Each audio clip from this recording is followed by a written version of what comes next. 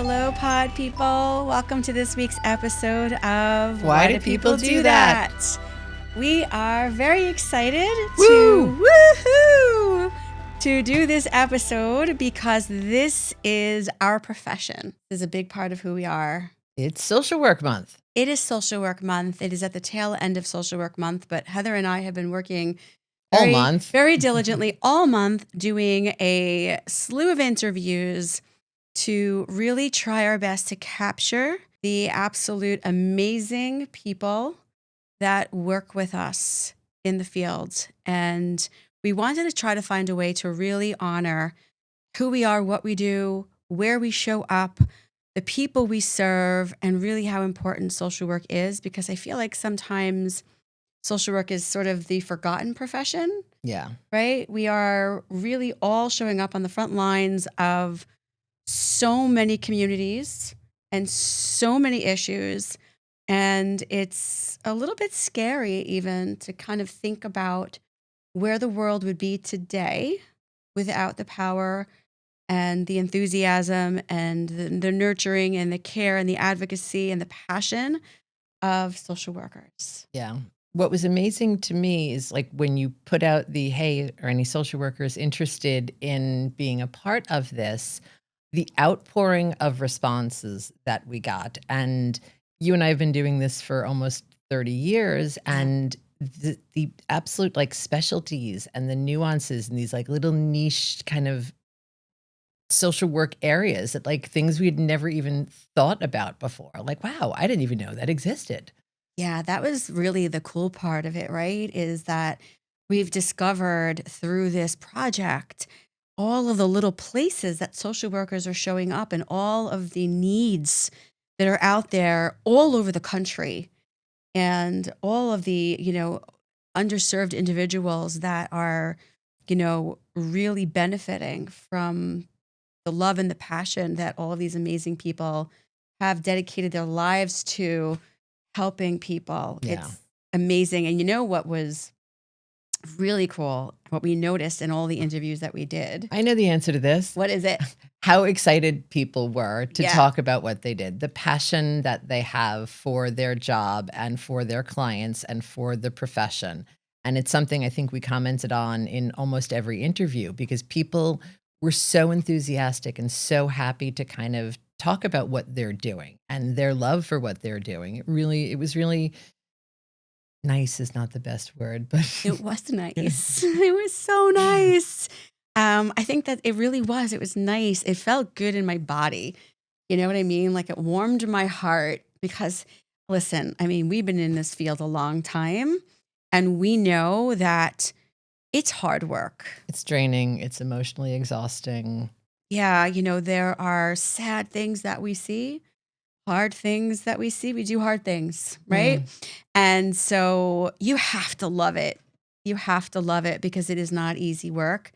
And that's what we saw. We just saw, on the other side of these Zoom calls, these happy little faces just beaming with passion and excitement to talk about who they work with and what they do, which was just, I don't know, it just made me feel warm and fuzzy. Yes, absolutely. It was warm and fuzzy. It was warm and fuzzy. 100%. So, there's a couple of different things I'd like to do before we get started. Okay. One of the things we did not get to do when we were doing all of these interviews was interview each other.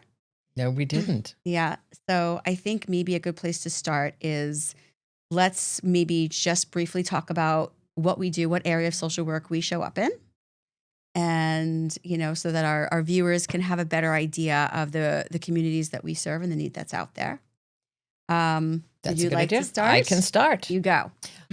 So my first job out of grad school was in a methadone maintenance program, which is now being referred to as an opioid treatment program. It has been renamed.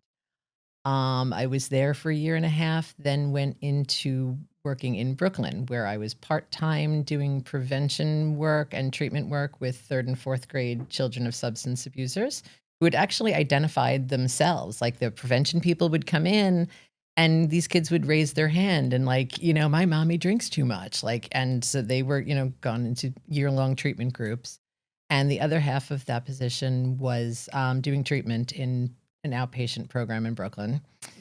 And then I was there for 10 years, and now I am the coordinator of an inpatient 28-day substance abuse rehab. So substance abuse is my jam. Substance use disorder. I'm still getting used to the change in the lingo. Sometimes I slip. Yeah, that's okay. You're allowed to be human.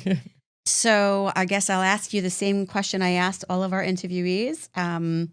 What is the need that you're seeing? Who are the people you're serving? Who are the people we are serving? I have a poster at work, and it's, white person, African American person, straight person, gay, young, old, and it says, this is your average substance abuser. So it's literally everybody. I love that. Everybody knows someone who, abuses alcohol, abuses drugs. So that's who I'm serving. Everybody, Yeah. because anybody can find themselves in this situation and needing help. Yep. And similar to every other kind of mental health issue, it's a family disease. So it's not just the person that's using, it's everyone in their family, everyone that they love that's impacted by their use.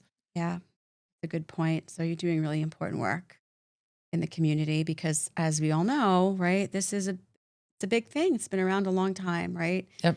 Addiction is, it's tough. But what's so interesting, you said it's been around a long time. I mean, even in the almost 30 years that we've been doing this, like there's been really such a change in it. Like when I first started, it was very much like an abstinence-based model. It was like, you can't use anything at all. 12-step was entirely against like even antidepressants or any kind of medications. And if you were on that, you weren't considered clean or sober in recovery. And, the evidence, the research has really moved us towards harm reduction, which is a whole different kind of philosophy and way of looking at things, but also the idea of medication-assisted treatment, which also has a new fancy name that I haven't caught up with. But using medications to help people. So like the methadone, the Suboxone, different, meds to help people stay drug-free.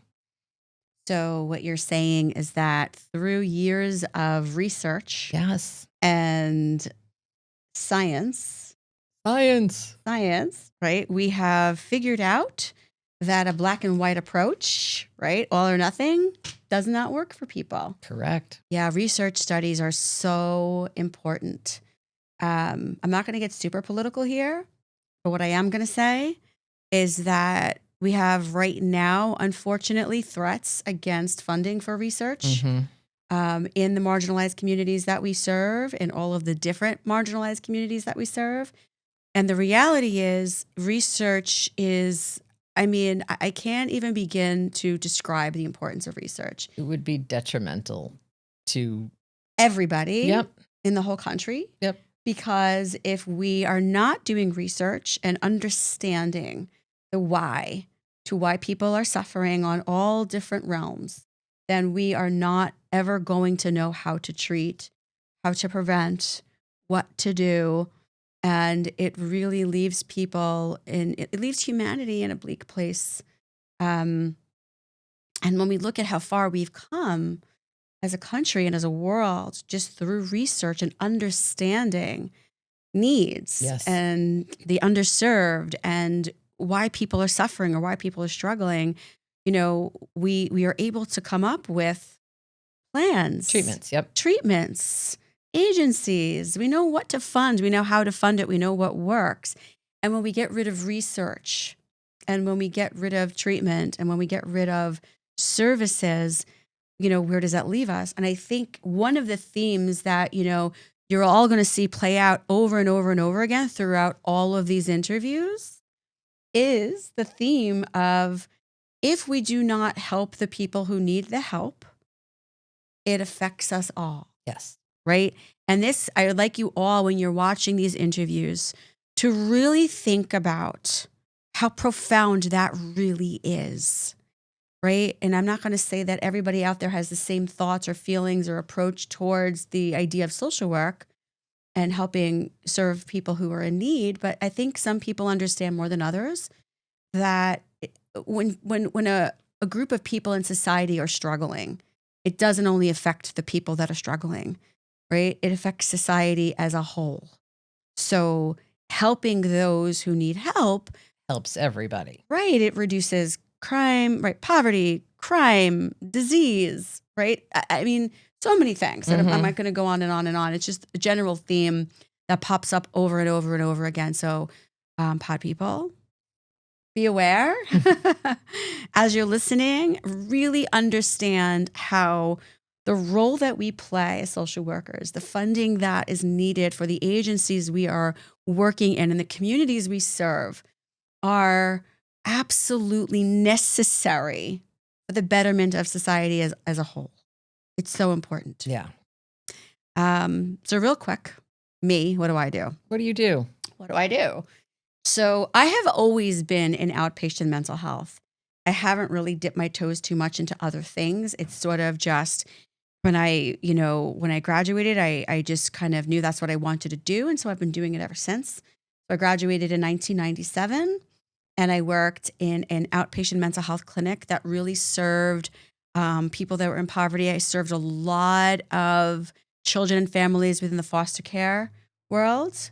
So I did a lot of work back then just around working with children and trauma. And so I had the honor of really being a part of these people's lives and understanding their pain and understanding the issues that they were facing.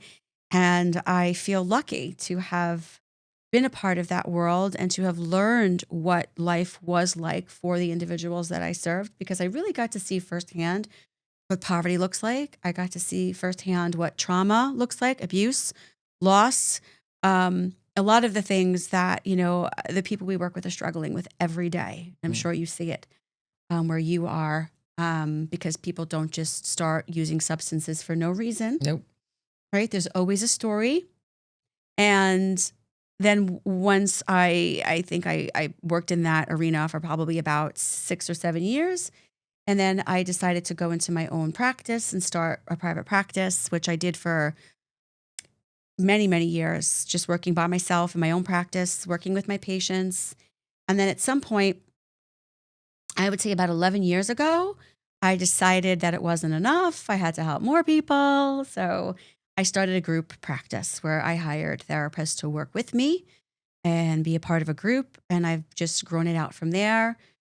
Just Very hiring. Successfully. Yeah, it's a big group. And I'm so, so, so grateful for all of the amazing people that I have come across, that I have had join me in my practice and be a part of this team where we go out and help people. So we have several locations here on Long Island, and we work with age 5 through the elderly.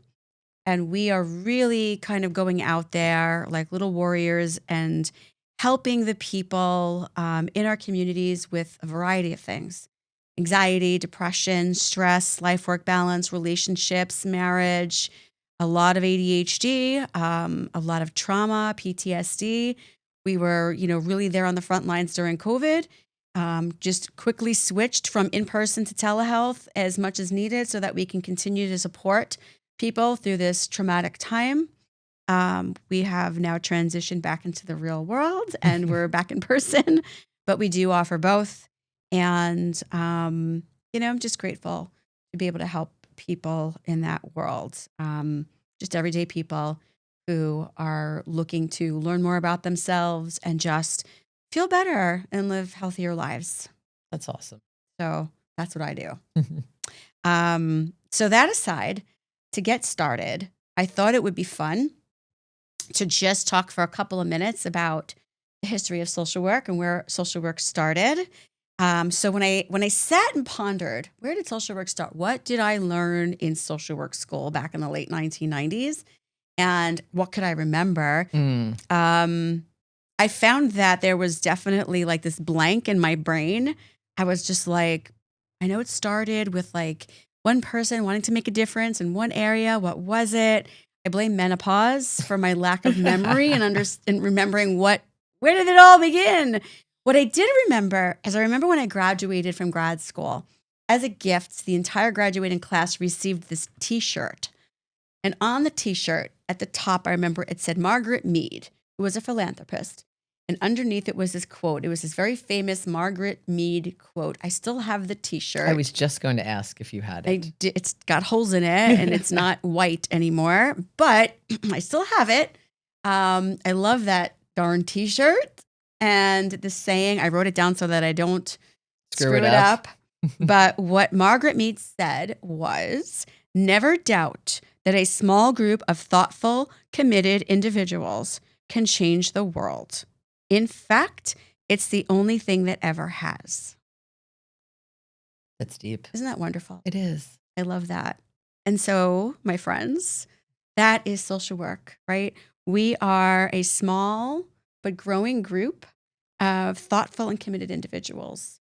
And so when we come into difficult times and we feel like, what can I do to make a difference? I think it's always important to remember that all it takes is one person caring to say, what's one little thing that I can do, right? And then it just all comes together, right? There are so many of us across the country. Yeah. And if we all step up and just do a little something within the communities that we serve to say, what can I do to make a difference right now? Because, I mean, I'm not going to lie, we are needed right now more than ever. Absolutely. In this country. Yep. It is what it is without getting too deep into it. I know you all know what we're talking about. It is what it is, right? And so I want to just leave all of you with the memory of where we started. Hold on. I'm going to find it. She's got a book. I've got a book. I wrote it down. You need your glasses? Here it is. Jane Addams, right? She's kind of the founder, the big wig of social work, right? Because the reality is, right, social work wasn't always a thing. Before social workers, right, you had churches and charities, religious organizations would dedicate or donate their time, give food to the poor, help homeless children, start orphanages and things like that. But there was no profession that dedicated itself or its time to figuring out what the needs were that were out there in the world and who were the underserved that need help, right? It really just started with one person saying, hey, this seems like a career. We need to do something about this, right? So we had Jane Addams, who lived from 1860 to 1935, right? So she sort of led social work by forming in 1889 the first settlement house, right?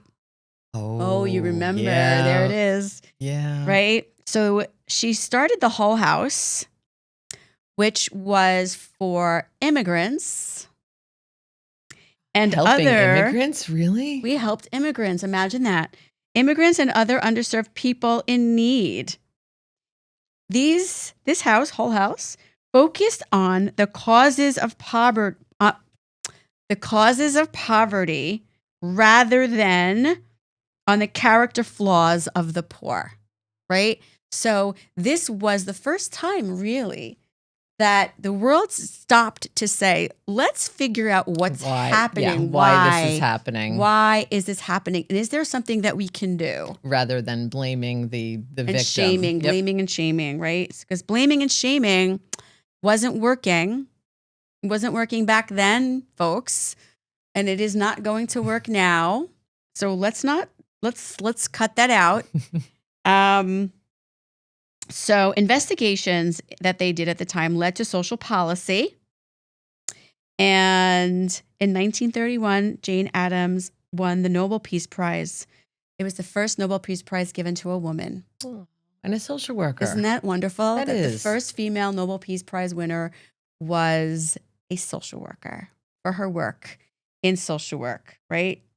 So I don't want to get into all of this. I wrote down a bunch of people, but let's just kind of stick to the highlights. I think I like what you brought up before. Etta Wheeler, right? Who was the first social worker to recognize that there was a need for child abuse laws. There Right. were no laws against abusing children. There were laws protecting animals from abuse, but there were no laws protecting children from abuse. Right.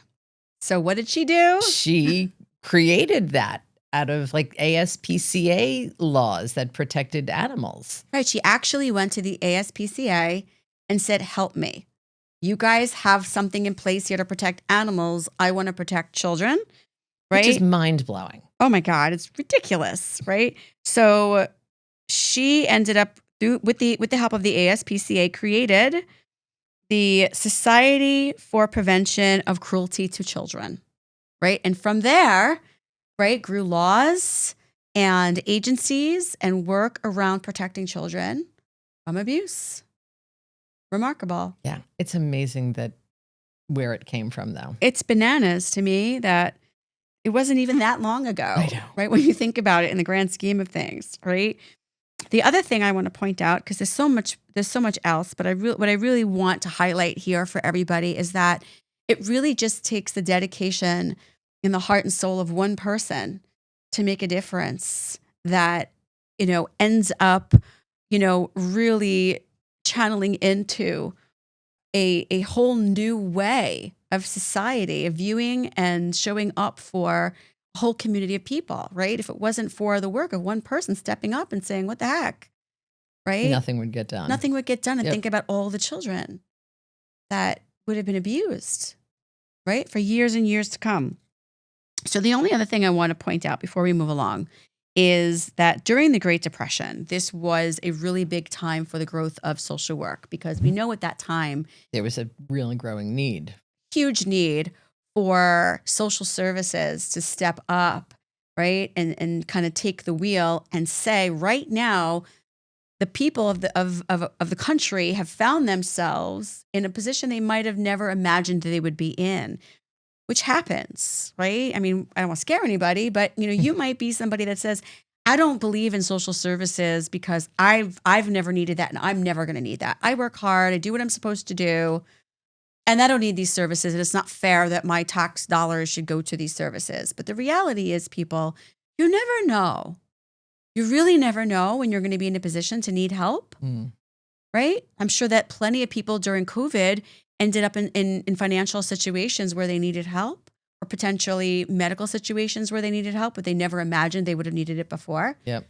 It happens. And so it is so important that these services exist, because it is our duty as a society to show up for each other when we're in need, right? So during the Great Depression, there was all those alphabet things that popped up, right? Under President Roosevelt, he kind of jumped in there to save the economy. And so what happened during the Great Depression is social work is brought to the central stage because the American Association of Social Workers started testifying in Senate, because what you had at the time was a bunch of leaders in social work actually going in and, taking seats in government and showing up in government and saying, hey, we need to pass laws to help these people. And that's where you started to see a big shift in government. And that's where the idea comes from, that the government does need to take some responsibility for the marginalized communities throughout the country and the underserved throughout the country, because the reality is helping these people helps everybody. Us all, right? So that's it. Welfare went from something only poor people got to a much needed service, and moving towards a responsibility to the people from the government, right? So there's a lot more here, but I'm not going to bore all of you with more and more stories of fabulous social workers who changed the world. But what I want to kind of highlight here is that there are still so many social workers today who exist and get up every morning and go to work and fight for the people they care about so that they can continue to work towards making the world a better, safer, happier place. And we were fortunate enough to speak with a bunch of them. Yeah. So we did. I mean, this is really just scratching the surface, people. Just think about that. Right? This is really just a random sampling. And we could have done this for days and days and days. For months and months and months. I mean, and the poor people that are editing it would have killed us, because we could have done another 30 interviews and this would have been a 37-hour special. But they're amazing. And this is it's hard work. But what we wanted to do is really just take a random sampling of social workers to really just highlight the fact that this is such a vast profession. We show up in so many areas, and we really are supporting this country, this amazing country that we live in. And so these are people from all across the country. And let's get started. Who are we going to see first?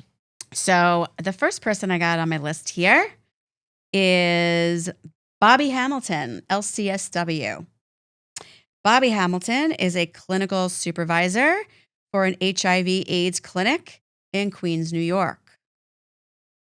We asked Bobby to talk about the need, and I think what stood out in our minds is HIV/AIDS. Interesting, we don't hear about HIV/AIDS anywhere near as much as we did back in the 80s and 90s, right? Because of the work that people like him are doing, because the education has gotten out there, because like you spoke before about research, there's been research, there are treatments available. People are getting educated and they're not dying from it like they did in the 80s. Right, some brilliant scientists through funding were able to find cures, right? People don't die from Undetectable AIDS. is untransmittable. Right. So, so this was a great interview. So we talked with Bobby and we learned about where HIV and AIDS is still showing up in our community, how important it is to continue to educate and, offer proper treatment and care. And we talked a little bit about what it might look like if, funding were to be cut to the clinic he works in for the communities he serves. And that's it. So we're going to stop talking about that so that we can all watch our interview with Bobby and learn more. My name is Bobby Hamilton. I'm a clinical social worker, and I work as a clinical supervisor for an outpatient HIV and AIDS mental health clinic in Jamaica, Queens. I've been there for about 8 years now, and it's really been an awesome ride, and feeling like I've kind of found my niche there. Really excited with the work I do, and happy to share. Amazing. So, it's what's fascinating to me, what's coming to my mind is HIV and AIDS was something that was really hitting us hard so many years ago. And we were hearing so many sad stories and, hearing a lot of death stories around it. It was a death sentence in the 80s. Yeah. And we lost so many people and a lot of, prominent figures and famous people. And so the stories are ones we've all heard and experienced. So what's fascinating is today, because of, the advancement of medicine, we don't hear a lot about HIV, AIDS-related. Yes. AIDS-related death, which is a miracle, and that's an amazing thing. But what this gives us an opportunity, I suppose, to learn about is where this still shows up as an issue for people, even though we're not hearing about it as much, right? There's still a need there. So I'd love to hear from you about where the need is for this population and what you can kind of share with us to help us understand, what life is like for people today who are diagnosed with HIV and AIDS. Yeah. Yeah. So, absolutely. I think, during the 80s and 90s, it was much of a death sentence, unfortunately. And thank God these days, with the advancements in medicine, it's not. Some of the treatments nowadays is so simplified that, we're not even down to just taking a pill a day. You could do an injectable every 2 or 3 months. And we're really close to having a, type of like vaccine that they're testing. We have PrEP to prevent HIV, which is great in helping to reduce the numbers. But from what I'm seeing, there's still new diagnosis happening. Despite all the advancements, people are still getting diagnosed. What population are you seeing the most diagnosis with? Yeah. It has always been most prominent within the LGBTQ communities. And more recently kind of shifting into certain community, like sub-communities within that with folks of color. My clinic that I work for, we serve a lot of immigrants and people who are documented or undocumented. And I think that's a really big thing right now that we're trying to focus on is helping to get folks in care, in treatment, so we can help stop the spread and to help treat folks that need it. But certainly those are the communities right now that we're seeing the higher rates in. So your clinic is focusing on, it sounds like maybe a variety of different things. Some of it is prevention, Yep. right? And education and making people aware of the treatments that are there for them once they do get diagnosed or what they can do before so that it doesn't happen or it's less likely to happen. Mhm. Um, and so, I'm wondering if there's anything more there that you want to share with us about what your clinic does or why the role that your clinic plays is so vital in the lives of these communities. Like we said earlier, earlier in the HIV epidemic, there was, this notion that it was a death sentence, and I think people still carry that stigma. Hmm. And so a big part of it is working with folks to reduce stigma in our community and outside the community for what HIV is today, and recognizing that undetectable equals untransmittable. That's a big message we're trying to send out there, that folks don't need to be afraid if they come in contact with someone who's HIV positive and on treatment. They are as close to being HIV negative as someone who is HIV negative if they're on treatment. So I think reducing the stigma is a big piece of it. Yeah. Helping folks who are newly diagnosed to cope with that is a huge piece. As well as, I work with a lot of folks who are older. We call them long-term survivors in the community, that have been living with HIV through the 80s and 90s Hmm. and have lost their entire social circles to HIV and AIDS, and now are trying to adjust to a world that it's not a death sentence, and trying to reconnect in some way to the world. And I think right now a big piece of what we're trying to work through is everything going on, politically, federally, Hmm. with spending and cuts, is to really hold on to the idea that if we don't have these services, what could happen? People, won't have the support if they get diagnosed. People won't have the treatment to prevent diagnosis. And, a big piece of that too is the subpopulations we serve, some folks that are undocumented. We actually have some really wonderful grant programs Hmm. that allow us to provide services free of charge if they're eligible to help kind of manage their health and their mental health. And I think that they're amazing programs. It's just they are in jeopardy. Yeah, I would That imagine, that's Heather, you were going to say scary. something. Yeah. No, that's very scary, the idea of losing that kind of funding because, if people aren't getting tested, people aren't getting treated. You'd mentioned before, like undetectable is untransmittable. And that's such an important message to get out there. So if people are not getting treated, then it is transmittable. And, there can be big upticks in numbers. Yeah, Yeah. absolutely. It's just once again, and this is a conversation we've been having all week, it's there's definitely a lot of people that feel I work hard, my tax dollars shouldn't be going to XYZ people that, it's not fair, they're not here legally, or, they're in the LGBTQ community and I don't believe in that, or, I work hard, I shouldn't have to support that. And I think, again, the big picture is if we are not stepping up and helping people from all walks of life, it does affect society as a whole. Hmm. Right. And this is what we're talking about, So I'm wondering, being that you are serving two communities that are under fire, Hmm. literally from the federal government, right? The LGBTQ community and, the illegals, the undocumented people that are here.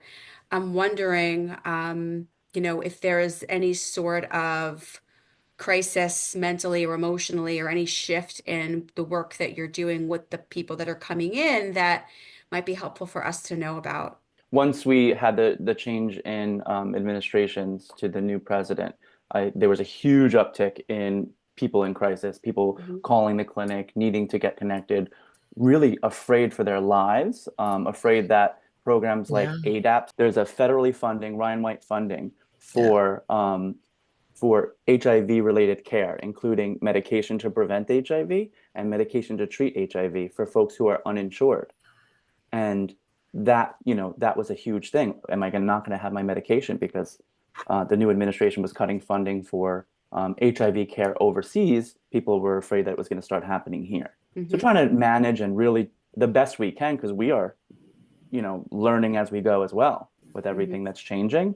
I think just managing and making sure that we're able to help folks kind of work through the changes as they occur, not engage in any like huge like fear and disaster response just yet. We have to be able to work through this calmly as possible. So I think that's a big piece of it. Yeah. Wow. I mean, it's Scary it's times. We're all living with the unknown and trying to kind of navigate that. Yeah. think what we want to all kind of ask ourselves as social workers, especially, and as humans, is how can we show up? What are the little things that we could do? And I think people feel so overwhelmed by the idea of helplessness and not knowing what to do or where to start. And I think what I always try to say is any little thing you can do, one teeny little thing can make a difference. Like one of the people I was speaking to last week, I said, what's one small, tiny thing you can do that makes you feel like you're doing something? And she said, I'm going to put the rainbow flag outside my house. I'm going to just stick it in the dirt because I'm surrounded by Trump flags everywhere I go. And I just feel like if one person from the LGBTQ community or the trans community drives past my house and sees that flag and knows that there's one ally in a sea of Trump supporters, Mhm. Oh my that God. could make a difference in that person's day. And so it's really just the tiniest little things. But I wonder, Bobby, do you have any advice or go-tos or thoughts just based on the community that you're serving that you could share with us to say just this one little step or even just this big step could make a difference for these people? Yeah, I mean, I think to kind of like piggyback on what you were saying, I love the idea of just showing up in just simple ways, like showing a pride flag for folks right now. Like, there's the Mhm. community is under fire, as you said, and I think just showing up in that way, yeah, it's really amazing how much that can just, change someone's day. Simple Yeah. things like that, providing a safe space for folks who want to come to you. What I've been doing is trying to, it's hard because when you have friends or family who might have different political opinions than you, they might post up to Facebook that is super anti-LGBTQ, super Mhm. anti-trans, super anti, immigration. And I think just being the voice for those communities on Facebook or something, in a way that's not creating more chaos, but to help provide correct information about stuff, dismantling misinformation. That's my little way of showing up. And that's so super important Mhm. because Yeah, we people need are to. seeing these little memes and hearing half Yes. interviews and getting, such incorrect information. And, no one's bothering to do the research. They see this, funny little clip and then they take that as fact, not Mhm. understanding the context or, the rest of the sentence. It's really it's sad. Yeah. Well, it all goes back to they're eating the cats, they're eating the dogs, Yeah, right? yeah, exactly. I mean, we could look at that and say how ridiculous, but it's fear mongering and it puts a target on Yeah. people's heads. And so I think probably one of the most important things we can all do as a society is look at where we're getting information from, right? Don't just dive in and say, I accept this because it meets my agenda and it feels good, right? Question Hmm. everything. Where is this coming from? Right? Just because it feels good doesn't mean it's true, regardless of what side you're on, right? We have Yeah. to really, but showing up as an ally and letting people know you're an ally, even if it means somebody's going to say something stupid to you, Hmm. right? To be able to shield that and say, that's okay. Right. I'm still going to let people know I'm an ally. Yeah, I think just showing up and being the voice, for folks that Yeah. see this, like we said, it's nice to be there. Yeah. So I wonder before we end for today, I'd love to talk to you for hours, but for all intents and purposes, we need to keep all of these interviews brief because there's so many of them. But is there anything that you didn't get to say that you want to leave us with before we say goodbye? Yeah, I think, just like we said, kind of showing up, whether or not you're a part of a community, you can still be an ally. And as social workers, I think we have a real duty to just show up and support and to advocate for everybody's well-being, regardless of who they are, where they've Yeah. been. I think that's a big piece in just showing up and being there, because so often people get looked past, don't get the services that they need, I think just showing up and being there is just the biggest piece of it all. Yep, absolutely. It makes a difference, right? Yeah. Even just that one little thing is something we can all do, social worker or not. Yeah. No, agreed. That was great, right? That was awesome. Yeah, I like Bobby. So this next one, this was interesting. We liked this interview. So this was our interview with Pamela Lowell, Oh. LCSW. So interesting. So I don't want to get too into it. I will let you all listen to Pamela and what she needs to say. But Pamela has done lots of different work. But most interesting, I think, for us is she does a lot of work on environmental trauma. She's done a lot of work within the realm of environment and climate change. She actually went and studied with ospreys and worked birds. Yep. And she talks about environmental trauma, which is a thing. And environmental social work, which is a thing, which is, as we were going through this, it was like, wow, like who would have thought social work and the environment in that context? Yeah. I mean, the reality is with climate change and with more disasters and hurricanes and fires and things like that happening, there is a lot of trauma that is connected to these things. You watch your house burn to the ground, right? You've lost all of your belongings. Right. There's a tornado, there's a hurricane, you go into hiding, you come out and your house has been just, sunk or blown to pieces from a storm, right? There's a lot of trauma just in the fact that we've got something going on in climate, but let's go to the tape.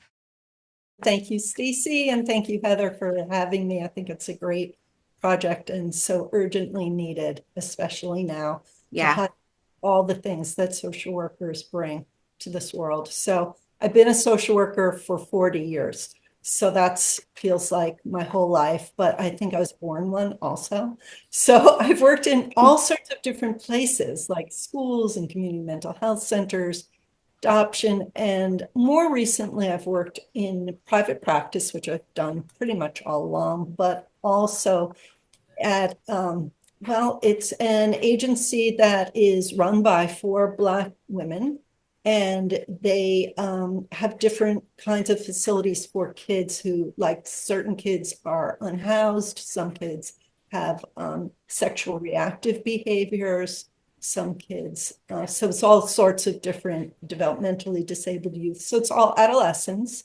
And I have been the clinical director for that program for about 8 years now. But currently, I am just on board as a consultant. I left that position a couple of years ago, but I'm still kind of have my fingers in that pot and know what's going on all the time with them.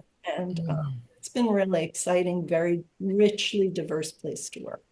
That sounds great. So I'm wondering if you can share with us, the need that you're seeing and maybe some other projects that you have your hands in and some other things that, you have done or are doing or plan to do that might be helpful for us to learn about. Sure. So I've worked for my private practice and at this agency, a lot of complex trauma is what I've really focused on. I've worked, with first responders, nurses, and teachers. After COVID, there was a very serious need, and I think still continues to be one. A lot of people that are lonely and really even directionless as far as how am I going to get my social life back? They still haven't really completely recovered. Some the people that I see, anyway. I also work with a group of more an internationally based group called the Friends of Kalungarai, which is a group that supports widows in India. So we just got back from a trip there, which was amazing. And a lot of people ask my friend Karen, who runs this not-for-profit, why India? Like, why are you putting energy into that area? Why not here in the US? And I think that's kind of the flavor of this administration right now. I was just going to say that's a theme that seems to be going on. Right? Tell us about that. Yeah, but why not? Why can't we do both? We're all connected. we're all human. And social work, the call is so great. And they are doing the same things over in India that we do here, the social workers Oh, you mean there. they're humans there too? Yeah, that. Not just And Americans? I was privileged enough to present at the School of Social Work in Chennai, India, and met a lot of it was all women social workers. And it was fantastic. And they greeted us. I do have to tell you this. They greeted us by singing this song. We were sung to a lot and danced for and all sorts of stuff. Anyway, the song is Go Light Your World. I don't know if you're familiar with that song, but the chorus goes like this. And I was tearful. I was crying because it was like the song I think all social workers can relate to. It says, carry your candle, run to the darkness, seek out the helpless, confused, and torn. Hold out your candle for all to see it. Take your candle and go light your world. Wow. Right? That's deep. Yeah. And so much who comes to social work, who comes to us for help, people that just can't find their way. For they're in a very dark place many, many times. And I think I even have that on my website. I want to be the candle that is lighting your way. Before I even heard this song. So when I heard this song, I was like, oh my gosh. That's my jam. That's awesome. People. So this is what we do for suicidal people, families in crisis, anxious, depressed, stressed. I've worked with still do work with sexually abused women, people who have had been victims of pretty serious crime, all sorts of health disparity issues that happen, some long-term COVID patients that I have. So, it's really a lot of the people that are just in a very desperate place. And I love every minute of it. That's really beautiful. That's great. It's, what I was thinking when you were talking about, the people that really are in distress and need to reach out to us. I think, it's the human condition that everybody, at least once in their lives, finds themselves in a place where they need help, right? I don't think we're ever without that need for connection and that need for support or that feeling of, I just feel like I'm in a dark place right now. I mean, that's just part of life, right? We all feel that sometimes, and we are all entitled, right? Regardless of our race or our gender or what our issue is, we're all entitled to have that safety and that security and that support, right? Of that other person who gets us when we need it. And that has to exist. It has to keep existing, right? We all deserve that. I think so. I mean, there are or there were an abundance of places for people to go and seek that. I happen to think social work is the best profession because we look at things from a systems perspective. So we really get trained, that really gets drilled into us how important it is to look at all of this and all of the systems that are impacting people. And it makes our degree very versatile because we can practice in such a variety of rich settings and I don't mean rich monetarily, but just richly diverse and all sorts of different ways, mental health ways and problems. It's always something a bit different, even though it you were trained in whatever that is, the area, hopefully you're practicing your area of expertise, but it's still a different story. It's the human story that you're saying, Stacey. And we all do need that. At times, I personally have needed it 3 times in my life. And I look back so fondly and so gratefully to, thank you, Freda, my first therapist and the 2 subsequent ones that I had to dip into a little bit as well, who really changed not only my life, but also my practice, because I'm being humbled as a client and, driving yourself to the office or whatever and saying, oh, I don't need therapy, Anna, she's not going to help me. And then driving back crying, oh my gosh, I needed that so badly. So it was, and I like to share those sort of stories with my clients as well. And it's like the perfect testament to the importance of the work that we do. I mean, we are literally changing, not to be dramatic, but we're literally changing lives. Like we're impacting. Yep. We're changing lives, and the impact that I'm seeing, one of my friends just wrote a editorial or a letter to the editor, whatever you want to call it, for the Globe about the agency that I'm still doing consulting work with. And the point that she made was, if these programs aren't funded, our society is going to pay in so much more because of more crime, more homeless or unhoused people, that it really is an investment in our society, in people getting jobs and paying taxes and having health care and not having to jam up the emergency room, all sorts of ways that it's just so short-sighted and it's not going to really work. Yeah, I think we couldn't agree with you more. I think it's disheartening. A lot of people really, they don't see the connection, right? They're not connecting the dots. Yep. They don't understand that investing the money in helping those less fortunate is something that impacts us all, right? We are going to be a safer society with less crime and less drain, right, on our resources if we're lifting those up that need lifting instead of saying, that's not fair to me. Why should my tax dollars go to help that person, right? Number one, you never know when you're going to be in a situation where you're going to need help, even though you may not foresee it or expect it, right? We never know when it's going to be our turn to say, you know what?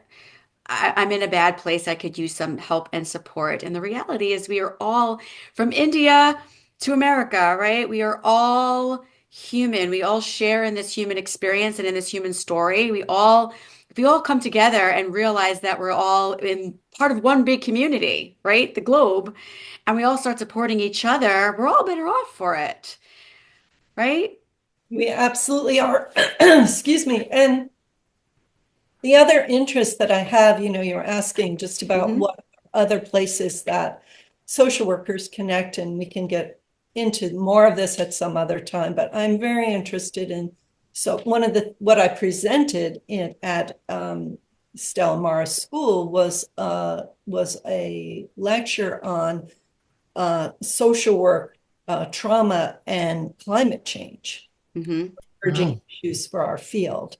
And so I really wasn't putting that together till about a year ago when I wrote a book and did all sorts of stuff. But I think as that issue also comes to the forefront, not only in disaster relief, but mental health is the biggest issue that comes out of, you would think, oh, I don't have a house or I don't have this or whatever because of a climate crisis. But it's the mental health piece that is the most that we see as the worst part, that research shows, of climate change crises. And who is better poised to help not only educate people about that, but to just move right in there and assist, but social workers.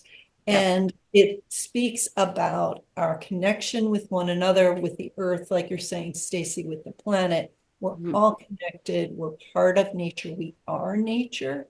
And how can we also advocate for some of these really important environmental shifts that we see, again, unfortunately, unfolding right now, that in this administration, that we really need to do a lot more advocacy.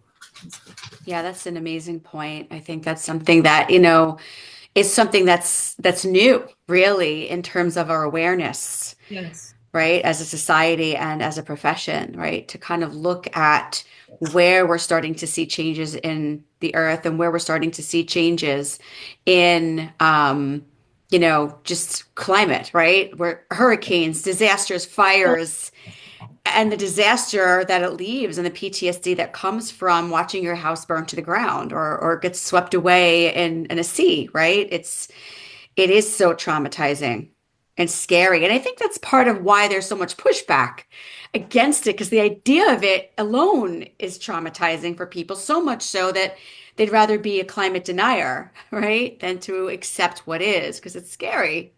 It's very scary and it's hard to talk about, and a lot of people don't talk about it. Yeah. And although now we are seeing climate change impact more communities that maybe are wealthier, or it can be anywhere. You're not really sheltered, but still, the people that will suffer most are those that are impoverished and in poor communities and states and neighborhoods. And again, that is where the calling for social work brings us to the poor, to the disenfranchised, Yeah. and yeah. But So to your point, I mean, it is those most negatively impacted, but it affects all of us. Like it's not limited to just those areas. I mean, it impacts the surrounding areas and everybody around, and even globally. I mean, social work on like international social work, it just was so interesting. You going to India and kind of spreading that awareness and sharing that message and doing your part in a completely different part of the world is really kind of amazing. yeah, it Yeah. was very fun. It was really exciting and I'd love to just travel around with you and just be a social worker everywhere. It'd be so much fun. That will be our next project, Heather. I I'm down. Let's Go to do it. India with Pamela. I'm in. Well, I'll tell you, my friend did a documentary about those widows, so I can tell you our website is the Friends of Kalungarai. As we wind up, they can find the film about those widows, self-help groups there, which is really, I think, very interesting from a social work perspective, the lifting up of women in that part of the world. Yeah, definitely gonna take a look at that. So I can't wait to have you back because I think you have so much to talk about and it will be a great conversation. So I hate to have to cut you off, but for the intents and purposes of this project, right, we have to kind of, keep it a little bit brief. So before we end, I do want to say thank you so much for being here and sharing everything that you have shared. It's been, a great conversation, and I'm really looking forward to having you back to speak to Heather and I and share your knowledge and experience with our listeners. Is there any place else where we can find you and connect with you for those that are listening and watching that might want to learn more about you or hear more from you that you want to share with us?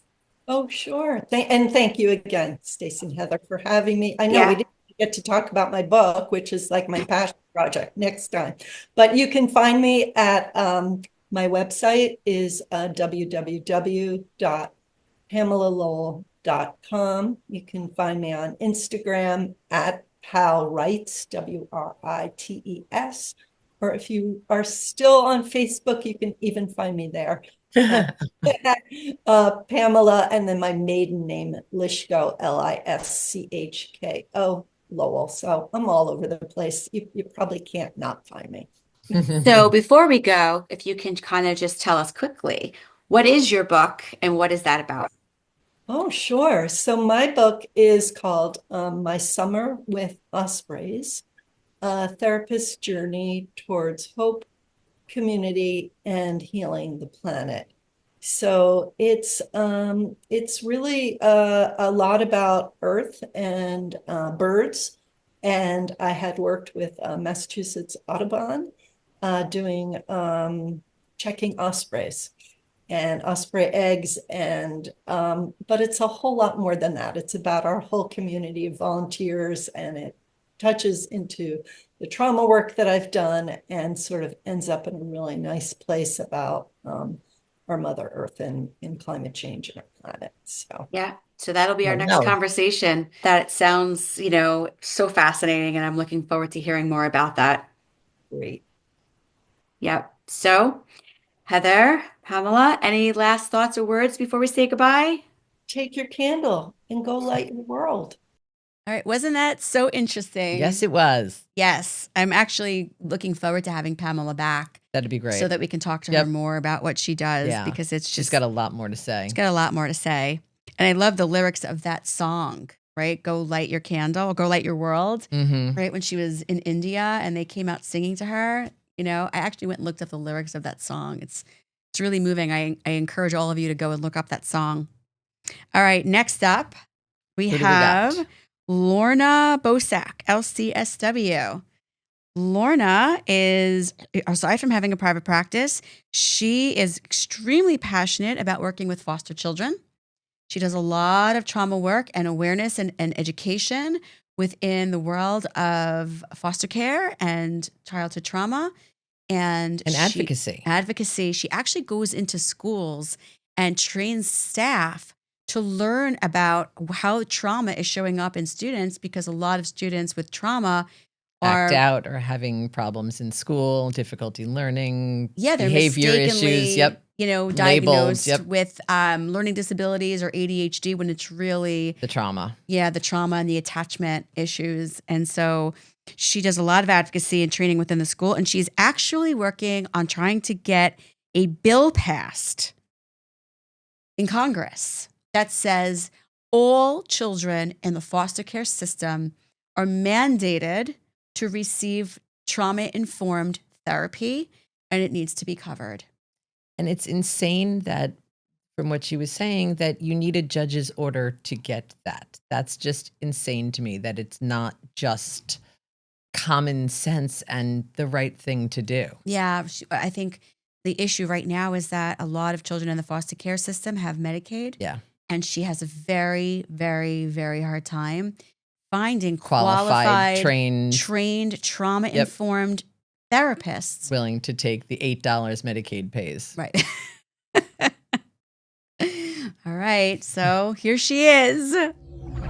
My name is Lorna Bosak. I am an LCSW, a licensed clinical social worker. For the past 25, 30, almost 30 years, I have been working with children in foster care. So I have a contract with the Suffolk County Department of Social Services, and I do therapy with some of their children who are in foster care. And I have a lot of experience and education working with children with trauma. When I first started out as a social worker, I was a caseworker. And I very quickly recognized that the needs of children in foster care are very different than the needs of the children in the general population. So I did a whole lot of studying and educating myself and training on working with children who have had developmental complex trauma.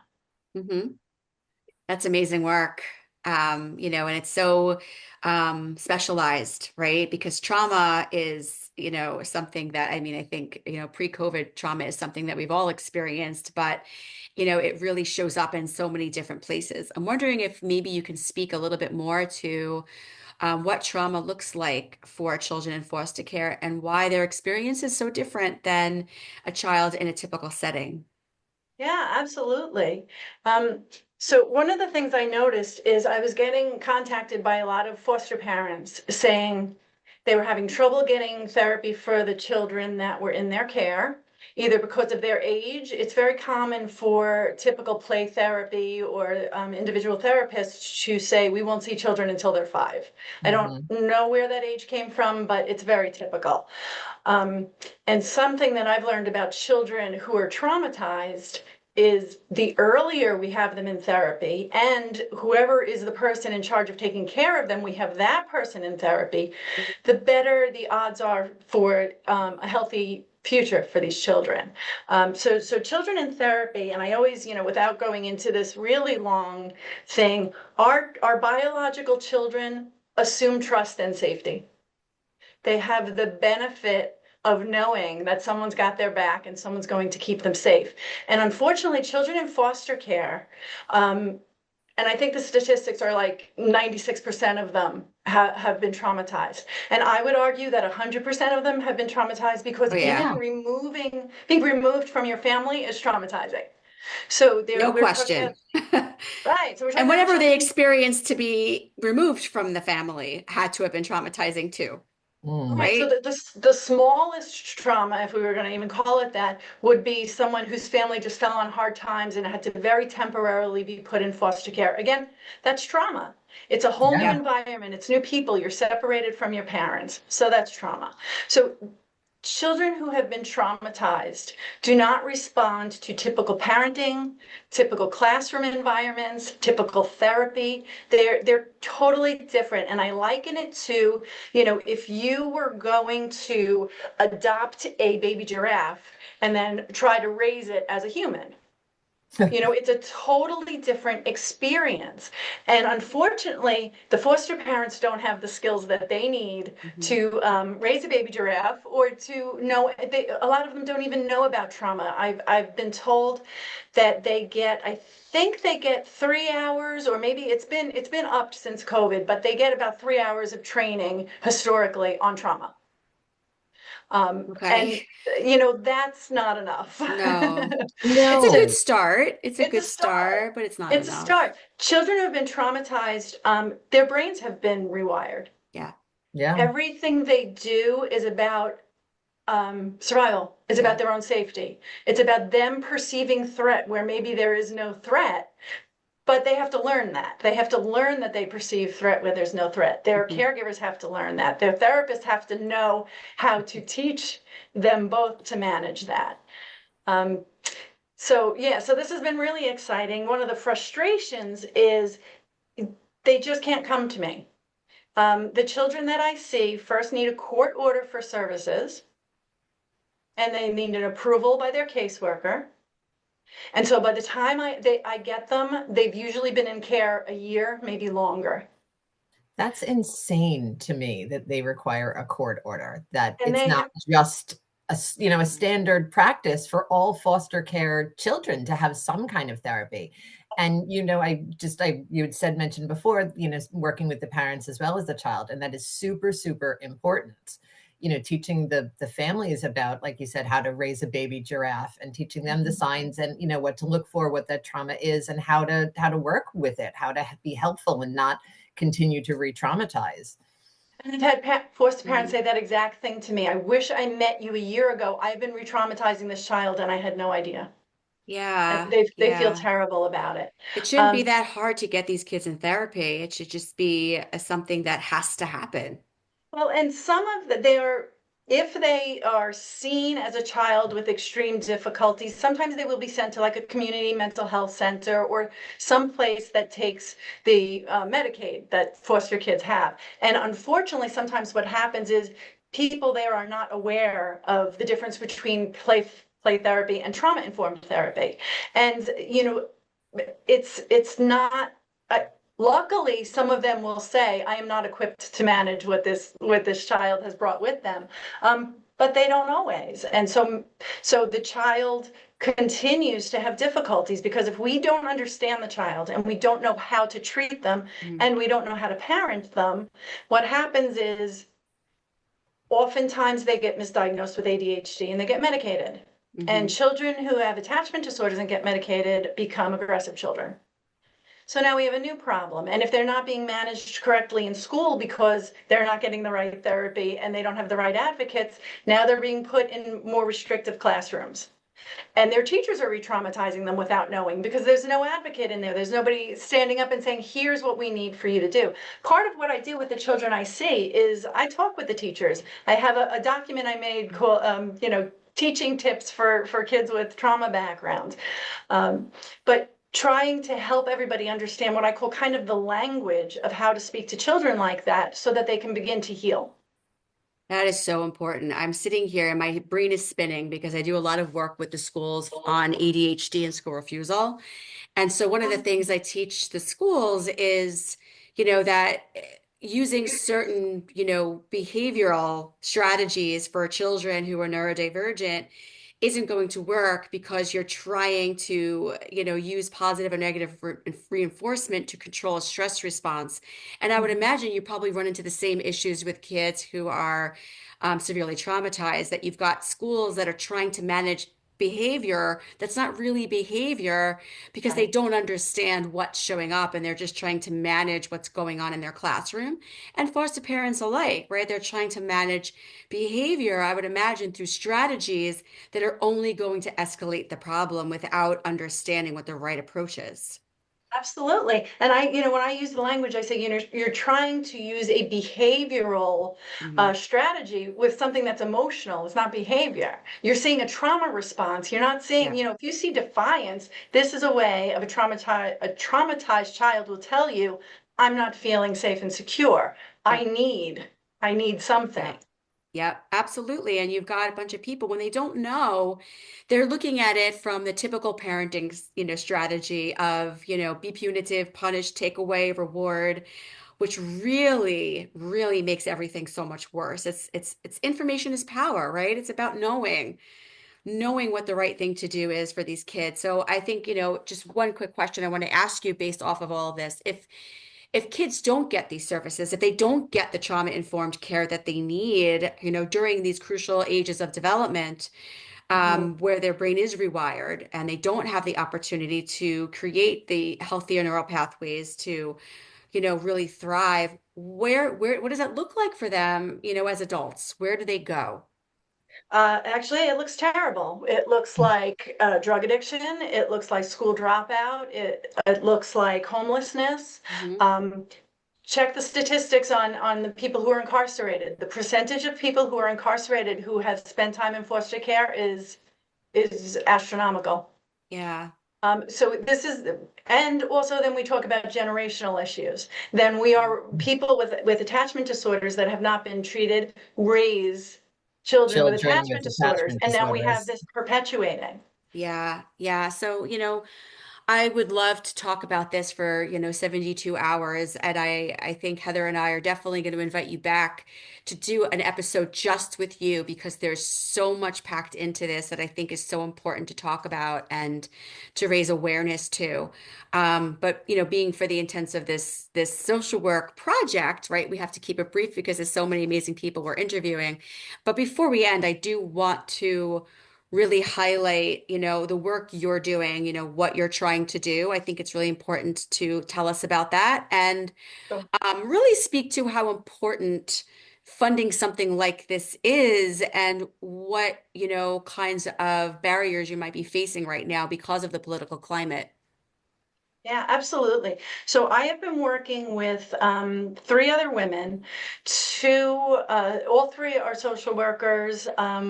Two work in education. One is also a social worker, and we've been working to try to get a bill passed to make it mandatory that all children in foster care have access to trauma-informed therapy right off the bat. Amazing. We have Yeah, the had fact that that's not automatic is mind blowing to me. Like, yes. you would just mention, like, the implications as they get older. The incarceration, homelessness, substance use disorder. Like, the It government will impacts end up everything. paying, yeah, and you'll end up paying more trying to, manage all of that than if you would have addressed it correctly from the beginning when it was first identified. Yeah, it takes the Absolutely. social workers to stand Yeah. up and advocate and say, hey, here's a Right. thing. Let's connect all the dots. Right, go ahead. Finish what you were Sorry. saying. Well, I'm really excited that we've been able to get an audience with some wonderful assemblymen, assemblywomen. I don't know how that goes, both. But we've People, assembly gotten people. Assembly assembly people. persons. And we have a few who are really excited about this project and said they're putting it at the top of their list and they really would love to get it done.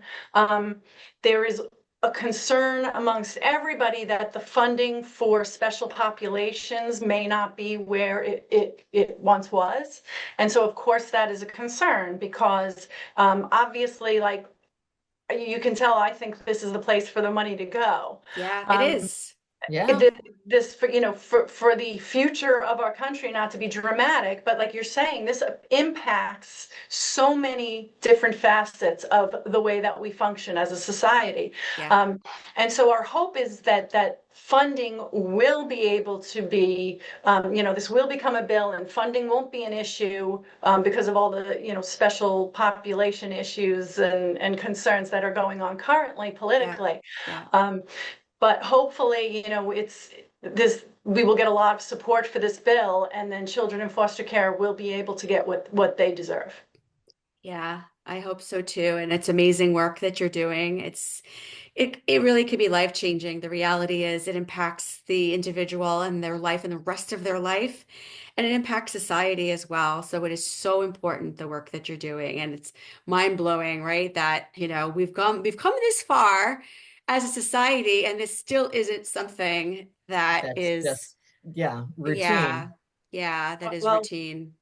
hopefully one day it will be. But you know what? It takes people like you, right, to Hopefully one say, day soon. hello. Right, to bring it to the Right? attention. Exactly, and to fight for it. So, that's amazing work you're doing. And I am so grateful that you took the time to tell us about this today, because this is what social work is all about. Yeah, thank you so much for having me. I love talking about this topic. Yeah, thank you for being here. All right. So I hope you all enjoyed that. Lorna's great, and I really hope she gets that bill passed. Yes. Maybe this will help Yes. get someone where maybe the right person will watch this and say, hey, I'm going to call Lorna. All right. Beth Eckhart, LCSW, PhD. Beth started her career working with the deaf population in community mental health. And this is, do you remember what she does? We were like, what? That's a thing? We couldn't believe it. We were like that with a lot of them. Like that. It's true. So she actually works deep within working with lawyers, the vicarious trauma. Yes, of attorneys. And she actually told us, which I found fascinating, is that attorneys actually have one of the highest suicide rates of any profession in the country. And when you think about it, it absolutely makes sense. Yeah. I mean, you're taking on someone's life, someone's livelihood. They've entrusted you to, protect them or defend them or to get them out of jail. And what an amazing responsibility that is. So I could absolutely see taking and internalizing that trauma and struggling with that. Yeah. I remember it made me think about the Menendez brothers. Yeah. And I was like, oh my God, imagine how that attorney felt, right? She couldn't get them out. Now here they are. They're still in jail 35 years later. Anyway, that's a whole other podcast, which we already did, by the way. Check it out. Anywho, Beth. So I'm Beth Eckhart. I have my LCSW. I also got my PhD in clinical social work from NYU. I was fortunate to be able to do that because I was in one of the first part of my career. I've always been in practice, clinical practice part-time, but for 22 years, I worked for the National Development and Research Institute. And I was principal investigator of National Institutes of Health research. The population that we studied was the deaf population. So I had some, interestingly, I had taken a sign language class when I had taken a semester off in college. And that turned out to be a career for me, strangely enough. So I went into a community mental health center where they were offering services to the deaf population. Mm-hmm. And then from there, I became, a director on the Nassau County level. Excuse me. And then this opportunity came up for me where the Research Institute was looking to do some research with deaf populations to study substance use, mental health issues, to develop questionnaires and curriculums to be used in schools and community settings for to better understand and meet the needs of the deaf population. So that was the first, that was 22 years of my career. And that was up until about 2018, I believe. And I had subsequently also had a small private practice during that entire time.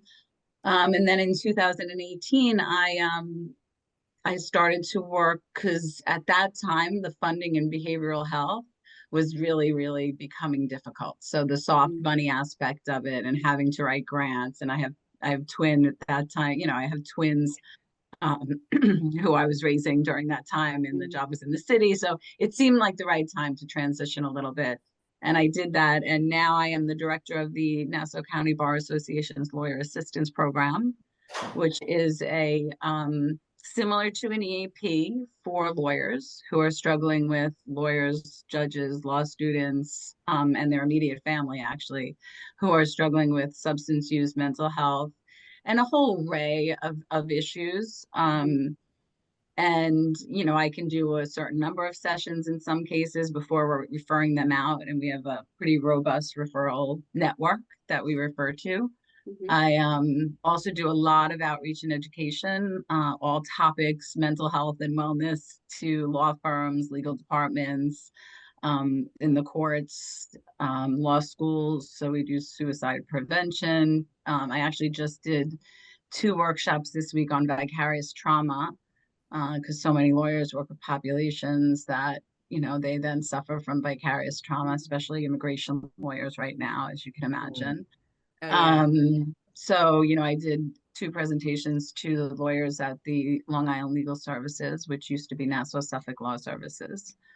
So that's kind of a broad idea of where my career has spanned. I still have a private practice, which I absolutely love. I do the lawyer assistance program part-time, even though it's really full-time, and I do my practice part-time, even though it's probably full-time, but I love both of those things. My career in research was important to talk about because I think it is an area where there isn't a lot of social work representation, but there are a lot of jobs that social workers would be great at doing. I think social workers kind of shy away from the research part or the statistics or like the, you know, that part of it. There tends to be, you know, I've noticed a little bit of resistance to it, but there are so many jobs where qualitative research skills are necessary, which is interviewing, you know, doing all kinds of in-depth interviewing and then looking at the themes that, you know, you see through those interviews and then helping to develop programs that meet those needs is very much a social work environment that people that are, you know, really ready to think of.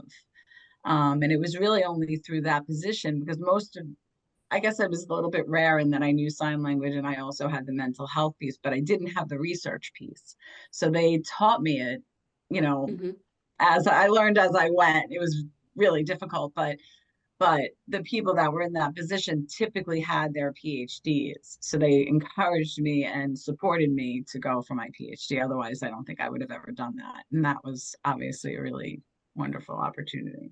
We need more of that. I think we need more social workers going for the doctorate and getting into research. You know, I was speaking to a colleague recently, and she's currently getting her doctorate. And she brought up to me, which is something I never really thought about, but it's super fascinating. To your point, is that social workers, I think, can offer such important information in the world of research because we are really the ones that are kind of in the nitty-gritty working with people. Yes, right? We absolutely. understand what's going on with society on a level that a lot of psychologists and research, you know, they're in that realm, aren't really understanding, right? We Absolutely. know so much from all the different areas that we're coming in from that can offer so much invaluable information into understanding the different things that society needs. Absolutely. You know, I think that most of the research that's done in behavioral science is with underserved populations, right? So it is the populations that we're familiar with working with and that we have represented for a very long time and understand systemically often what these populations have to go through, you know, on a personal level. And we bring that to the job. We bring a sensitivity to it, like you're saying, no matter what, just by our training alone. Yeah, you know what's amazing is that you're talking about, you know, all these services that are in need for, you know, the deaf population and then lawyers, right? Like Yes. who would have thought, right? That like, I mean, Yes. Heather, you're listening to this with me, right? And it's like we have been interviewing people all week, learning about all the different areas that where people show up, and it's like, who would have thought, that there's services in need for lawyers, And that was, I Well, mean, so many right? questions when you were talking of, related to the research and the deaf population and all of that. But, since you ended with the lawyers, my first question is like, how likely are lawyers and judges to reach out and ask for help? Because I don't know if there's a stigma attached, I mean, to that, I guess, with everyone, but, certain populations and certain, jobs, there's, kind of, it's not really encouraged to be asking for help. So I'm wondering, oh, are they doing that? no. I mean, there's beginning to be a culture shift. I've been doing this for 10 years. I'm starting to see a change. But it is important to say, there is this sense that lawyers are not an underserved population. So there isn't as much kind of sympathy or empathy or understanding about what they go through. But lawyers, the third leading cause of death among lawyers is suicide. And you Wow. had brought up the vicarious trauma before. And, I kind Mhm. of think of vicarious trauma in terms of social work and us kind of dealing with our clients' stories and that. Yes. But, I had never actually given any thought or considered, the attorneys dealing with that as well. Yeah, lawyers suffer from mental health, substance use, problematic drinking, attrition from their profession, suicidal thoughts, suicidal actual deaths by suicide in larger numbers than any other profession. Not obviously the general population, but any other profession, even above Wow. doctors who typically people think suffer, in the are kind of at the top of that statistic, but it's really lawyers. Yeah, so Wow. stepping up and doing this work, right? It's Yeah. normalizing it for them. It's making it okay for them to Yes. reach out for help. I mean, I think of lawyers and I just think like they put in so many hours, Oh, right? yeah, They're it's working really ridiculous crazy. hours, they're working into the night and doing research and they're think about the responsibility that for a lot of them, depending on what field they're in, they Yeah, have somebody's future and life in their hands, that's right. That's right. right? And It's just so much responsibility there. It must be so A lot to traumatizing for take them. on. Yeah. yeah, Yeah. and you're right. They don't, lawyers typically are the problem solvers and they're the people go to for help. They're not, Yeah. there's a certain personality. Obviously, it's a stereotype, but there's something to it that, they're very much type A personalities and perfectionists, and Mhm. they take a lot on and they have high expectations of themselves, and they have high expectations of others, which sometimes makes small practices and solo practitioners have a difficulty time hiring people, and then they get burnt out. And each segment of the lawyer population has different unique challenges, I think. And it's similar to social work, right? There's so many of us working in all these different settings. Yeah. Law is the same way. There's so many different fields of law and Yeah. environments that you can practice in. Yeah. Yeah, absolutely. So interesting, and you kind of have dipped yourself into so many different areas. And so that's one of the things that's so great about our profession, right? Yeah, We can dip in here and we can dip in there. And it's such two completely different experiences. And they both fall into the fields of social work, right? There's so many different absolutely. places we show up. Yeah, it's so exciting. What kinds of work are you doing in your private practice? I mean, I work out of my home, so it's somewhat limited in the scope, I think, of people that I see. I have a small subspecialty in infertility because Hmm. I had my twins through in vitro. And Okay. then I became part of that reproductive medicine association. And then I trained with actually Harriet Ferguson, who is a social worker who wrote a book on infertility. And Hmm. we worked together for a while and continue to work together. So that's part of my private practice. And then the rest of my practice is individuals and couples, mostly adults. I don't really work with kids under 17 or 18, mostly because I feel like I don't have I mean, I'm juggling a lot. So if I'm going to do it, I want to do it right. And I don't think I Hmm. have the time and resources to be able to do that right. Hmm. So that's pretty much what I do. Amazing. Wow. I also supervise. I mean, I do have a number of supervision cases, not cases, but people who I provide supervision to. Right. So you're teaching and supporting, right? So you're showing up in so many different areas. Good for you. That's amazing. Right. Yeah. But and that's the other thing, right? Just another social worker who loves what they do, who's so excited and Yeah. passionate about it. I mean, that's, I think, one of the things that have been so exciting for Heather and I this whole week, really. Everyone that we're People getting interviewing so is excited. Yep. They're so I know. smiling and I'm so excited to beaming watch. from ear to ear and saying, I love it. I love what I do. And it's just, it's amazing. It's amazing. Everyone, I think, and we've said this, I think in every interview, I think it's such hard work. You have to Yeah. love it. You have to be in Yeah. it for the right reasons and have your heart in it because, Yeah. holding other people's stuff, right? Like Heather always says, being the container, right? Yeah. Being the container for other people is it takes a lot. And so Yeah. you have to really be in it for the right reasons and you have to love it. Absolutely. So thank you so much for the work you do. Oh, thank you for having me. It's nice to have an Yeah. opportunity, to share, but to also now be able to see what you're doing and, Hmm. what you, not just on this topic, but the other topics that you choose to focus on. And I'm looking forward to learning more about that. Yeah. Thank Yay. you. So if anybody wants to connect with you, hear more from you, talk to you, learn about what you do in all of the different realms that you are out there, where can they find you?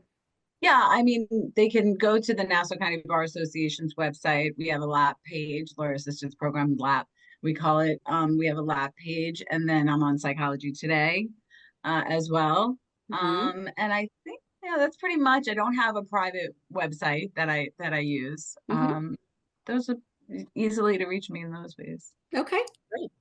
Yeah. Oh, on Awesome. LinkedIn. I'm also on LinkedIn. LinkedIn has, some of the workshops and trainings that I've done, so I'm also on LinkedIn. Awesome. Yeah, So we thank you can so definitely much. find you if we want to, Yes, right? And I think one of the things absolutely. that's important for the people that are watching, if they're not in New York or on Long Island, Yeah, the services you offer, I would imagine, are probably offered throughout the country in all different yeah. ways, right? This is a service that exists and it's probably not just unique to Long Island, right? So if Yeah, no, there's somebody's, actually a commission on lawyer assistance programs there are lawyer assistance programs in every state. yep, beautiful. Good to know. Yeah, Oh, I didn't know, right? yeah. Good to Yeah. know. I'm Heather, you probably didn't know either, right? I did not know. There you And go. infertility, Now we know. specialization in infertility too is another it seems like one of those duh moments. Like, of course, people that are struggling with infertility, would need mental health support and Mhm. counseling. But, to think that someone specializes in it, like, of course they do. But, I never Well, had really thought about it. to put a And nod in that direction too, it's beyond infertility really because it's also the path to parenting when you have same-sex couples. There's all different things that we can do now to build a family that weren't always available in the past besides adoption in vitro, but there's also sperm donors and who surrogacy parenting and many of the lesbian couples that I work with. It's a real opportunity for them to both feel that they have a role in basically bringing the child into the world. So, Mhm. one parent will carry have a sperm donor and then carry the baby, and it'll be the one person will be her eggs with the sperm donor, but the other partner will carry the baby. So Right. that's a way of, kind of leveling you're a We're blood, both your blood involved. Yep. versus me carrying, but it's such a Yeah. broad thing. There's so many things to think about that don't come to your mind right away. Yeah, so there's so much there. I definitely think it would be great to have you come back another time I would so love that that. we can talk more in depth about all these things because I think Yeah. it's fascinating and helpful for people to hear and learn Yeah. about. Yeah. And if anybody has any questions, about the research piece, I would love to see more people, entertain that as a possibility. Yeah, me too. Yeah. Yeah, absolutely. A whole other part of social work we can all Yeah. delve into a little bit and Right. help society as a whole, right? That's where research Absolutely. goes. Yeah. Yep. There's real value to that. There isn't enough of that. Yeah, agreed. Yeah. Beth was great. Yeah, Beth was great. Who do we have next? All right. Next, we have Erica Ortego, who is working with sexually exploited and sex trafficked youth. She works within the court system with struggling families, trying to advocate for trauma-informed care and services within the family, with a whole array of services that these families need. What she is seeing is families struggling with generational trauma. She definitely is seeing people within the immigrant population who are here, many of them legally, and still terrified, are struggling because there's, single parent families working, 6 different jobs just to be able to feed the family. So mom's not home. Kids are kind of left to their own devices and end up, in gangs or in trouble or stealing to eat. And they fall prey to apparently sexual predators, people who groom them, and they end up getting in trouble, being in the system, PIN system. It's really a lot of very sad stuff. And I just think it's amazing that she has thrown herself into that world, really shows up difficult, in court. Really painful work. Yeah, really trying to make a difference for the lives of these children and their future and the future of their families. So I'm happy to introduce you all to Erica. My name is Erica Ortega, and I'm a licensed social worker. I work in family court. I specifically work with juveniles and PINS cases and youths who have been sexually exploited or at high risk of being sexually exploited. The juveniles who come in, they are those who commit nonviolent crimes, and then the PINS are a person in need of supervision. So either school truancy, or you could have a parent file a PINS petition based off of the behavior of their children. So this is primarily for really at-risk youth that are, for whatever reason, I would imagine for a variety of reasons, are not listening to parents, they're not following rules, right? They are not showing up at school, they're potentially engaging in behaviors that could be a danger to themselves or potentially others. Is that accurate? Yes, that's correct. And Yeah. we do see, a lot of trauma that brings them here, and that's kind of why. So that is a pattern that we do continue to see as well. Are there any specific traumas that you see that might be sort of the culprit behind these kinds of behaviors, or is it really just a mixed bag of all different kinds of things? I would definitely say it's a mixed bag, but as we know, the generational trauma is something that we see very often. So whether their parent is incarcerated or their parent has, cases within the court system as well, we do see those juveniles and youths here at a later time. Yeah, so there's a lot of repeating of patterns because the kids are coming from chaotic environments at home that potentially need more help and support to kind of break a cycle. Yes, correct. Yeah. So the parents are reaching out and getting these PINS petitions because they want the court to help them to really, I guess, deal with the issues going on with their child to get them into a healthier place. And also to avoid, the kid getting or the youth getting any criminal charges. So it's kind of they're being proactive before it does lead down that path. Yeah, so it's a great service that exists. I'm wondering, for these kids, what kinds of services do they then get? You talked about sexual exploitation, so I'm thinking that what you're talking about is that a lot of these kids, because they're at risk and they're not really, following through with rules and laws and, authority and following, guidelines that would keep them safe, they're putting themselves in situations where they are potentially at risk for danger. Could you talk more about that? Yes. So those who are being sexually exploited, we do see the high risk behavior of them coming, home at odd hours, coming home with unexplained money or items that we know that they can't afford, not listening to their parents or not coming home at all.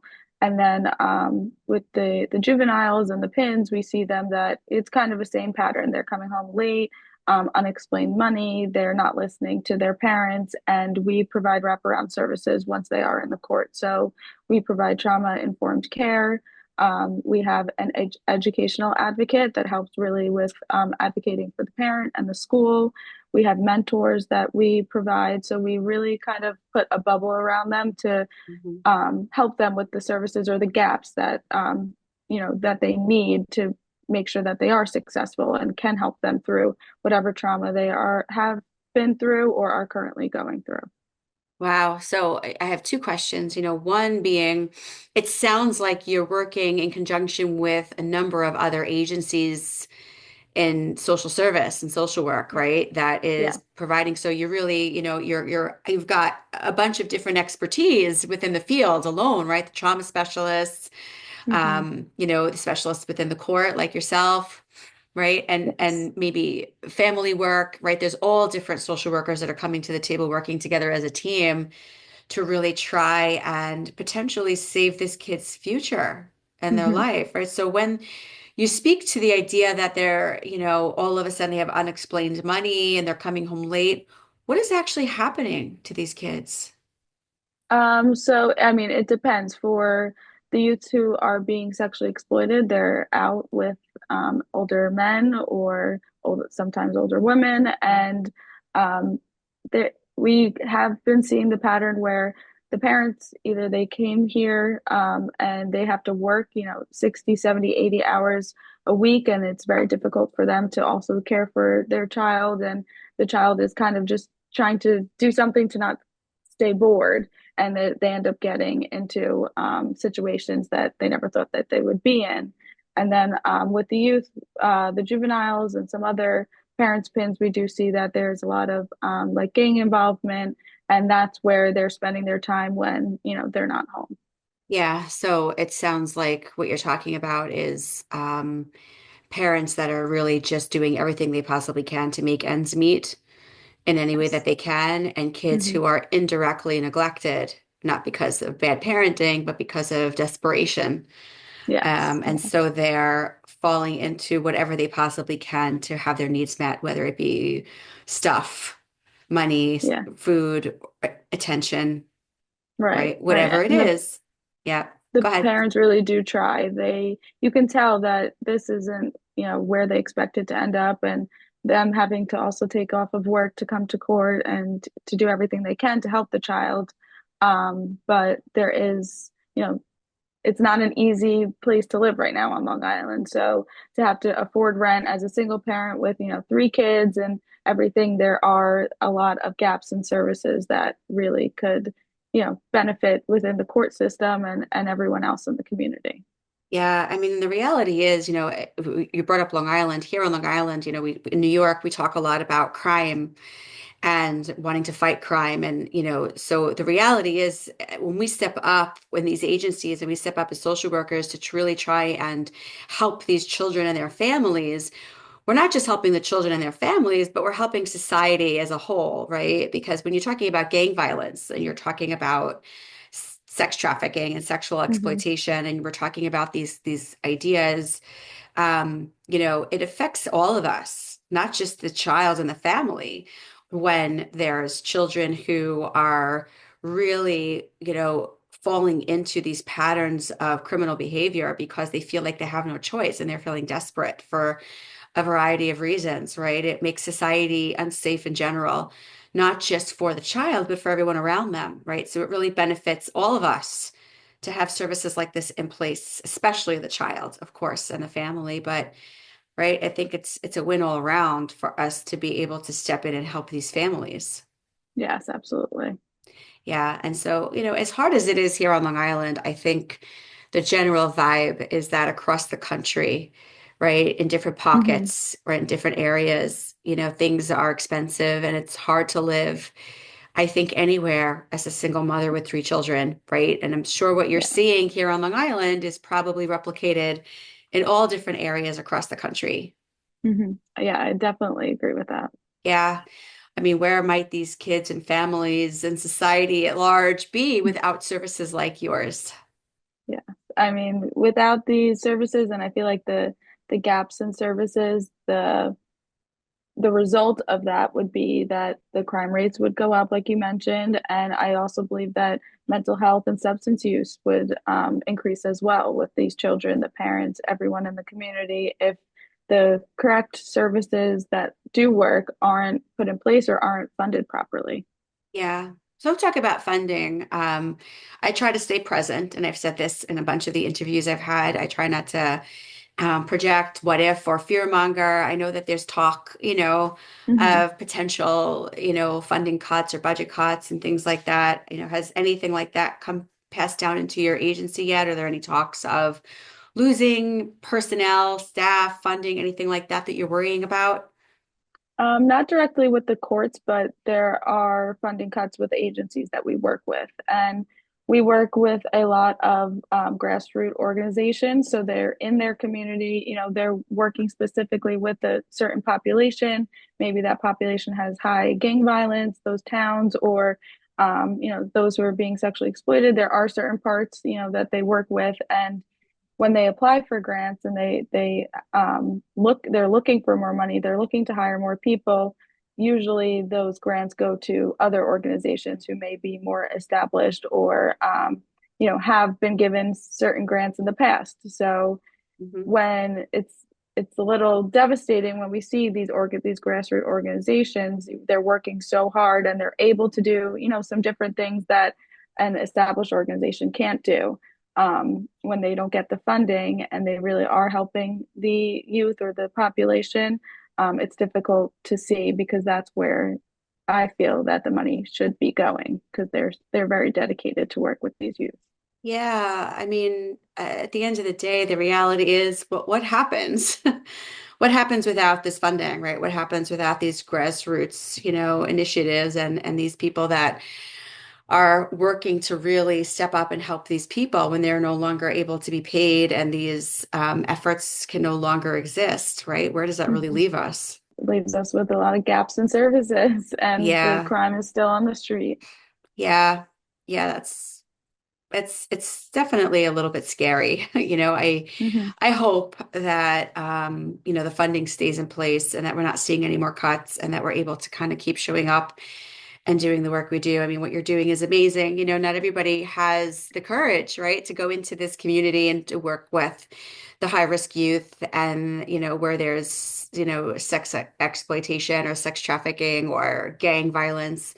It definitely takes a special person, right? Special people to step up and say, I'm going to throw myself right in there and see what I could do to help. So, that's amazing. It's amazing work you're doing, and it's so appreciated. And I Thank you. think I it should be appreciate more that. appreciated, which is why I'm, doing this project to kind of really Hmm. highlight all the amazing people out there like you and what you do. Thank you. I really appreciate it. And this is a great idea to kind of get the word out there and for those to see all different aspects of social work. And it's such Yeah. a diverse field that there's a lot to do. It really is. I'll tell you, my co-host who couldn't be here this morning, she had something that was tying her up, but, doing all these interviews the last couple of days, we're, sort of so surprised and flabbergasted ourselves. We're like, wow, there's so many areas of social work that we didn't even know existed. And we've been in the field for 28 years. There's so many amazing services out there, I think, that people don't even know exist, Yeah. right? We should know, right? We should all Hmm. know as a society. Hmm. Heather found out about some services yesterday that she needs herself for, her elderly mother who's not, doing well, physically. She's got some medical stuff going on and she's in need of services and doesn't even know where to start. And we did an interview yesterday and I was like, wow, this is exactly what you Yeah. need. Who knew? I mean, it's just amazing how much help really is out there. And it's, I think, good that people are more aware of it. Yes, absolutely. Yeah. So I wonder before we end, is there anything else that you think you'd like to help us all know about or let us know about or tell us about that we haven't touched upon in our brief interview today? Um, Not much. I think that I've really kind of touched on, my role, what the courts can do to help. So, if anyone is ever looking for that, the courts are always here. The PINS petitions are the way to go. So, next in the queue, we have Rosa Casquino, LCSW. Rosa works with monolingual undocumented women. She does immigration trauma treatment. She does immigration evaluations. And she herself is now an adult, but was once an undocumented child here in America. And she shares with us a little bit about what the trauma journey is to get here, to come here. And she definitely speaks a bit to how scared people are. People are afraid to leave their homes. Even those who are here legally are afraid to leave their homes, or afraid that they're going to just be scooped up accidentally and shoved on a plane. It's a real fear right now. It's a real It's fear. terrifying. It's a real fear. They're really, really scared. And so I think it's just an important look into, the struggles that a lot of people here in the country are facing right now. And not only them, but, their friends, their neighbors, the people around them, and the people that are working with them. So here's Rosa. So my name is Rosa Casquino. I am a licensed clinical social worker in the state of California and Nevada. I have a private practice out here in California. I focus on helping survivors of sexual trauma and narcissistic abuse to recovery. And in addition, I also support people through like an immigration evaluation process. And I've been in private practice for about 2 years, but before that, I worked in the nonprofit sector and community mental health with a variety of populations. But for a majority of the time, I really focused on monolingual, undocumented women and supporting them through their healing journey. That's great. Wow. Hmm. It's a variety of different things that you're showing up Hmm. for, right? All Hmm. different Yeah. stuff. Probably, Hmm. keeps things spicy. It does. I like to be able to do a variety of different things. I think, especially as a social worker, being able to still have that like advocacy, like Mhm. hat on, is such an important part of the work that I do. Yeah, yeah. So I have a lot of curiosity Hmm. around, with the communities that you're working with, Hmm. especially speaking about the immigration healing Hmm. journey, which obviously speaks to potentially the trauma that some of Hmm. the individuals through immigration experience. So I'm wondering if you Yeah. could share with us a little bit about what that journey is like for them and where their Hmm. needs are that you're kind of Yeah. jumping in and meeting for them. Yeah, well, I think so many of the particularly women that I have worked with have experienced not just like their own trauma in their home life, but also like immigration trauma, being able to come to this country, all the things that they have gone through.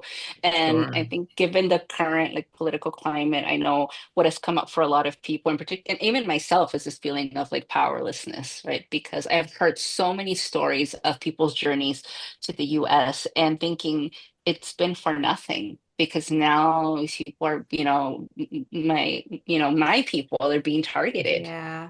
Oh, And it's really disheartening.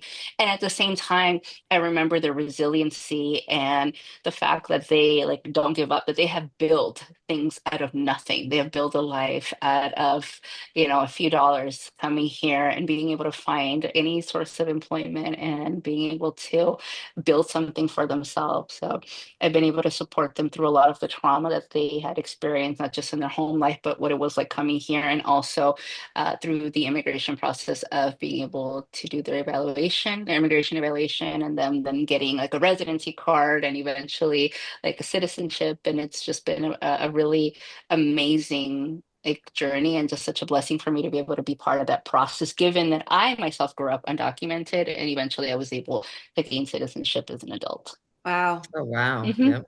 Yeah, Yes, so yeah, it's personal for you. You really understand what it's absolutely. like, right? So Yes, having yeah. experienced it yourself and, working with the people that you do, would you say that Hmm. the journey here, getting here, is one Hmm. that really brings with it a lot of trauma? Is there really Yes. a deep, hard story there for these people in getting here?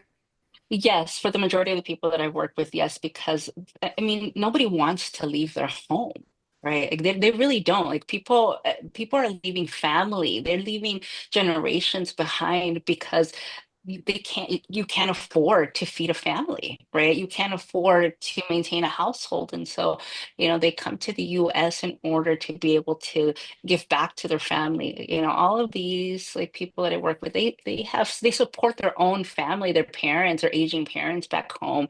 And so they come here for a better opportunity to be able to provide for their families.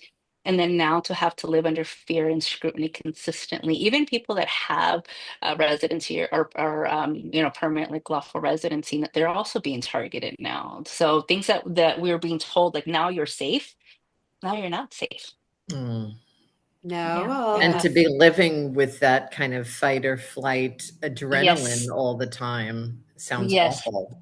Absolutely. And people, again, the majority of the people that I've supported have already a long history of their own, trauma because living in poverty or because there's been abuse in their household growing up, or just a variety of factors as we look at the ACE, if we do like the ACE for everybody that, Yeah. that I've worked with, it's pretty high, right? So yeah, so we're I coming here to mean, build life. Mhm. to your point, right? I mean, who picks up and leaves their home and their country and everything Mhm. that they know and comes to Yeah, a foreign place where they have nothing and don't even yeah, speak the language just to yeah. start from scratch? If, things have to be pretty bleak, right? Absolutely. To be Yes. willing to pick up and do that to begin Yes, with, absolutely. right? Absolutely. Absolutely. And I don't think that a lot of people outside of if you do not work directly with this population or understand, you don't really know. You don't really know their stories. You don't really understand what brings them here. I think there's a lot of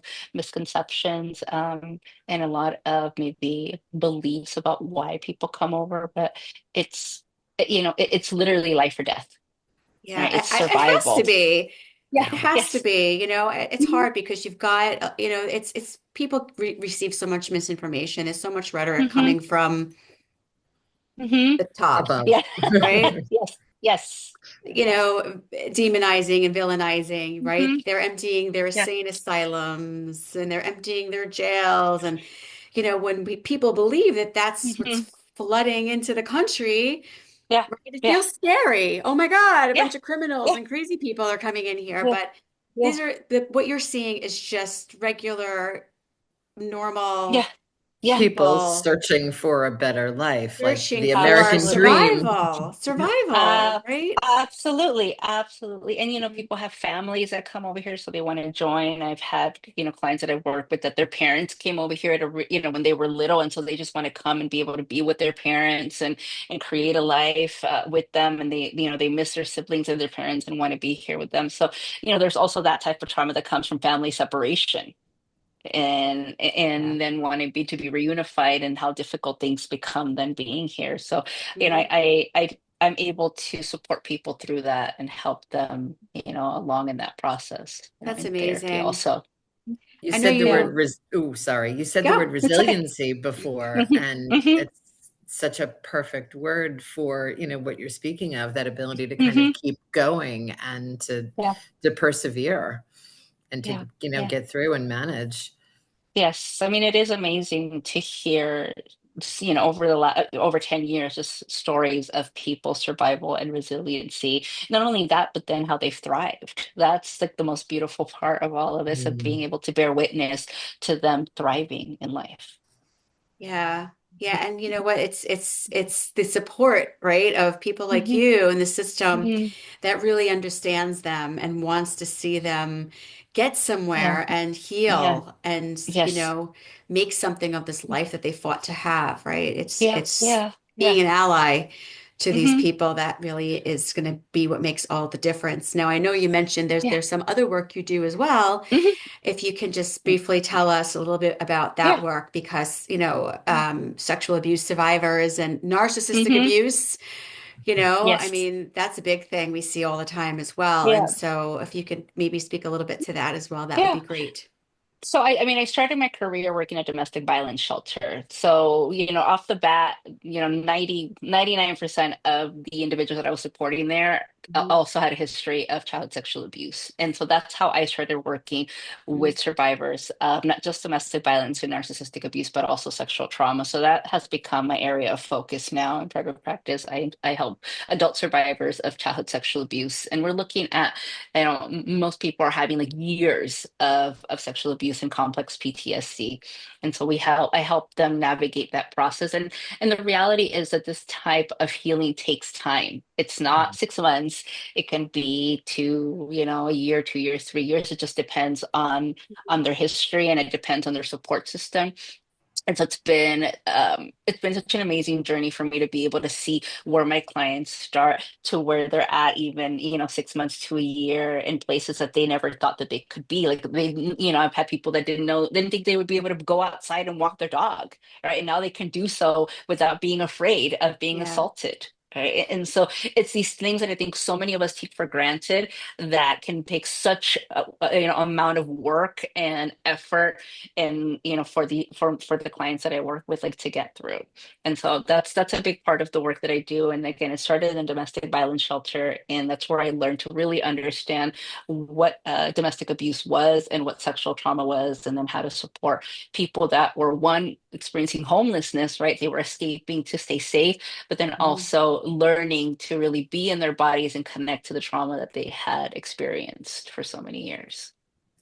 That's great. There's so Mhm. trauma shows up in so many places, right? And Mhm. so it's Mhm. it's life-changing for people that there are social workers out there that, Mhm. have expertise in doing Mhm. the trauma work. We recently did a Yeah. whole podcast about trauma-informed care and EMDR. Oh, yeah. Oh, And yes. yeah, it's life-changing for people because people stay stuck. And if without the Yes. help, right? All Mhm. these people who Yep. experience domestic violence, people Yep. who experience homelessness, people Mhm. who go through the whole immigration process, right? There's Mhm. so many ways that people are affected and traumatized and need Yes. help.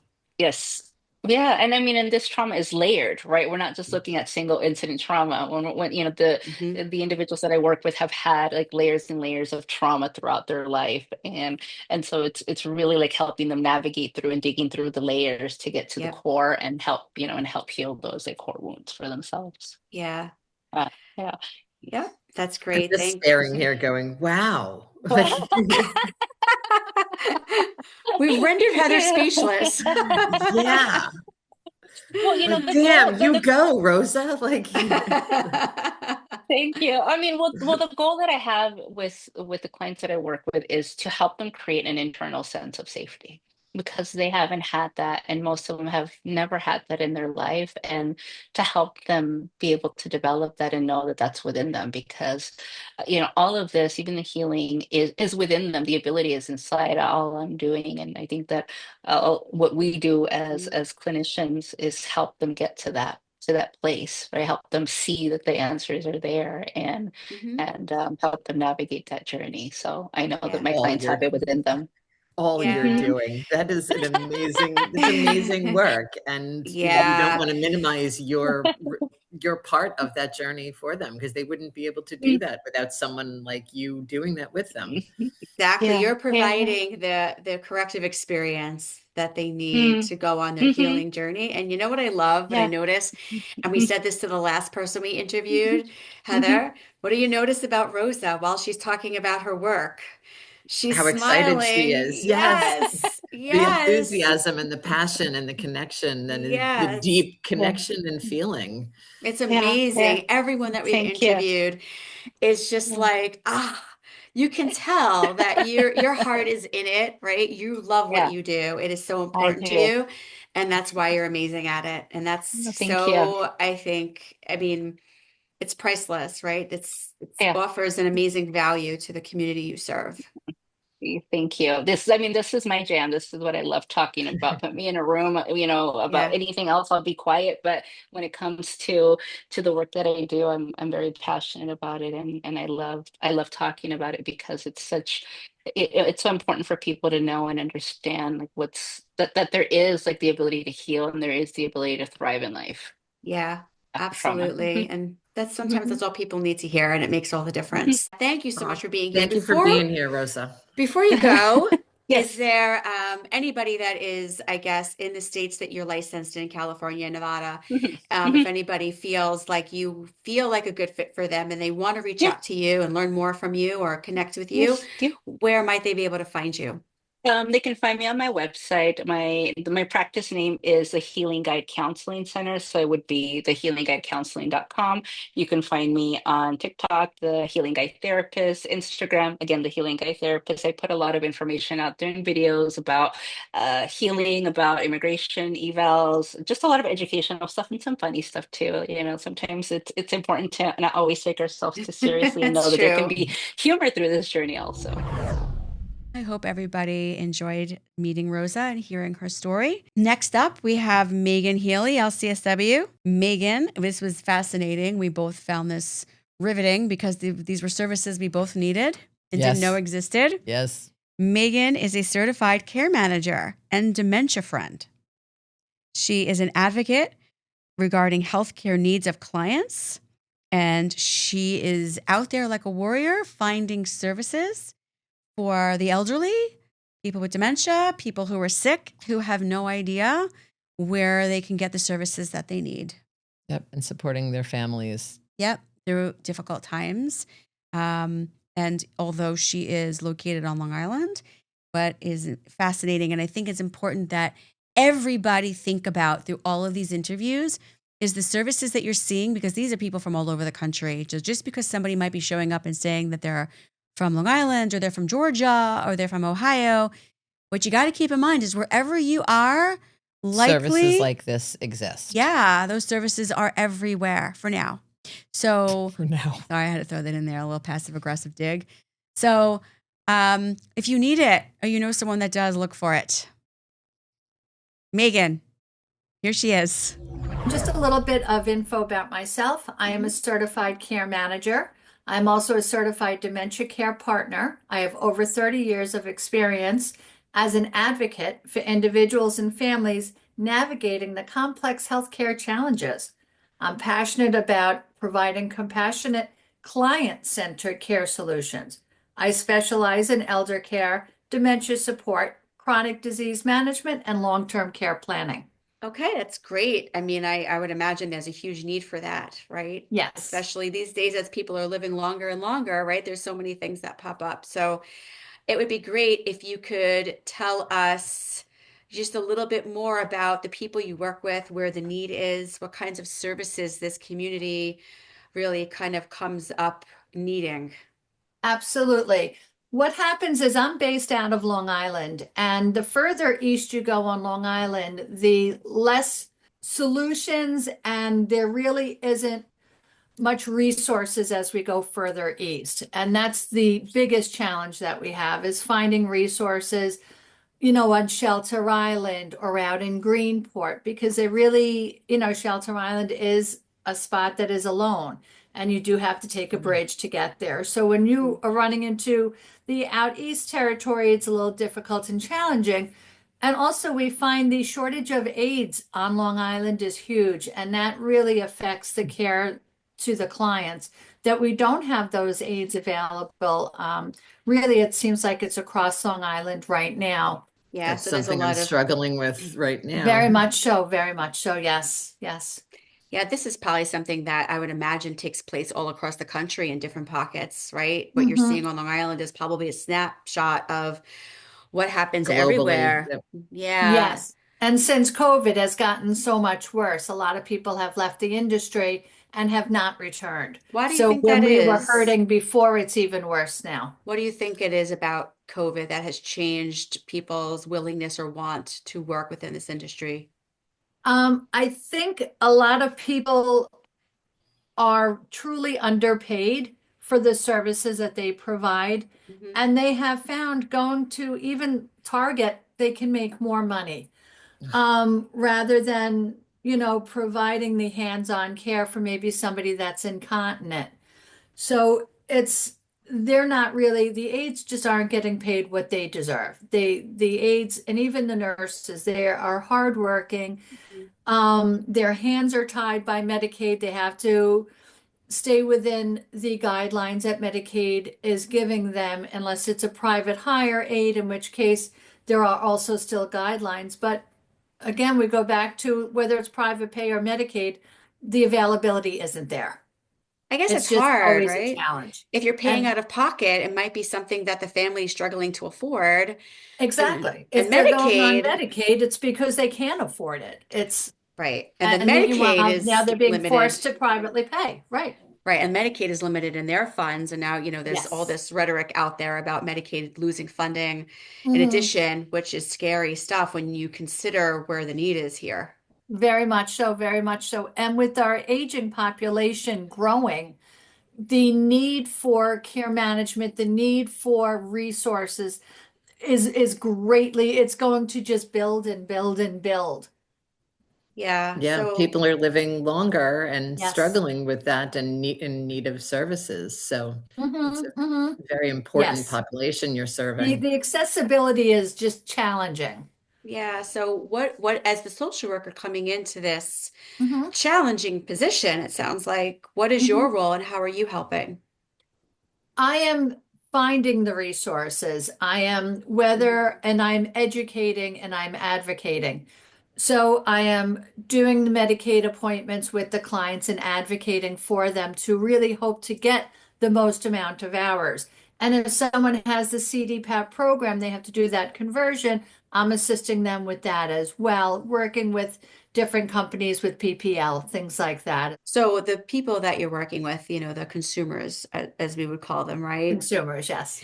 Yep, these elderly people, what kinds of issues do they have that require them needing care in the first place? Typically, it is health related as they're getting older. Maybe it is a fall that they have broken something, or maybe a disease process like a cognitive deficit that is continuing to progress. They need the supervision and the assistance in their home, which is where they really would benefit.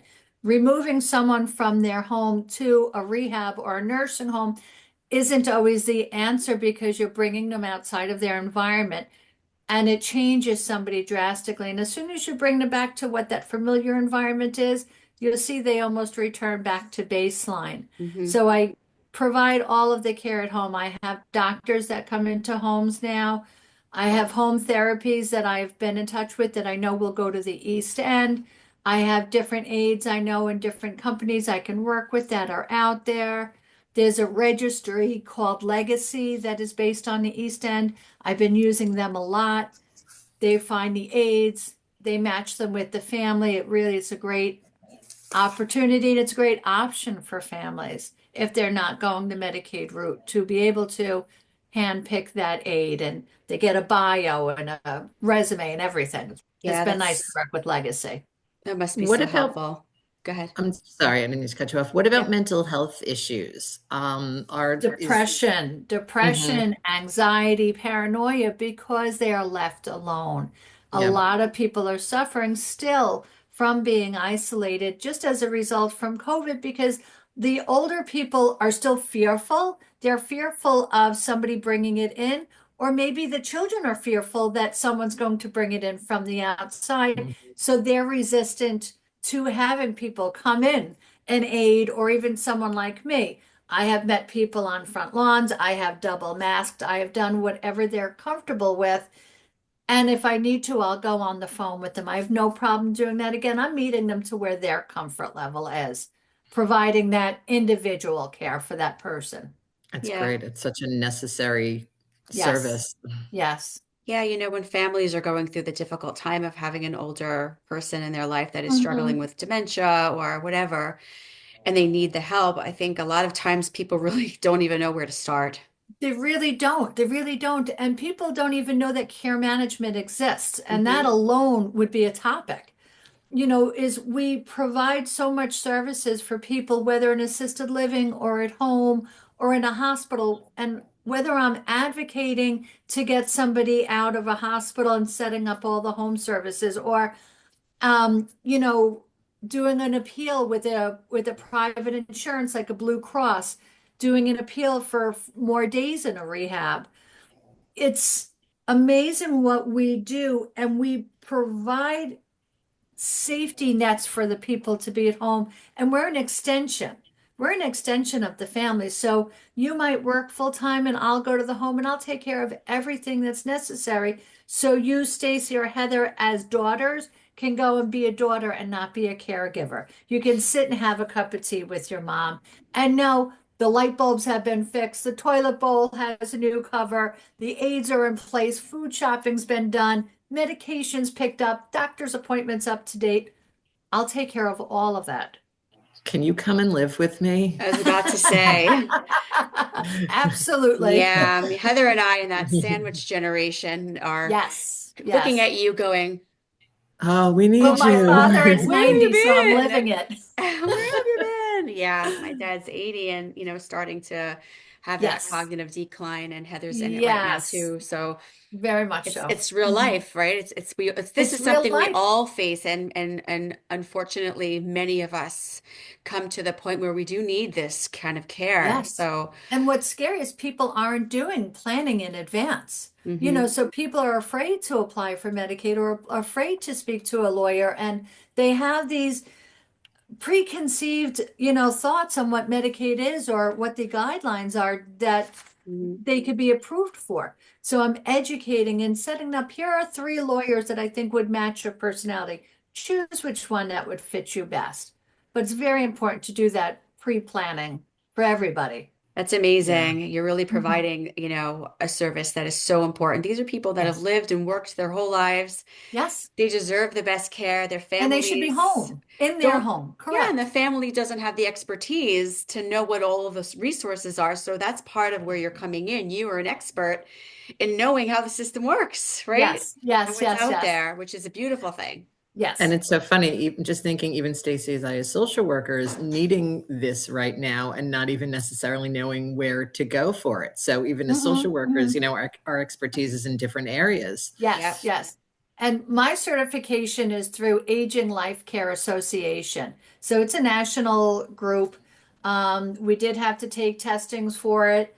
I did have to show X amount of years of experience just to sit for the exam. And it's a great resource for people even out of state, that if you have a family member in Florida, you could go on Aging Life Care Association, look on their website, put in the zip code, and the care managers will come out in the area of that zip code that you've put in. This is me writing it down. Yeah, yes. and then you'll text a picture of it to me. Right. But I think, Heather, it's such a good point you make, that, we are social workers for over almost 30 years and we don't even know. Right. And I'm just like flabbergasted right now. I'm like, wow, this is a thing. This is great. Wow. Where has care management been? Yeah. And what's great, I think what's really important that the people watching this know is that, you don't have to just live on the east end of Long Island to get this service. That's correct. This, I'm sure, exists everywhere. It's just about finding it, finding the right place to go. Absolutely. I know, me specifically, I cover all of Long Island. I try not to go too far west into Queens area because I live on, in Suffolk County. But it is, you could Suffolk, Nassau, Jersey, Staten Island, Florida. Yeah. We're all over. Yeah. So people just have to know what they're looking for. So I guess it's elder care management. People have to know that's a thing and find where it is in their state if they're not in New York and they're watching this. Yes. Yes. Yeah. Amazing. Absolutely. I love what I do. I'm very fortunate. Yeah. Thank you for what you do. Oh my God, I love it. So important. Such important work. And you know what I love, Heather? Have you noticed everyone we've interviewed so far loves what they do and is so excited about it? That's what's such a beautiful thing about social work, because it's not easy work. No. But you have to it's love satisfying. This. You have to love this to go into this field, because it is not easy, right? Being in the profession of caring for others is hard. It's hard work. Yes. And so whether it's children or adults. Yes. Yep. You got to be an empath and be somebody who really cares about other people to be in this work. And so it is rewarding, and that's amazing. I'm very happy. I'm very happy. And you had asked one of the ways to get in touch with me. It's I am Elder Care by Megan, MEGHAN @gmail.com. And you can always call me at 631-987-8083. Amazing. Thank you, Megan, so much. Thank you so much. Heather, thank you so much for having me on today's call. I do appreciate it. Next up is Joey Wardell, LCSW. He works for the Portland Veterans Association. And so what's super interesting is that we ended up interviewing a few different people within the military. That work in 3 very different areas with very different populations. Yeah, because there are people who are currently serving in the military, and then there are veterans, right? People who were serving and no longer serving. And so it was really interesting to learn all of the different needs that our military or our veterans are needing right now. And it's amazing to see that there are services for them as they deserve it, right? Yeah. They're defending our country, so they deserve the help that they need, And right? the idea of cutting those services, the people who are willing to put their lives on the line for our country, and that's sad. That would be a whole lot of BS. So Joey works with homeless vets. Undomiciled. Yes. And so what he said, that he works within a hospital system that were the first to recognize homelessness as a medical condition, right? That it is a diagnosis and that it is a condition that needs to be treated. So he works with chronically homeless vets and it is seen as a social problem, which has always existed, but has not always been treated. See, social workers, amazing. So here we go. Let's go to Joey and learn more about Joey from Joey. My name is Joey Wardell. I'm a licensed clinical social worker out of Oregon, and I work for the Portland Veterans Administration. And they, as far as I know, it's the only hospital in America, when I say that, I mean the Veterans Administration as a whole nationally, that treats homelessness as a medical condition. So they're the only hospital working directly with veterans. And they have a specialized program there called the HUD-VASH program. And it works with chronically homeless veterans. And I work in that program as their mental health treatment coordinator. And essentially it's case management for individuals who have been experiencing chronic homelessness. Wow. That's, and I have a lot of mixed emotions just in reaction to you telling me what you do. I'm just thinking like, these are veterans and they're homeless. What is bringing them to that? Why are our veterans homeless? So we are talking about a social problem that has existed since civilizations have existed, right? So when you dig into it, it's really complicated, and every person has a different set of issues. And you hear a lot about we just need more housing. That is true, but we can provide housing and people can still fail out of that. I think one of the key things we do as social workers is we help people navigate society. We can advocate for change, but we can help them navigate society as it is. And so why are these things happen? A myriad of reasons. They need more income. So we've got to resource and offset costs like food and provide resources for that so that they can have more money for energy. I would say it's endless. It could be substance abuse. It could be untreated mental health conditions. And if we do biopsychosocial assessments, as you dig back, I think the story kind of tells itself for that individual. And sometimes you'll see it from their military service. They weren't successful navigating that. And so you start looking at these anchor points. So every person's different. I have looked for the common theme in these things, and it's just not there. There are things in society that impact the rates, right? Like the economy can impact the rate of homelessness.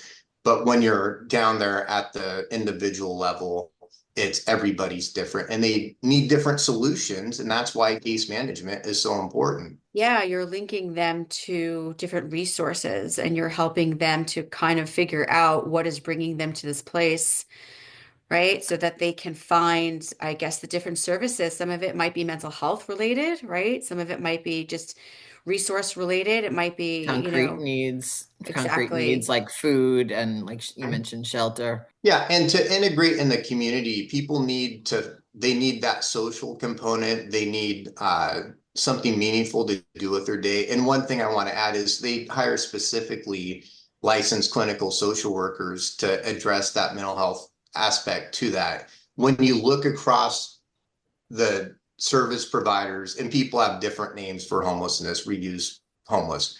But when you look across different community providers, that's one of the big differences, is getting that level of care from your provider. For example, if you were to go to your local community shelter, I have not seen many licensed therapists working in there directly with them. They might refer that out, but usually you get bachelor level case managers, or sometimes not even that. So I think it's really important, because that does matter, and to be able to identify for that person, to be able to conduct thorough assessments and come up with treatment plans. What does this person need? Very rare, and I mean rare, there's not a mental health component to that needs addressed.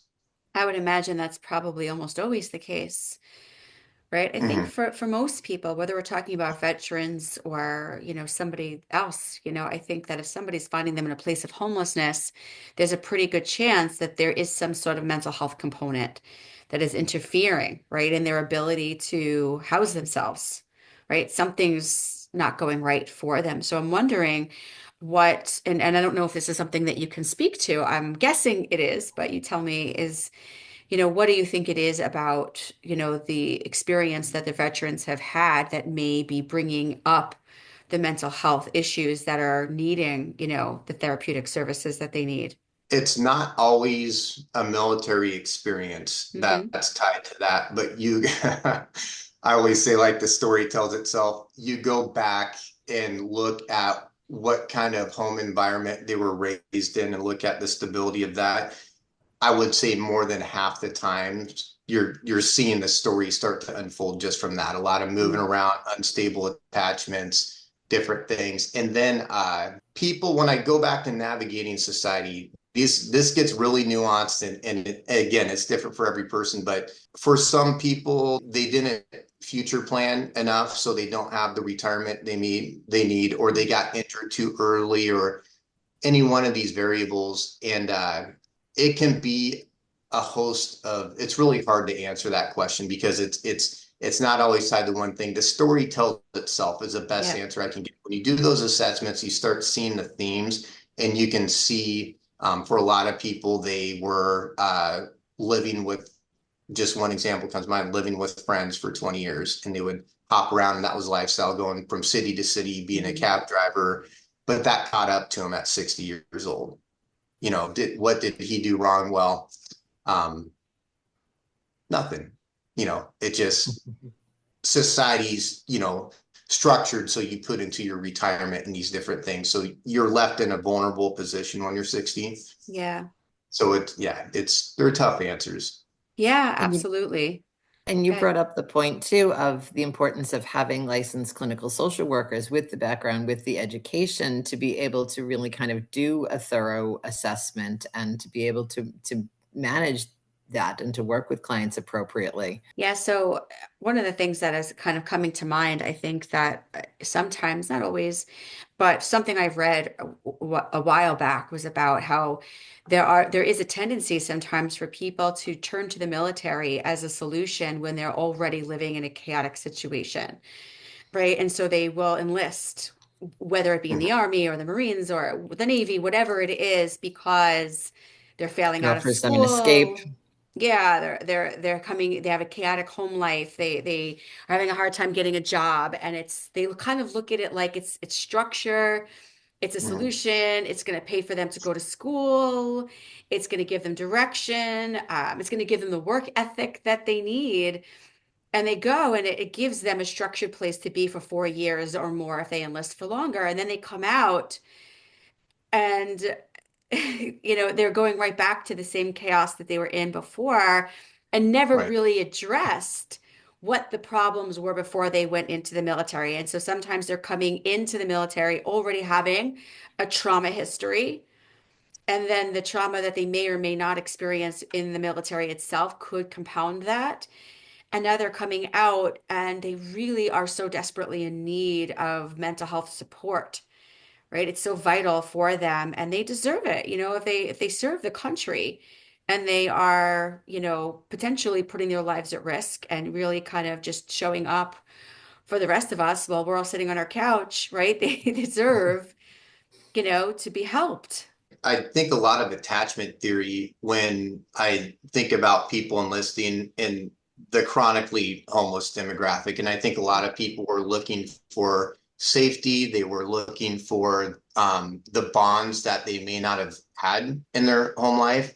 Yep. And creating a family. Right. And for some people, it works out well. And for other people, it does not. And it can sorry, my cat likes to jump up. That's okay. It can compound the issue for them. And some of the barriers in their life that brought them into the military service work against them. And here's another little nuance to it is people will develop things like borderline personality disorder from a lot of childhood trauma and unhealthy attachments. And then they go into the military. And if you understand military culture, there's a lot of tough love and criticism and different things. But like underneath that all, people, they can rely on each other. But that can be really hard for someone with those conditions, and they don't take that initial criticism well, and they're just looking for a place to attach you, and then they isolate, and it can be really hard. So they don't have a successful military service, and they get out and they feel some measure of shame and guilt over that too, and that's not fair at all. I mean, nobody was born and raised there. Oh, I'd love some childhood trauma and healthy attachment. They're trying to do what they can for themselves and better future. And so I think working, again, I always go back to when you're working with this demographic to really understand the person and find things. There's nothing more important than rapport. Find things you like about them, build that rapport, be that secure attachment. And sometimes there's some push and pull that show the relationship is resilient and you're always going to be there for them. Yeah, absolutely. I've worked with military veterans who had PTSD just from the boot camp alone because of the childhood trauma that they went into boot camp with, right? Everyone has a different level of resiliency based off of the experiences that they had before they even went into the military. Why is it that one person can, withstand a situation and be resilient and get through it and be okay, where another person can't? It all comes down to what's the journey been like for them before they've even gotten there. And it's hard. I mean, I have never been in the military, but I can only imagine all of the different, difficulties that can arise just from, a normal experience in the military. It's not easy. It's not easy at all. And so these people really need and deserve support. I'm wondering if you have any concerns at all about the funding that they're talking about potentially cutting for the veterans and things like that, and how that might impact the work you're doing and the people you're serving. So, yeah, I mean, there's always concern and there's always budget concerns. I think if memory serves right, the HUD-VASH program itself within the VA has its funding for the next 3 years or something like that. The problem lies in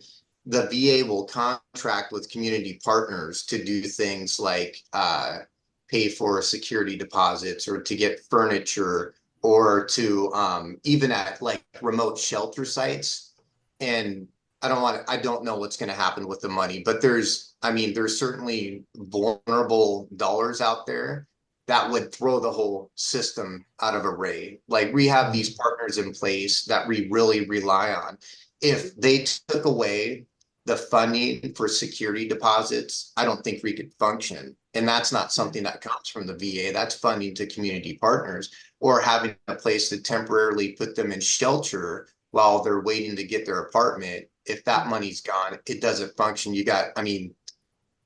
Just to be blunt, like they might pass away before you ever even get them into the unit. So that money really matters. And I think from what I've seen anecdotally, people have been really good stewards of that money. And it looks like money that's efficiently spent and well worth the cost to taxpayers.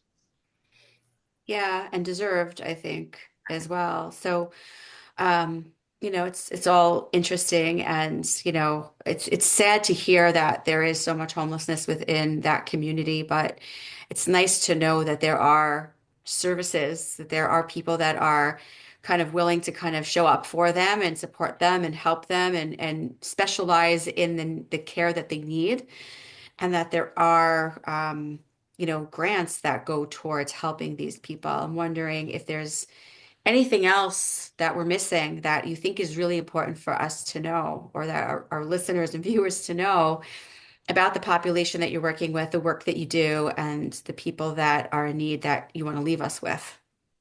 Yeah, one thing I'd say that's unique about this program that I haven't seen with any other demographic is, and I would say often is pretty accurate, you are the only healthy person in their life, the only stable relationship, the only person that they can trust, and that takes work.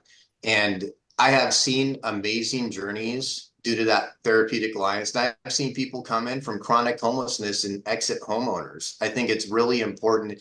And I don't see how you could replace social workers in this type of a position, program, or with that demographic. Those relationships really matter. They are extremely important to them. They rely on us sometimes for too much, and you've got to set boundaries with that. But I just want to emphasize, we're that one stable, healthy thing that they might have in their lives. And it's just so important what we do with them. Oh yeah. Such a vital role. Absolutely. And I see that across, so many different areas, that we are often the one stable, healthy, dependable, person that shows up for them in that container for everything that they need for us to hold on to. Yeah. One of the things I say to my staff all the time, I have a group private practice, is, whenever I do supervision, and I say this over and over and over ad nauseum, just like they're probably tired of hearing it from me. I always say, the relationship is the work, right? Everything comes down to the relationship, no matter what area of social work that you're in. I think this is 100% true for all of us. The work that I do, Heather, the work that you do, the work you're doing, everybody that we've already interviewed for this podcast, and probably everybody we will interview for the rest of the week. It's all about the relationship. It's irreplaceable, and I think life-changing for the people that we help. Agree wholeheartedly. Yeah. So thank you so much for being with us and sharing with us the amazing work that you do. That's so, so amazingly important.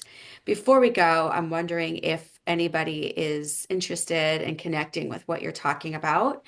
Is there anything you want to share with us about where we can learn more about you and the work that you do, or where we can connect with you, that you want to share with our listeners?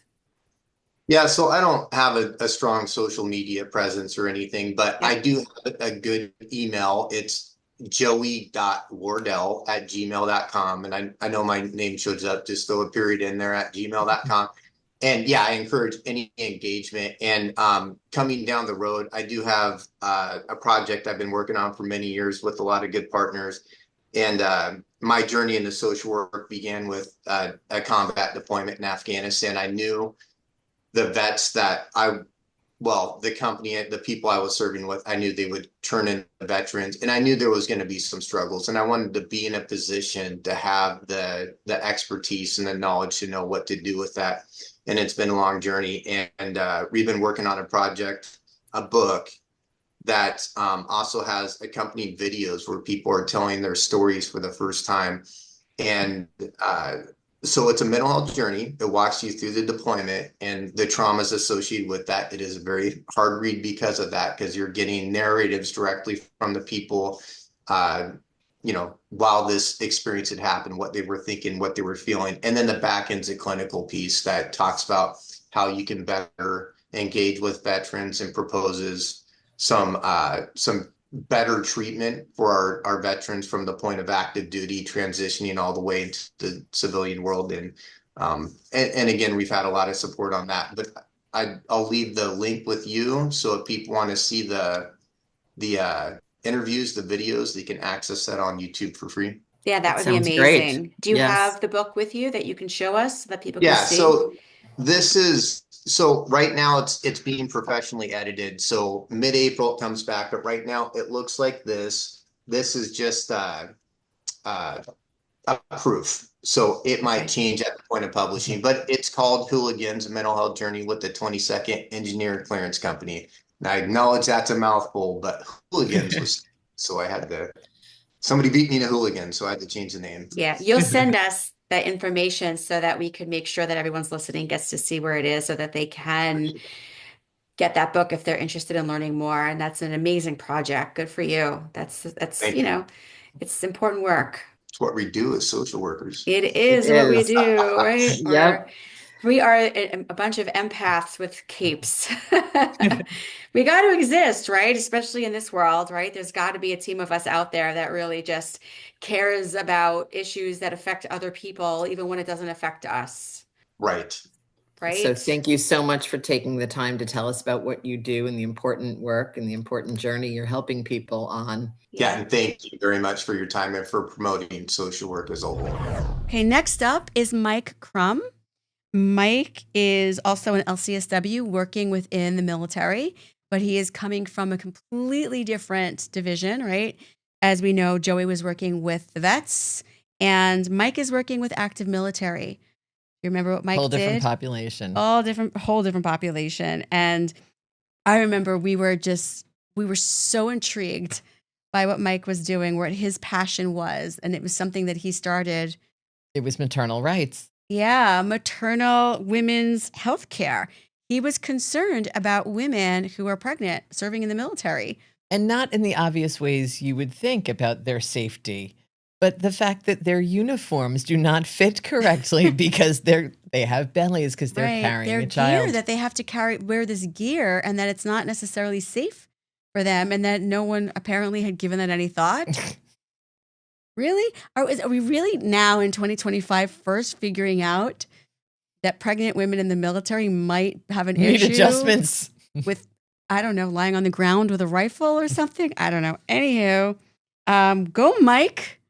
Go Mike. And so, he does a lot more than that, but I'm going to let Mike tell you what he does. So let's go to the videotape. My name is Mike Crum. I'm coming from Tallahassee, Florida. Nice sunshine, good weather. Kind of social work that I do is military social work, which I think is really broad in a sense that people often connect veterans with the VA or social workers with the VA, but military social work is so broad in what we can do in serving our service members and service men and women within the military. I'm a prior service Marine myself, so being able to continue to serve as a social worker with the military is really rewarding and humbling. That's great. Wow. I mean, it must really be, great for the people that are coming in that need help to know that you were part of the military yourself. And so you really understand where they're coming from. So I'm wondering if you can maybe speak a little bit more to what kinds of needs people in the military might have for social work. Yeah, I think for a long time we focused so much on the military. I think it's understanding the difference between the veteran community and military community. There's a difference for those that are actively serving, those who are serving in the National Guard and reserves versus those who have served. I think that's a really big need, even within social work and the social work profession, to understand the differences. I work for the Army National Guard in Florida in a program called Integrated Primary Prevention. So I look at data like suicide, domestic violence, sexual assault, child abuse, neglect, those things. And I inform leadership on what's trending in the right direction, what's trending in the wrong direction. I provide tools, resources, training, education, all of those kind of things. So really kind of that go-to of understanding military culture and then helping address some of the needs that National Guard soldiers who are kind of 1 foot in the military community population and then 1 foot in the community as individuals who work in their community as well, which can provide different needs in terms of healthcare, insurance, mental health care, food insecurities, child insecurities, child care insecurities, which is really interesting when it comes to the National Guard population. Yes. Wow. So I'm wondering, what kinds of needs do you see really trending in that community? What do you feel like is really coming up for them specifically, connected to their service and their work within the military? I think something that I've been looking into lately when we think about soldiers or service members is female service members, female National Guard, and like maternal health care. Do our National Guard women have proper maternal health care when they have to wear equipment, when they have to wear uniforms, when they have to go out in the field and work with weapons and guns and those kind of things, and the uniforms that don't fit or equipment that don't fit. How does that affect their maternal health care or being pregnant and that kind of stuff? Wow. Which is really, really interesting. And then thinking about mental health care. A lot of clinicians that I come across don't understand service members in general. So how do I talk to a service member if I don't necessarily understand the culture or even getting things right, like language is really important. And I see that more as kind of a divide in our profession and how we train and educate providers as a large need as well. And then we talk about suicide prevention and awareness. Again, kind of a gap in what we can provide for military service members, mental health in general. So there's quite a few needs that I see within the community and the National Guard. And a lot of that is the education and trying to provide the right resource and the right organization that has the right tools and funding to be able to help out. Yeah, I would imagine that just with the work that they do, being separated from family at times and potentially being in situations that could bring about trauma, right? There's probably a lot just there alone. But it's amazing, bringing up the maternity leave and even just, the having Uniforms to fitting, wear and a that's, uniform yep. that fits. It's fascinating because that's just something when you're not in this world, right? Where I've never been in the military or worked with the military really for the most part. I have certainly had people come to me after the fact, for trauma and PTSD and things like that. But that's, something I would have even thought No, of what that might not be at like all. for Yep. them. So you're advocating for them to be able to kind of be their voice and say, hey, this is an issue and something that needs to be addressed. It's so interesting. There's so many little nuances out there, I think, in every community. Heather and I have been doing a lot of these interviews lately, and we've learned so much just in one day. Yeah. It's Like the amazing. very, very specific, groups that people are working with. It's really been eye-opening to me. Yeah, there's so many places where we show up in our industry to kind of really advocate, fight And help. for, Yep. speak to, and help all these little things that come up that most people in the world don't even think about. We don't even, in our own profession, we don't think about. Yeah, and with our own profession and, the National Guard is interesting. For instance, I got connected to our state public health department and they were doing a survey on maternal health care. And I asked, are you including service women in your survey? And they're like, no. I'm like, well, in the state of Florida, we have not only a large group of individuals that are currently serving, but we also have a large female veteran population. So if you're looking at maternal health care, then getting that data would help you as a state health department understanding the needs of your providers, but then how your providers can provide education as well. And they're like, oh, we never thought of that. So it just takes somebody asking the right questions sometimes of, but then also how that data can be helpful to them as, the state health department. But then also when you look at grant funding and programs and initiatives, those are the things that can lead to grant funding and programs and initiatives and services and programs. So sometimes just asking the right question in networking. I'm a big fan of networking and knowing where my skills and talents can fit into the community and then being able to ask those questions about the military and service members. How important? Go ahead, Heather. You want to say No, I'm something? just thinking the question I'm kind of afraid to ask is with the new administration, are you seeing changes? You mentioned kind of funding and, program shifting and changing. And are you seeing that firsthand yet? Or is that kind of, something you're expecting coming down the pike, or has it made it to you already? Both, I think within the military community, a lot of us who work within the VA are worried about the proposed cuts to the VA and, Sure. 60,000 employees.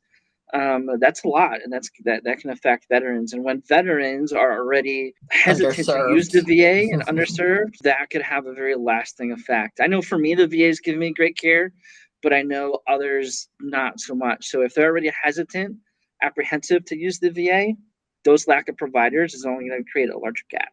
Yeah. And then within the military community, I've already seen policies about, language, the DEI language, mental health services, how it's going to affect childcare and those kind of things. So if we have LGBTQIA service members, they're already isolating themselves because they don't want to talk about it. We've seen what's happening with transgender military. They're isolating themselves, and it's hard for providers because they're not going to openly say, "Hey, I have this transgender person, kick them out of the military." That's unethical, right? So how do I protect my clients while still trying to follow the law and the military policy? It's very conflicting for a lot of us who want to protect individuals, but then we also have law that says you can't do that. Yeah, very conflicting. That sounds really difficult position for you to be in. That's kind of awful. Wanting, getting into the profession to be of help to people and to advocate and to support and to provide care, and to sort of be faced with the idea that you can't, or you have to do it within certain parameters, or can't be completely truthful about certain things. That sounds awful. Yeah, it's a struggle, but I think that's where we learn to be tactful and, maneuver around certain things, if you want to use military language. We try to maneuver and be tactful and advocate. And that's where we try to educate leadership on how this could affect soldiers and soldier families and those kind of things. And then what resources are available within and outside the military as well. So I'm very big on being tactful, but also working behind the scenes and stuff too, that you can do still ethically and morally. And that's where networking comes in. Mm-hmm. Yeah, it's really also disheartening. And I'm just wondering, are you concerned for the mental health of the people that you serve, and people that are in the military and veterans and whatnot, with all of the proposed cuts? Do you feel like it really is going to trickle down and cause a ripple that's going to be detrimental to this community? I think we're all concerned within the military social work community. There's a pretty large group of military social workers on Facebook, and we are really concerned about that mental health aspect and resources and programs and the cutting of programs and training and education that we've had to put on pause because of certain policies. Not being able to talk about certain topics, under that DEI realm, and having to put that on pause. And so it's okay, if our role is to do intervention and prevention, well, now you're telling me I can't do that. So then how do I educate leadership on saying, okay, I understand this change, but that doesn't mean that there's still not resources or services or programs or mental health help out there for those soldiers that might be experiencing a lot of different things. So it's definitely a tricky balance. Yeah, we're seeing this trend, and this seems to be a theme coming up in all these interviews, Heather, right? Where there's this, you're not allowed to talk about certain things. You're not allowed to bring certain things up because then it might be going against new policy. But by not being able to talk about certain things or say certain words or bring up certain things, then you are completely dismissing the needs of the people that you serve. It's almost as if you're just going to pretend that certain issues don't exist, right? Which is just rendering them invisible. Again. Yeah, and I think that's where, as social workers, we have to be visible and saying, I understand current administration might not be favorable, but I'm still willing to talk about diversity, equity, inclusion. I'm still willing to talk about, transgender policy. I'm still willing to talk about all the things that they're telling us we can't. I don't mind ruffling feathers. I don't mind, having those conversations and still being that safe space. So I don't want to be the social worker that's going to close my door because I can't talk about those things anymore. I'm still going to be the one with, hey, my door's still open. And, if I get yelled at, I get yelled at. If I take the hit, I take the hit. But I still want somebody to be safe. In the world of suicide that I live in, I'm concerned about suicide rates. I'm concerned about our veterans in suicide. We've already seen a transgender veteran who died by suicide in Syracuse, I believe it was. Certainly concerned about those kind of things, and how can I, in my lens and realm, still be able to be there for service members and just others in the community to provide those resources and support. That's amazing. I'm thankful, and I think Heather is too, for all of the social workers like you who are still standing up and saying, like, this is ridiculous. What world are we living in that we can't use the word diversity? And when we need to say the word, we're going to say the word, right? This is Still showing up and being there for the people who need you. And opening your door, even though you might be, encouraged to shut Concerned, it. yep. Yeah, thank God for the empaths that, still exist in the world and want to help, right? The helpers. Look at the helpers. All the helpers. Yeah, and I think Mr. Hodges. I want to be empathetic, but I also want to be able to push back, like I say, in a tactful way, and I like ruffling feathers, anyways. So I think that's where social work and I get along really well. In that, depending on the administration, depending on the policy, like I live in Florida, right? So Florida itself has some pretty interesting policies against diversity and equity, and what we've seen in different states. So it's fighting a fight in a way that's tactful, but also like joining a coalition and getting involved and knowing who your legislators are, knowing how the bill operation or a bill is formed, and not just being able to call or email legislators, but showing up to their offices. And like, there's so many ways that you can impact change and that kind of stuff. And I think in my experience as a social worker, I'm not a clinician, but I'm more of a macro social worker. So even in that macro realm, we can still have a big impact in our communities.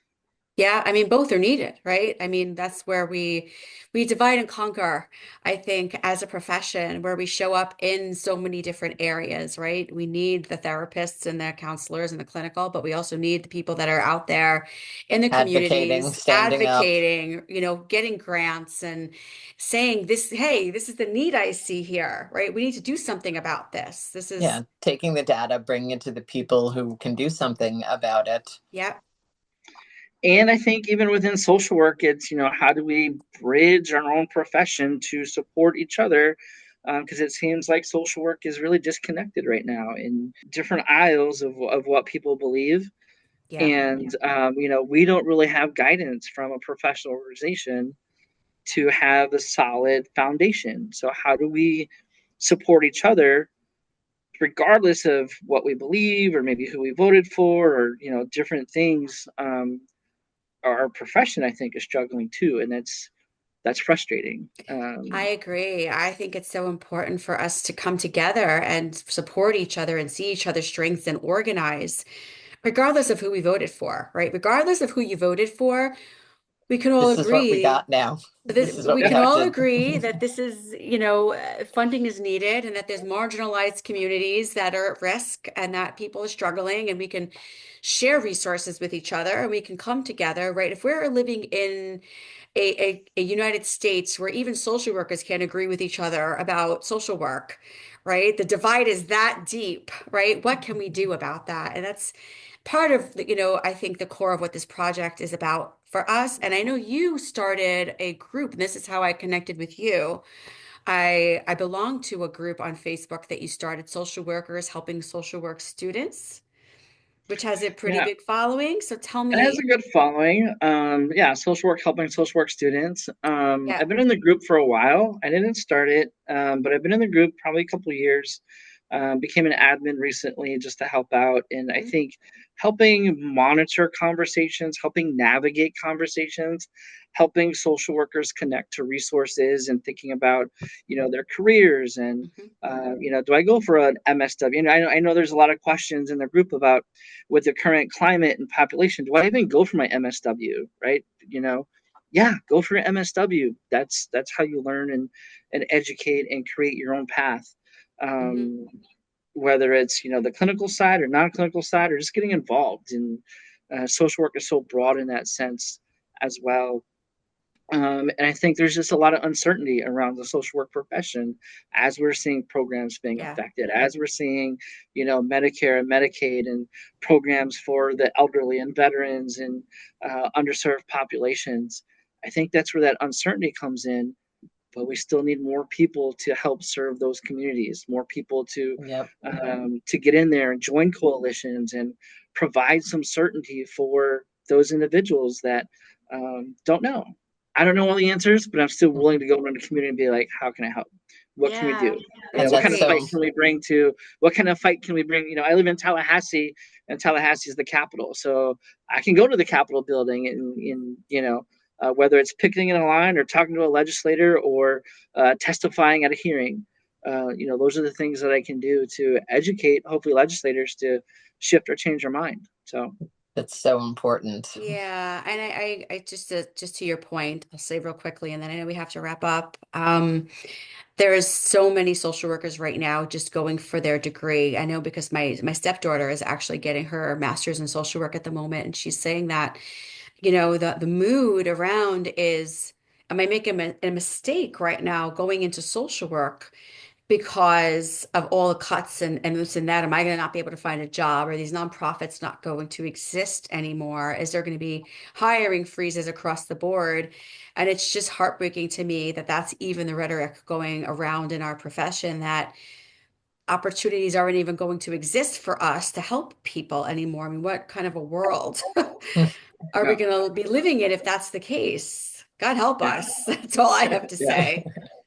And maybe it's for a short amount of time. It's the current climate might only last a couple years or several years, or it might get better. But that's why we need people to still engage and be around and learn and get involved in social work in their communities. And we've seen that throughout history. It's like, sure, things might get bad, but they do get better. And social work is still going to grow regardless. We need social workers in child welfare and hospitals and the Veterans Administration in our communities. We're still needed, and I think that need is always going to be there. Always. Yep, absolutely. Always. And hopefully the world will always be open to having us.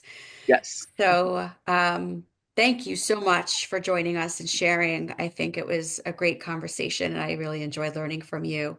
Yes, so did I. Thank you, Mike.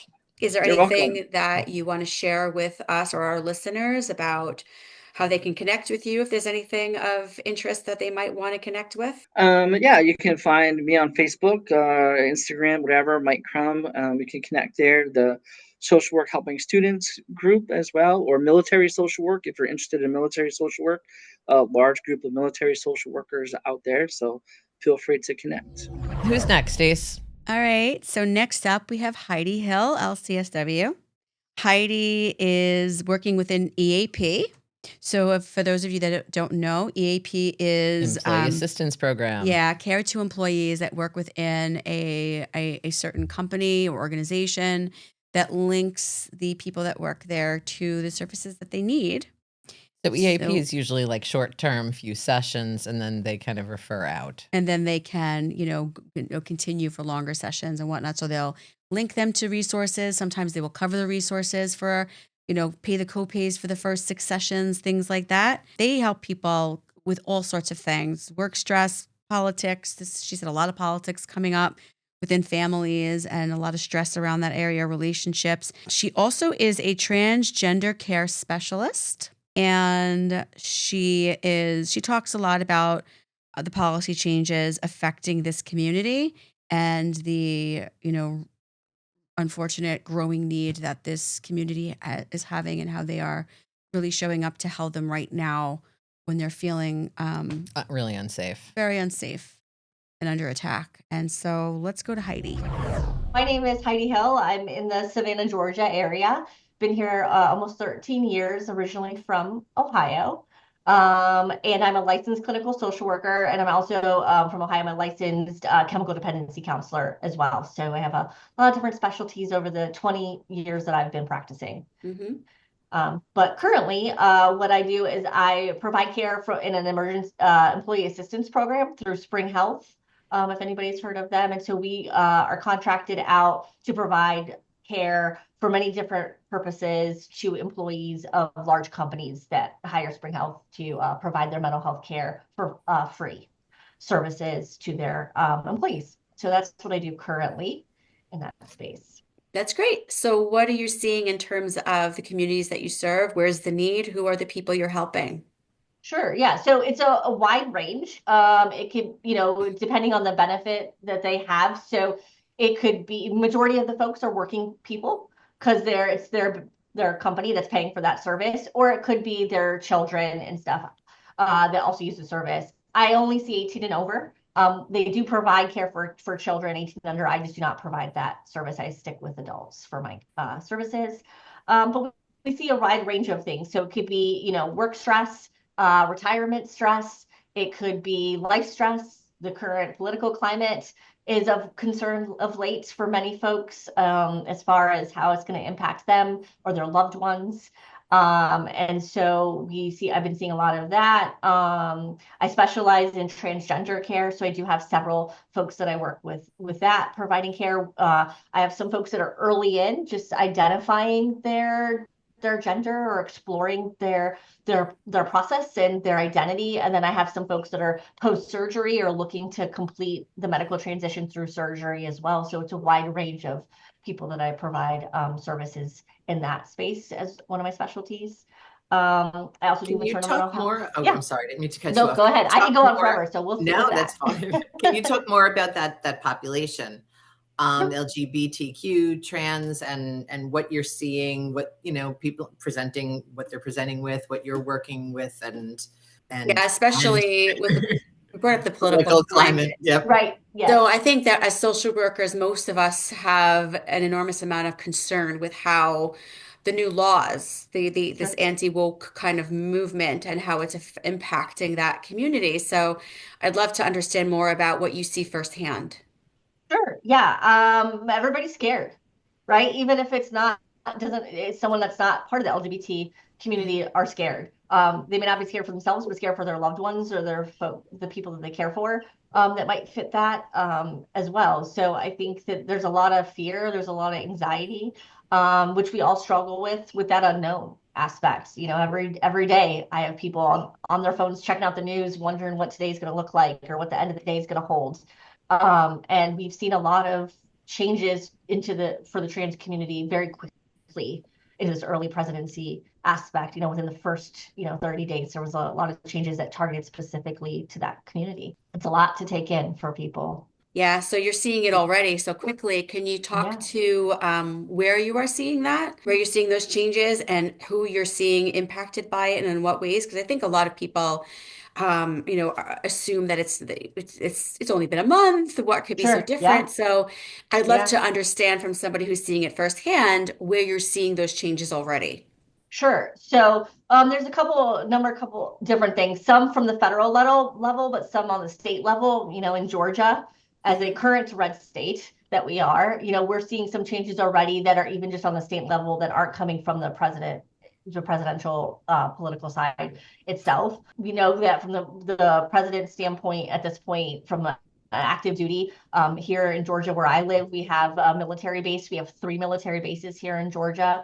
The most local one, we're seeing changes there where they're stopping, they're trying to get medical doctors to stop treatment altogether, stopping hormones, which can be very, very detrimental and have huge side effects medically.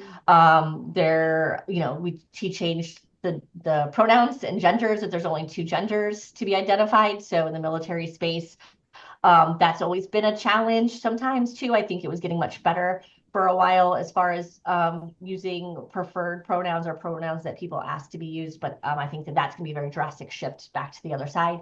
We're seeing, the hiring of LGBT folks. And, we have a government freeze right now, but we have had people that I worked with, in the past that were transgender that were hired. And now that we've lost the DEI and the focus on, employing all genders and all, different ethnicities and things, that's going to be a shift. On our local level, at least from a Georgia standpoint, they just passed on the state Senate level. They're waiting for a signature from the governor to refuse transgender care and services to anybody with Medicaid and Medicare. That is something new that just, I think, passed last week. So they're waiting for the governor to sign off to pass that bill. So that is in transition. Yep, which is huge. So anybody that's receiving hormones or is getting therapy that's paid for with that diagnosis. So as therapists, we're not going to be able to diagnose that diagnosis and get reimbursed, is what that means for us in the Medicaid Medicare space. I don't work in that space, obviously, but that is what we're going to see for folks that do. We're, refusing medications or treatment that people have been on hormones for years. That's going to be very detrimental to their mental health state, and to their physical well-being as well. We've had some colleges locally eliminate all LGBTQ supports, resources, or even references on their websites. So they're no longer having support groups or any type of references or resources in their student center to help support those folks. And then our hospital recently put out a letter to the community saying that they are no longer providing care for the transgender services. And my guess that I did not read the letter, so I want to say it could be more of the because of the Medicaid Medicare situation. Mm-hmm. So I can't speak to private insurances if that makes a difference or not. But the local hospital is no longer providing, I believe, like surgeries and things. And that was the only place that we had probably in a several 100-mile radius where they could get those services. So we're seeing a lot of big changes, a lot of scary changes for folks to progress in their transition and to feel like themselves and to get the services that they need to feel safe, secure, and happy. I mean, I feel sick in my stomach just listening to you talking. So I'm wondering what it feels like for you to be a social worker in this, because Heather and I are in New York. It's a little bit different here at the moment. I'm wondering what it feels like to be in the thick of it as a social worker and what you foresee as being the future for these communities in your area with the changing environment around just complete lack of support. Sure. I think, it's scary. Your heart breaks. You want to swoop in and fix everything because that's what we want to do as providers, which we can't. I used to joke at my old job when I worked for the military, and all my friends and coworkers knew like my number one like best ever coping skill is radical acceptance. I'm very good at that. So I'm very grateful for this time in my life that I have perfected that over the years, because that ability, like we don't have control. There's nothing that any of us or even any, can do at the moment at this point, which I think that powerlessness is what is so impactful, is that we see people being wronged and we want to fix it. That's often why we get into this field, maybe not necessarily from a clinical perspective, but from a policy or just a fighting place of like, we want people to be treated like people and have care and be supported and feel safe. And there's a lot of people right now, even outside of the transgender community, that don't feel safe as well. So I think that it's hard to sit back and watch. Radical acceptance is my go-to, and have hope. Maybe it's my friend used to always refer to me as a Pollyanna, just the idea of having hope that like it will get better and it can be undone down the road, right? Whatever feels like permanent today doesn't necessarily mean it's permanent later. And so just having hope that, whatever the office brings in the future, that things can get better. And it has gotten better. We've seen times where, they had to live in the closet, or they couldn't get care, they weren't recognized, they weren't employable, and those populations and look, and they were able to get rights and like just don't ask, don't tell being reversed, and marriage, gay marriage. So we know that there are people out there that love these people, that love this population and want to protect them, and hope that in the next round that we find somebody that's willing to fight as hard as everybody else has for so long to get back to that. Yeah, we have to. Yeah. I love your attitude and your approach. Heather and I, the episode we just dropped on our podcast yesterday was on the science of gratitude.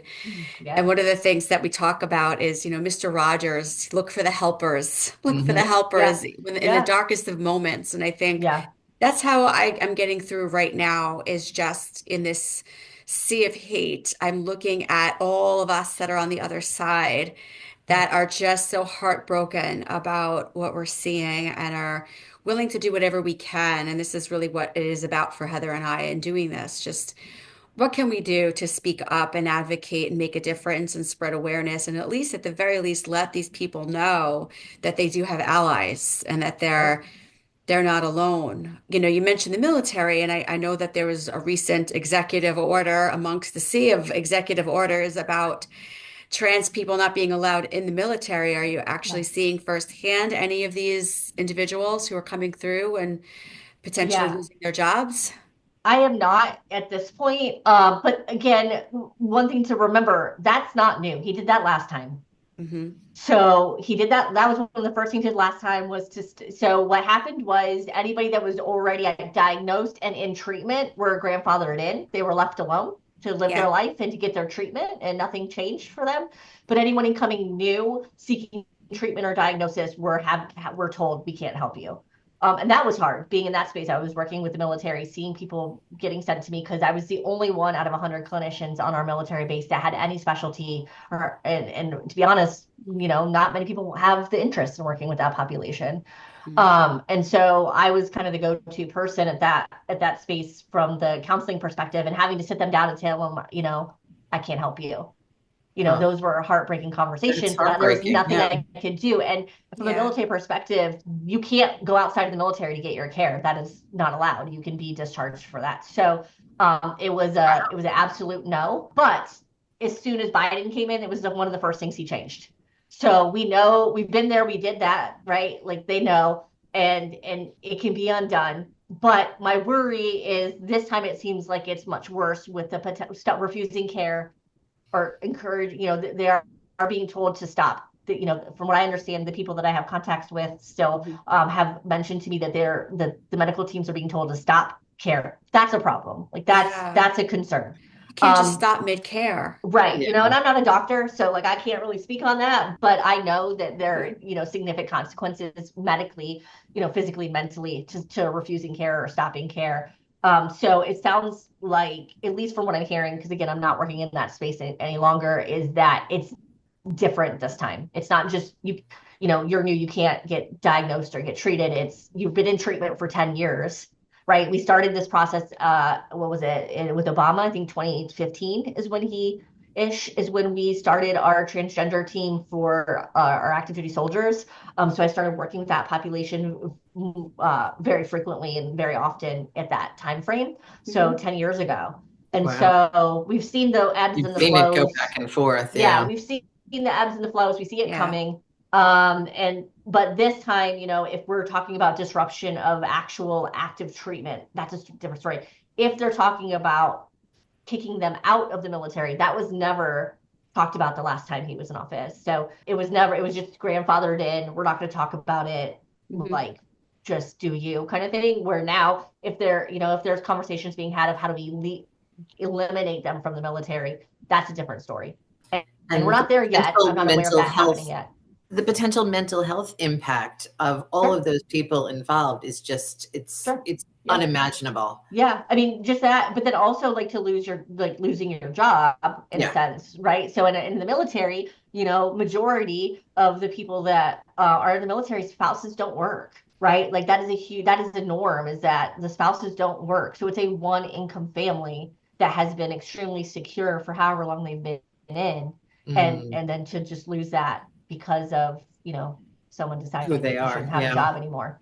I'm hoping we don't see that. It can definitely get worse. I'm hoping that, and I don't know what I'll even have to be a doctor and being told to refuse care to a client who in writing it states that it is medically necessary, because it does. They can't get treatment unless there's a documentation in their chart saying it's medically necessary before they're allowed to start treatment. So I can't even imagine being in their space. I can still treat transgender people. I may not be able to diagnose them with that, but I can just diagnose them with depression or anxiety or other things because of the current state. So I can still provide care at the end of the day from the medical staff. I can't imagine what they're experiencing or how conflicted they may be if the intention is to start reducing care. Well, thank goodness, and that's what scares me. And that's, I think, one of the reasons we're here is to really talk about how important the roles are of the social workers coming in these communities when all of these things outside of our realm is going on. We're the ones who are showing up, right? In this scenario, you are the ones showing up, providing emotional support, right? Mental health support to these people who are being denied, the medical care that they need, and how that's impacting them emotionally. If the funding was cut or the rules trickled down to now you not being able to provide services and having to turn them away, imagine where they would be. Yeah. And I'm hoping we don't get to that. I hope not. I don't know, from a counseling perspective, I don't think that's, again, potentially, Medicaid, Medicare counselors won't get reimbursed again, if they're treating for that diagnosis. But if you're treating for other issues, which we know transgender people have other potential diagnoses as well. So hopefully especially when society is rejecting them. Right? Well, I mean, and the other piece too is you're talking to somebody who's very passionate about that, but from a clinical perspective, if you're not passionate about treating that population and you're told you won't get reimbursed if you see those people, how quick do you refuse care? Yeah. Right. Which ethically is a whole nother issue from a social work ethics standpoint, which, I mean, don't even get me started about ethics because that's one of my passions too. But like, it's an easy way to just start refusing care and feel that, ethically you can get away with it in a sense too. So, so we may see a lot more clinicians not wanting to provide care.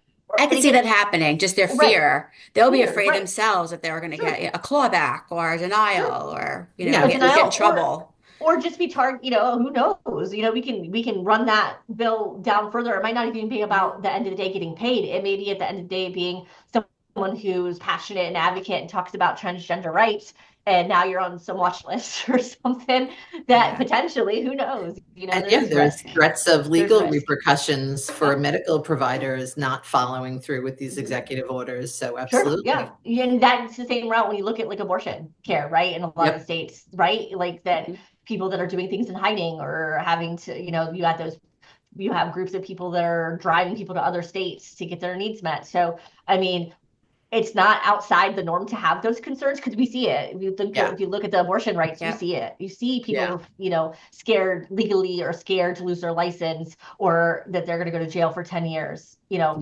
providing care. The horrible reality we're living in. It is. Yeah. So it's not a far stretch, unfortunately. Yeah, well, you know what? It's thank goodness for you, right? All of us, people like you that are there, that care, that are willing to kind of just be in the trenches and fight the fight. And it's not easy. I know emotionally for you, for all of us that are in these, communities, it is heartbreaking. And there's a lot of, kind of transference that comes up for us. And only so far that we can go ourselves, but any little thing that we can do to feel like we're helping makes all the difference in the world. So I think that, I have a lot of gratitude for people like you. I think the world should, which is why we've invited you here to tell us about who you are and what you do, because the work is, it's so important. It's vital right now. I mean, it's just crazy where we're at. And we even have to be having this conversation in 2025. But, I could talk to you for hours, and I think Heather and I would love to have you back another time. Yes, absolutely. But for the intent and purposes of this, special project that we're doing, we'll probably have to wrap it up. I thank you again so much for your time and sharing about who you work with and who you are.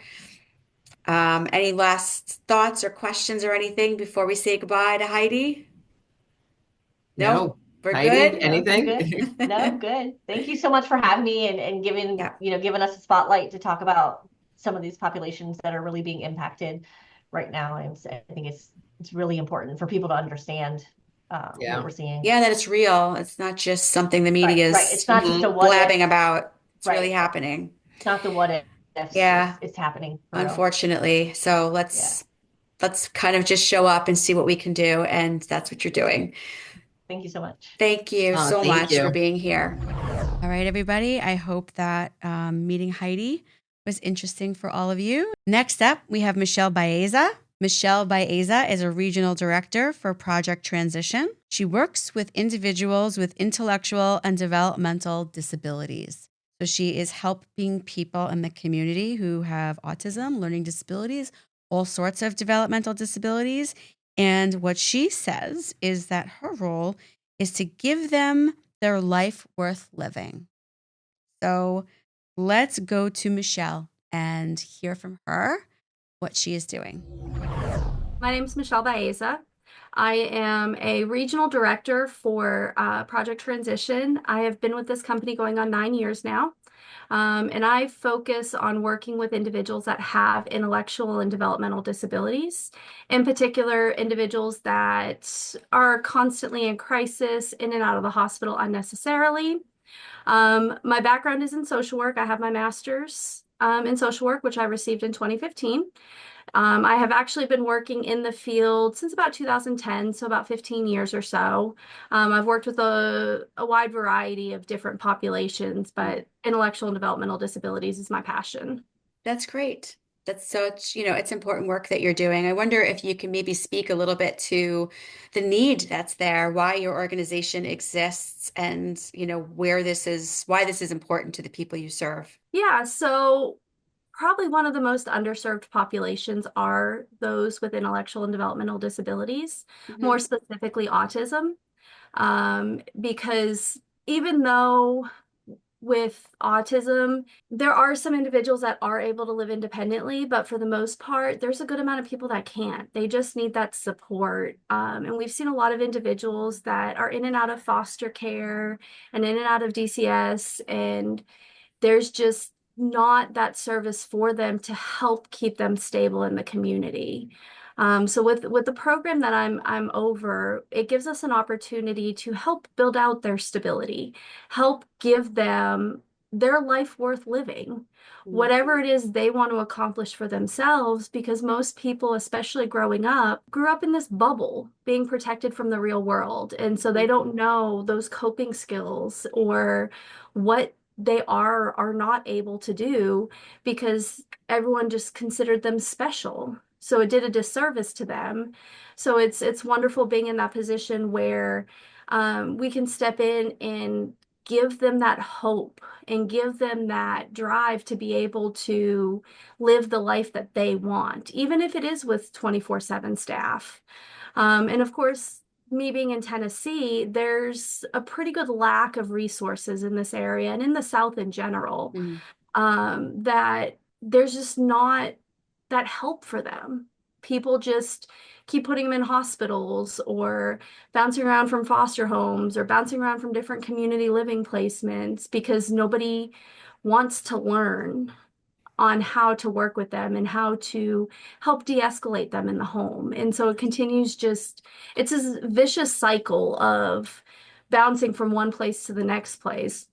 But even outside of this crisis piece, it's given us an opportunity to even start a house for individuals that are in this cycle that have not been successful, that we can give them that wraparound support and be able to equip them to be successful. But even outside of this, with primary care providers and psychiatrists and therapists, not many of them in my work feel they are equipped in working with people that have intellectual and developmental disabilities because it is a different type of work. And so it's really difficult to be able to understand what's going on because a lot of people don't learn the basic things of life that we learn as kids because of their disability. Started out that family members often kind of keep them in a bubble, and it does a disservice to them, not allowing them to learn the coping skills and some of the de-escalation things and learn how to function in the real world. Yeah. And we see a lot of dual diagnosis with mental health conditions. But a lot of that, I feel, yes, there's some component of genetics, but a lot of it too is environmental. Because as we're growing and as we're developing, we learn these coping skills and we learn how to deal with our emotions, where individuals with autism or intellectual disability are living in that bubble, like you said, and they don't learn those things. So it exacerbates their mental health condition. And so it just kind of, and there's a lot of comorbid medical conditions that go along with it as well, too, especially with diagnoses such as pica. Pica is a big one that we see, issues with a lot of medical conditions, but even just obesity and breathing difficulties and things like that, because their body doesn't process things the same way as individuals that don't necessarily have those same diagnoses. Yeah, so it sounds like there's, these individuals are struggling a lot in society due to the lack of information that even their own families have, or their own doctors, or their own, care providers. They don't really know how to help them. So it is so important that there are a specialized group of people out there that do know how to help and how to support and how to teach so that they can thrive and have happier, more successful lives. Yeah, definitely. But they also have to be open and willing to learn, because a lot of people that have worked in the fields don't necessarily take the feedback from people when they're trying to give instruction or they're trying to give advice on how to change their response in that moment. They're like, well, I know what I'm doing. And so getting some of that pushback makes it difficult as well. Yeah, which talks about how important your role is, right? Where would these people be without, right? Those of you who are specialized in really understanding them and what their needs are, right? So that brings me to the next question, really, is, where would this community be? Where would this population be without, social workers, people like you who are specialized and passionate about helping them? Without these programs, what does that look like for them? Of course, it's hard to say what that would look like for them, but there's been a long history of institutionalization for individuals with autism and intellectual disabilities because they don't know how to support them in the community. So I know Tennessee, we're transitioning out of that institutionalization, but we are still seeing it in other states. And people have that mindset that, oh, well, they just need to be in the hospital. They just need to be institutionalized. They can't be out in the community, but they can. And so it's a sad world if they don't have the resources that are available to equip them to learn, because everybody, even the lower functioning individuals, nonverbal, high behaviors, they can still be successful in the community. They just have to have that resource to give them that chance. And so without these types of services, it's going to continue to pay tens of thousands of dollars for hospitalizations because they're just cycling through and they're not in the community long enough to be able to do things, and they're just getting shipped off here and shipped off there. And so without resources like this, there's no room for them to become stable, to be able to live a successful life and live the life that they want. Not addressing the problem kind of allows it to continue and perpetuate. Yeah, they have the right, just like everybody else, to try to live their best life, right? And so it's so important that they have the support that they have. So the work you're doing is amazing, and there's so much need out there. And so, thank you for doing the work that you do. And I'm sure it makes such a difference in their lives, and there's so much more of it needed, I'm sure, right? Some states more than others. Yeah, some states more than others. But yeah, absolutely, there's always room for growth. Definitely more moving forward, no moving backwards, more moving forwards, right? So we appreciate you. We appreciate your time, and we really so appreciate you being a part of our social work project here, where we really are taking out the time to honor as social workers, the work that we do and the people that we serve. I'm wondering if anybody feels like they'd like to connect with you, or could utilize the services that you provide, where can we find you? Yeah, so our website for our company is projecttransition.com. I don't believe my information is on that website, but my email is pretty easy. It's michelle.baeza@projecttransition.com. So it's Baeza. And I would definitely be happy to connect. We are active in Tennessee, Alabama. Pennsylvania is our home state, and then North Carolina. So not only do we have services for intellectual and developmental disabilities, but also for severe persistent mental illness and just a semi-independent living program in multiple states. So we're kind of covering the whole gamut within this company. I just am passionate about the services for intellectual and developmental disabilities. All right, everybody. I hope that you learned a lot about Michelle and what she does, and understand that, aside from what she does, there are really so many organizations out there for the individuals within this community and their families, right? Because those with developmental disabilities definitely need all different kinds of support in the community. So next up, we have Adriana DeWitt. Adriana works within the areas of trauma within the LGBTQ community. She works with domestic and sexual trauma.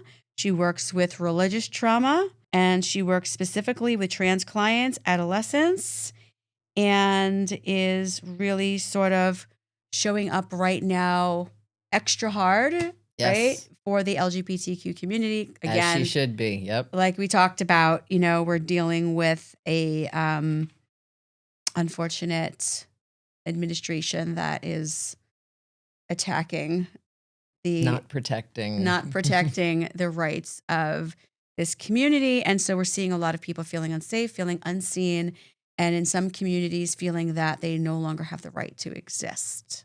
So let's hear from Adriana. Hi, I'm Adriana. I'm from Ohio, and I do a lot of trauma work. I work with people from the LGBTQ plus community. I work with teenagers. I work a lot with people who have survived domestic and sexual violence or have been affected by that. And I work with religious trauma and kind of the stuff that people don't really want to get into, that are kind of afraid to touch. I want to dig deep and I want to help them explore and to process these dark shadows that hover over our heads that have these lingering trauma effects. Because there is like a better side, there is light. And really, you just need to tell your story. I firmly believe in storytelling, so my whole practice is based around one person's story is another person's survival guide. That's From Brene amazing. Brown.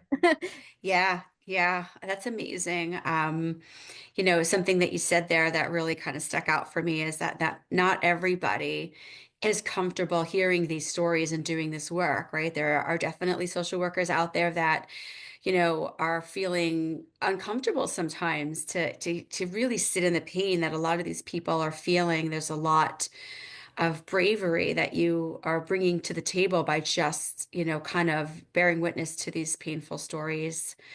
And trauma work is so important. I'm wondering if you can tell us a little bit more about the people that you're working with and where you're really seeing the need. So right now, I would say half my clients are members of the LGBTQ plus community. I have some trans clients. I have some queer teenagers who are trying to figure out things. And what I'm really noticing is that this population is not being seen and not being heard. I mean, we just got notice from the government for federal agencies. I'm not federal, but in federal agencies, we are not allowed to use the words feminism. We are not allowed to use diversity or they, them. So I feel like these people that I work with who are absolutely amazing, their stories are getting lost in this big political rhetoric that's happening, and that they're not being seen for the person that they are. They're seen as a label, as letters. And I want these letters to know that they are important, that they are not letters, that they are people, and that they deserve to be heard and to heal and to process what has happened to them. What you're speaking to is, I mean, it's mind blowing. I mean, this is the stuff that keeps me up at night. I have so much concern right now for the LGBTQ community and the trans community, especially with all the rhetoric that, is spinning around in society coming from the government.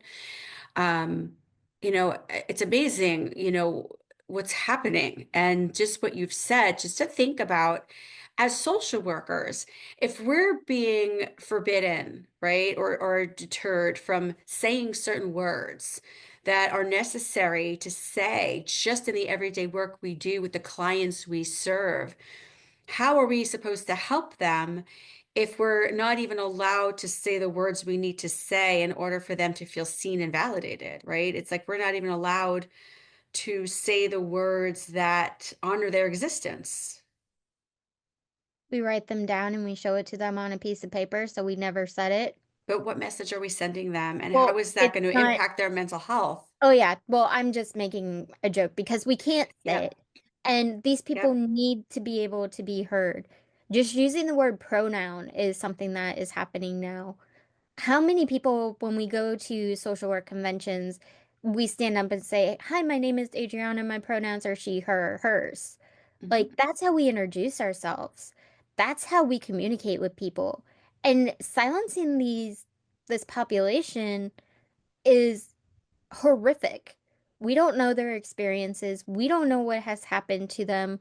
We need to be able to give them that space to have that chance to tell us their story, to tell us what they're feeling, to get angry and to get like passionate about what they believe in and sharing that message of what they go through.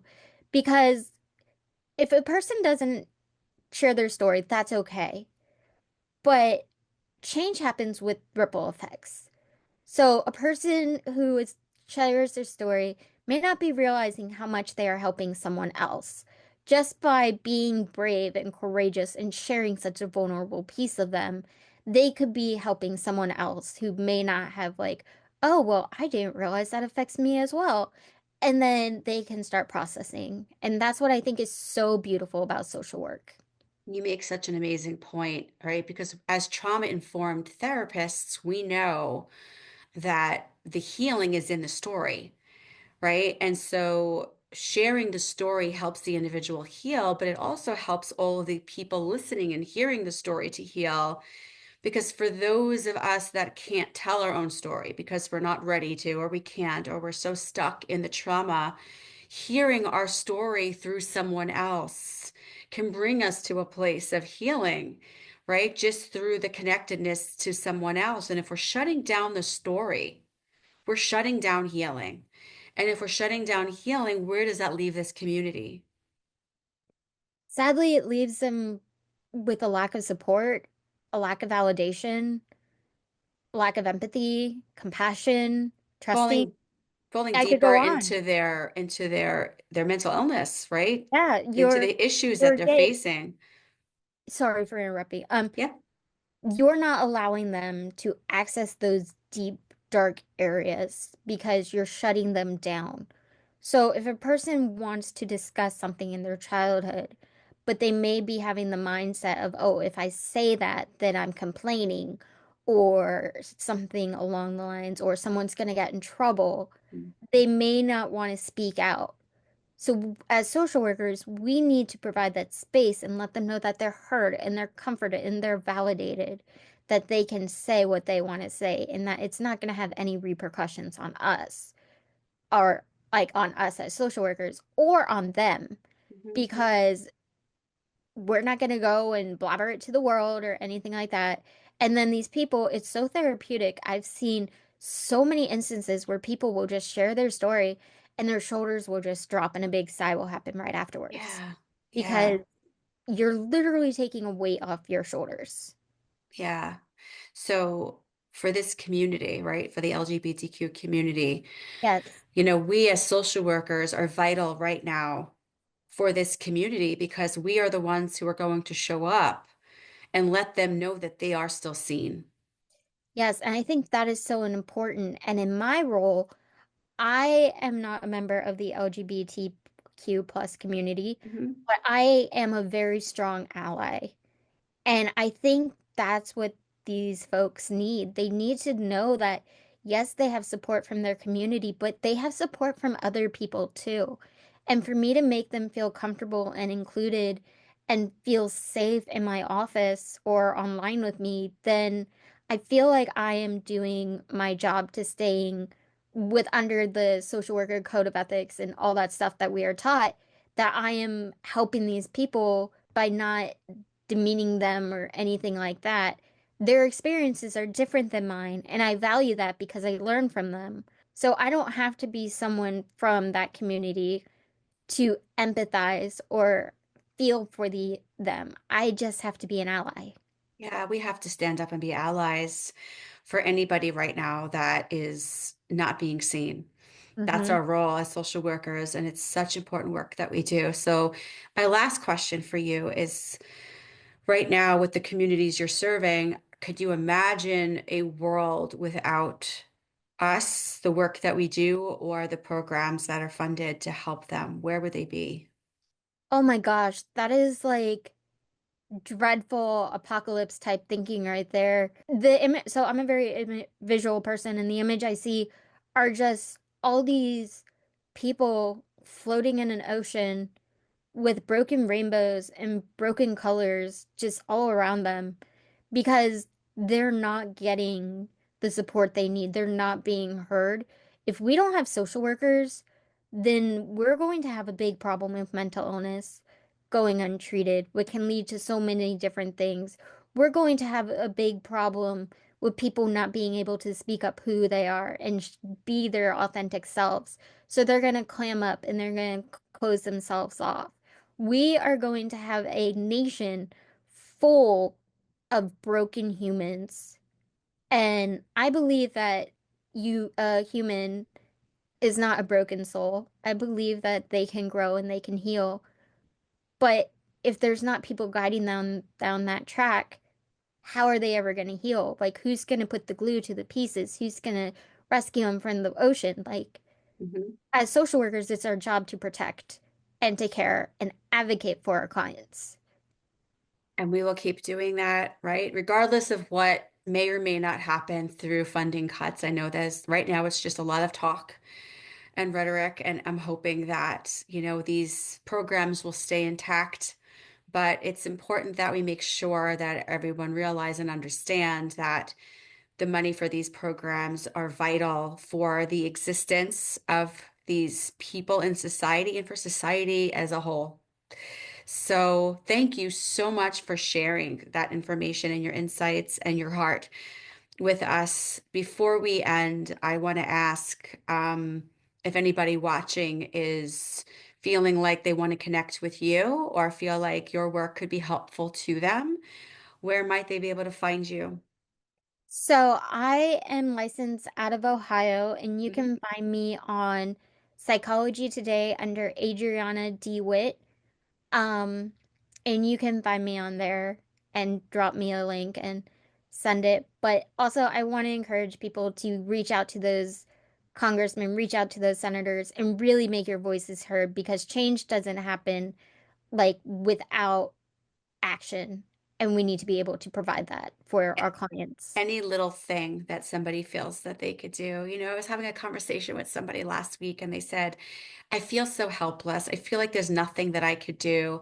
And so I sat with her and I said, what's one small thing you can do this week that's realistic for you, that makes you feel like at least you're moving in some direction? And she said, I think I'd like to get a pride flag, just a small one, and put it outside my house, just so that anybody that drives past my house who may be coming from that community knows that there's an ally, that there's somebody there that supports them, and that can make all the difference in the world to them in that particular day. And I said, then do that. She went out and she got this little pride flag and she just stuck it in her lawn and she I love said, that. I feel so good. It was just one little action, just this tiny little thing, just letting anybody that drives past her house know, I see you. I see you. You have an ally. Everybody out there is not anti-woke or whatever we're saying we are now here in this country. So any little thing, people, right? That's the message. All right, everybody. I hope that listening to Adriana gave you a little bit more insight into the needs that these special populations are needing right now. Next up, we have our interview with Juliana Kane. Juliana is an LCSW as well. She works within an actual doctor's office, a medical practice. And so her unique position is catching situations, catching issues, catching mental health concerns as they are showing up, finding within the medical services that this doctor's office provides where there are needs for mental health services, case management, and assistance, and linking people and offering psychoeducation, linking them to the needs that they have, which offers a lot of important care, prevention, and whatnot. And so, such an important role. Yeah. I mean, I'm sure you found it too. Like every time you go to the doctor now, like they start with the questionnaire, like, are you thinking of hurting yourself? And I don't think they would really have any idea if anyone actually answered yes to that. I mean, it would just kind of be a piece of paper and like go speak to someone. And the importance of having someone there in the office kind of catching those things and being able to address them in the moment, linking them with appropriate services, making sure clients are safe, super important. So important, right? So she works with people from homelessness to generalized anxiety, right? Everybody, it's like you said, your poster, right? This is something that affects everybody. And so that's what Juliana brings our awareness to. So, right, let's let you meet Juliana. My name is Juliana Khan, and I'm a licensed clinical social worker. I live and service Suffolk County, New York, and currently I recently just started a new position at Doc Care. It's a multi-health specialty medical practice that is in Queens and Long Island, and it is a medical practice that's a patient-centered medical home. So it is very big on coordinating care and providing compassionate care to individuals in the Hauppauge area. Great. So I guess if you can kind of move a little bit forward by talking about a little bit more about the population you serve, what are the needs that you're seeing, and why are these services important for these people? Sure. So we service everyone. It's a primary care, a pediatrician's office. So that can include individuals with state-funded Medicaid plans, along with private insurance. So I really have the ability to serve such a diverse group of individuals. Right now, and I'm still new, I serve my youngest patient is 8 up until I think I have a 72-year-old.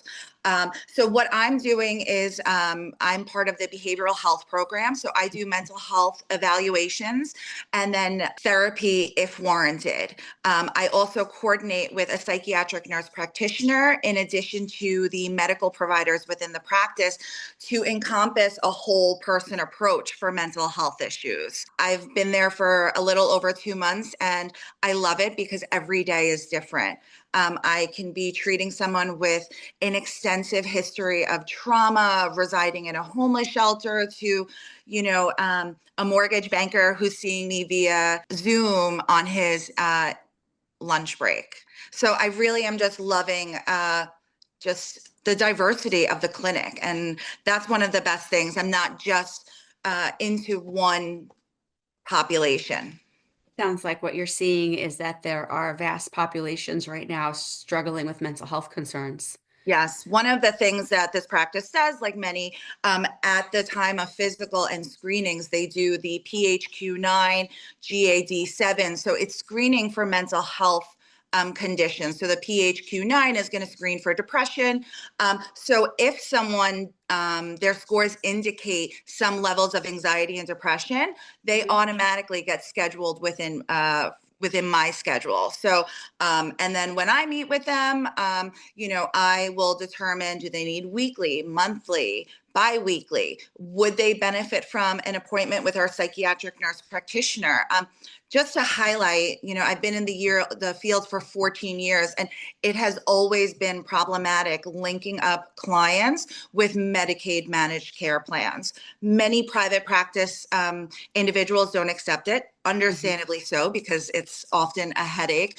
But to be able to work in a place that has medication management and therapy options for individuals where it's not a 6-month waiting list is just, it's wonderful. And to be focused on compassionate care, it feels like a dream come true to be working and serving the community in this role.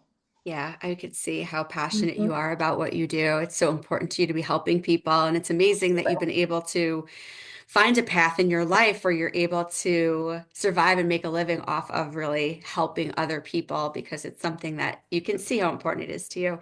And it's amazing that you're offering the service, because you're right. It's very hard for people on Medicaid plans to find providers. And there is such an enormous need for them and so little out there. So it's great that you're catching it. You're catching the mental health concerns and linking them to services where they may not have ever sought out the service in the first place.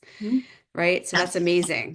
And the good thing about it is I'm really going back to my social work roots. So, I'm doing single point of access applications, SCAT applications. Those were things that I did in my internship while working in a PROS program. So it's really nice to just be able to embody the whole scope of what social workers do. I'm doing casework. I'm providing clinical interventions in trauma therapy. I'm providing supportive counseling. It's a great position because I get to do so much, and I'm not pigeonholed into just working, in my career. Like I was a BOCES social worker. I was only working with one very specific population. Now I get to serve a lot of different people. That's amazing. Yeah. So one more quick question for you. Sure. You have a nonprofit you mentioned to me earlier that you are working on. Can you just tell us briefly about that? Yeah. Very briefly. So throughout my entire career, I've worked with vulnerable youth, foster care, in-home services, and then BOCES. And I always got the opportunity to work very hands-on with vulnerable youth. I recently left my school social work position, and I, immediately was like, I'm gonna miss my girls. I'm gonna miss my high risk, my resistant, middle school and high school students. So, Suffolk County is doing a lot right now to push for human trafficking. And it's always been a goal of mine to provide some sort of like drop-in program or mentorship for at-risk and vulnerable youth. And that's what we're going to be doing with Found to Flower. So oftentimes our vulnerable youth will run away from group homes.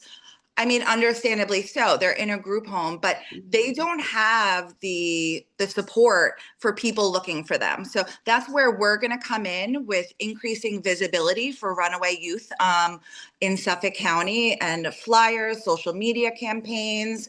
And then that's going to be one aspect. And then we're going to have the Safe Plate program, which we are going to offer trauma-informed culinary viral presentations, hopefully to in-group homes, so we can establish some rapport with these at-risk youth. They can connect with us on social media, that in the event they do run away, they know someone they can call, that they can go to for help. And on the back end, what we really want to do, and we're going to try engaging the community, is develop individualized mentorship opportunities for at-risk youth. So let's say we have a 17-year-old who loves baking.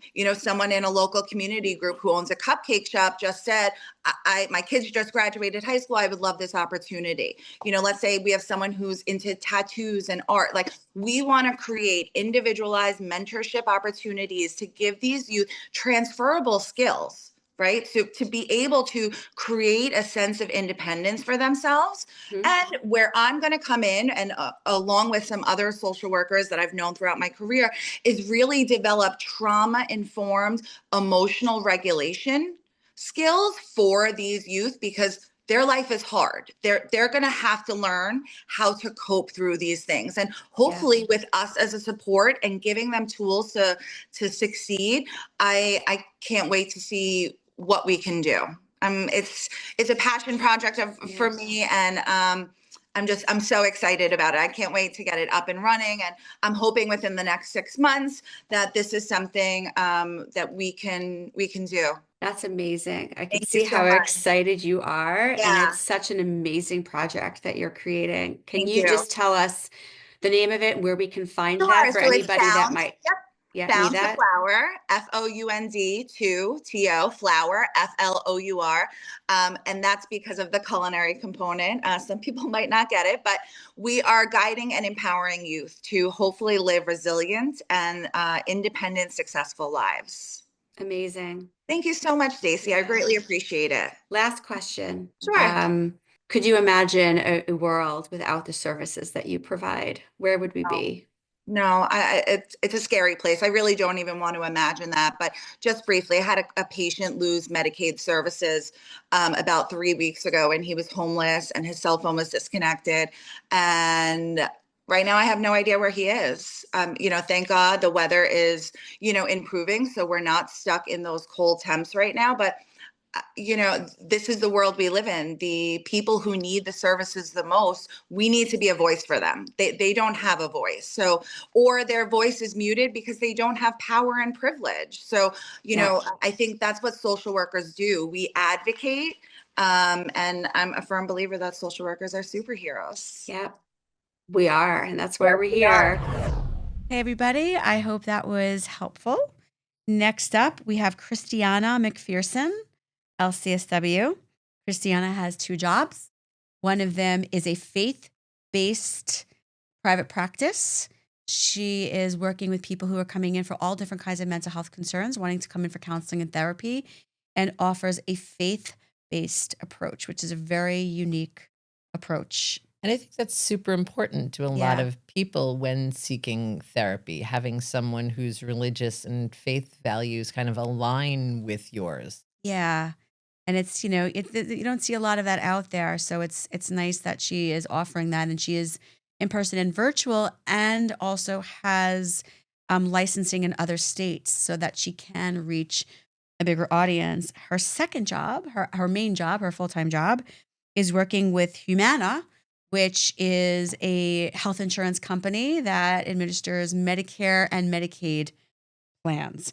So what she does for the Medicare and Medicaid recipients with Humana is very similar to what Juliana does, offering psychoeducation to people. So if they see that somebody's going to the doctor a lot for a particular thing, she might reach out to them and say, hey, do you know that there are other services that are covered with the Medicaid you have or with the Medicare that you have that could offer you other services that could help you with the things that you are struggling with. So she offers a lot of resources, case management, linkage to things, and helps people know what they're entitled to get and what they're eligible for. Such a super important service. Yes. So amazing work. Two very different things, but both within the world of social work. So everybody, let's meet Christiana. My name is Christiana McPherson. I am a licensed clinical social worker. It's what my clinical practice is. I have a kind of interesting background. My undergraduate degree is in systematic theology, which is not what most people go for, I think. And so for me, social work was a really great avenue to be able to incorporate helping others as well as living out, the call of my life, which is my faith. So helping others is just really part of like who I am. And so social work was just the best possible career that I could choose to be able to make a living helping others. So I have two jobs. I work full time for Humana, which is a major health organization. Here in New York, they have Medicare products. That's usually how people know them. Like, oh yeah, my grandma has Medicare. I actually work for the state of Florida, managing their Florida Medicaid contract. So that is my primary full-time job. And then I also manage a group practice that I own, where we integrate faith into the world of psychotherapy. So we do that whenever we have a client that really wants that. For clients who don't want that, we of course practice strictly clinical, non-faith-based integrated therapy. So I kind of wear two hats. I live in the micro world of social work and the macro world, but both worlds I'm serving vulnerable populations, which is really what my heart's desire has always been.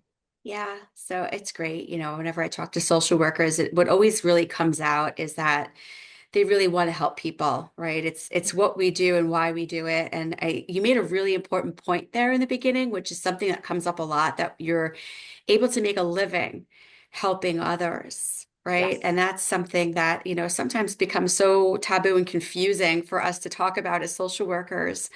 But the reality is that we do need to make a living, right? No one is going to give us a free house and money for food or gas for our cars because we're social workers. If we don't earn a living doing what we're doing, then we can't do it. So it is essential that we earn a living doing what we're doing. But at the same time, it's such a beautiful thing that we actually are able to kind of follow our heart and our gut and our calling, right? That people in the world need help. And I just think it's an amazing thing. And I feel so grateful and blessed. It probably is true for you as well, that you are able to earn a living doing something amazing for other people. And I love the unique quality of your practice, because as a group practice owner myself, that is not religion-based or faith-based, we do get a lot of calls from people that ask, do you have a Christian therapist, or do you have a Jewish therapist? And religion and faith is a very big part of people's lives. And so having that expertise to combine the two together is important. And there isn't a lot of that out there. So I think it's great that you saw that need and said, let's do that. And it's obviously something you're passionate about, which is great. So let's get to the other role that you play. I mean, Medicare and Medicaid are big buzzwords right now. Yes, they are. In the world of politics and the media and all of that. So can you kind of just briefly speak to who does Medicare serve? Who does Medicaid serve? You know, what does Medicare and Medicaid do? And why are their services important?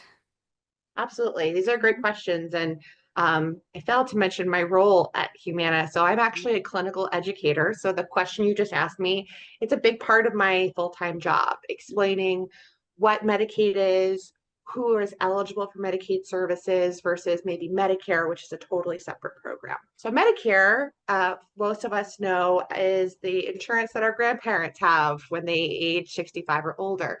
What you might not know is that there are other populations that may be Medicare eligible due to a disability. So you may have a member who is younger than 65 years old and is eligible for Medicare because they have a physical disability. Also, mental illness is a category that would qualify you for Medicare as well if it is debilitating and impacts, your day-to-day life. You could be Medicare eligible for that as well. So that is, our nationwide healthcare policy, typically reserved again for the seniors or the disabled.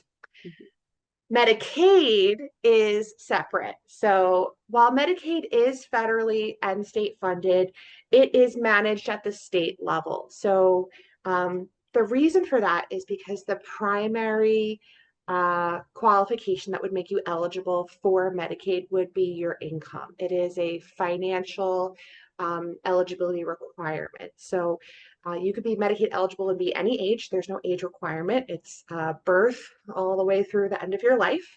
But you have to be below the federal poverty line, and that changes state by state. So we know here in New York, we have a very high cost of living. So our poverty line is going to be a lot higher than, say, the state of Florida, where they have a lower cost of living. If you're curious what your state's federal poverty line is, you can Google it. Every state, it's public record. And so typically when you're working with someone and they are receiving Medicaid services, they are completely unable to pay for those services if they were to not have Medicaid. And that's what I try to explain to folks is that when you're factoring in the services that Medicaid provides outside of just your day-to-day doctor's appointment, it includes things like transportation to that doctor's appointment. And, for you and me, where we're working, we might not even have a second thought about how am I going to get to my doctor's appointment. But for someone who is not working, who's below the federal poverty line, they probably don't have their own transportation, and getting to that doctor's appointment is a huge barrier, obstacle. So Medicaid does pay for transportation to and from medical appointments, as well as paying for the medical appointment itself. Community Medicaid pays for things like assisted living or long-term care, depending on what state you're in. They're called different things. Nursing home level of care as well. Of course, your typical inpatient, outpatient services as well. And they also pay for services in the home. So think about someone who has a disability that renders them unable to care for themselves and take care of their activities of daily living, like bathing, toileting, feeding, and they need an aid, an assistant to help them with that. Well, Medicaid pays for those services as well. So when we think about Medicaid and people who are Medicaid eligible, they are usually exceptionally impoverished, right? And may also be disabled, right? So those services are so important because they're for the most vulnerable of our populations. And there are a lot of people that have both, right? That have Medicare and Medicaid, because Medicaid will jump in and pick up where Medicare isn't covering, right? Because they just can't cover any of it themselves. They're not able to. Yeah, so Medicare, has that premium that you have to pay each month. It's usually taken out of your Social Security. And for many people, they're not able to pay that premium. Medicare also doesn't cover things 100%. Most services through Medicare are covered at about 80%, which means you would be left to pay the remainder if you didn't have Medicaid. Medicaid does step in and pay that remainder. They also pay the premium. So folks who have both are called dual enrolled, dual meaning they have Medicare and Medicaid. And that's many, many, many people. You would be shocked how many people. Yeah, I could only imagine. Could you imagine a world without Medicare, without Medicaid? I mean, what would become of these people who rely on these services and rely on this coverage? I couldn't even imagine where we'd be. Elimination of an entire population is what would happen if you Yeah. don't have the ability to pay for medical services and your life depends on that. Then like that is the inevitable. So Medicaid services literally save lives, as do Medicare, and pays for things like social workers. If you have a social worker that's going to come into your home and assist you with things like food stamp applications, or getting you involved in, like, I think about like adult daycare. If you have a senior member in your family that can't work anymore, they still need social integration, and a social worker will help them get involved in like a community center, like all of these things that are either state or federally funded that we who've been working are paying into, and for me, gladly, because I hope that one day, God forbid, I ever needed those services, that they'd be there for me. Yeah, that's why they're there. They're there for all of us. Yes. Because you never know. I don't wish anything on anybody. No. But, we never know when we're going to need some support, and it is okay when you need support. Yes. But the fact that people like you exist, even just to educate people about the services that exist, because the reality is a lot of people don't even know that these services exist. And we need social workers like you that are out there educating people and linking them up to these services and making them aware of all the help that really still does exist for them, and hopefully will continue Yes, to absolutely. exist for them. Thank you so much for telling us about what you do. It is super important. Is there anything that is kind of standing out in your mind that you didn't get to say that you think is important for people to know and understand about your role as a social worker? Yeah, I think something that's really unique about my role at Humana is that I am a clinical educator. So I do what I just did, right? But also a really big part of what I do is I educate other clinicians. So nurses, doctors, nurse practitioners, licensed clinicians. If you are considered in the clinical field and you work for Humana, you've probably come through my class on motivational interviewing, where I teach you how to talk to a patient like they're a human being. And that is, I think, such a valuable class because unlike the master's in social work, all these other professions usually don't get a lot of classes, if any, in educating, like communicating with compassion and care as a clinical skill. And I love that part of my job because I get to be a teacher, and I get to teach on something that I have a master's degree in, right? So it's like using those skills that we acquired in the field, and teaching other people how to do that so that they can be better clinicians.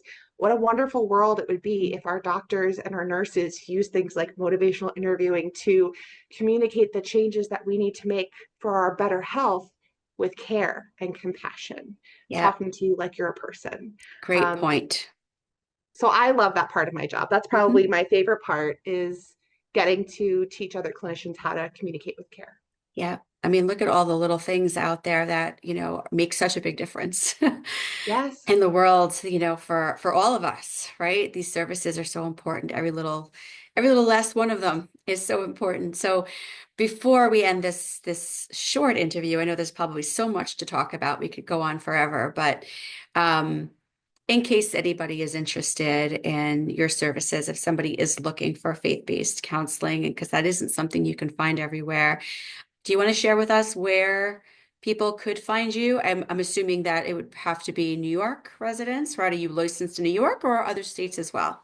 So I own a group. So we are licensed in New York, Florida, Virginia, and Iowa, because we do virtual sessions. Great.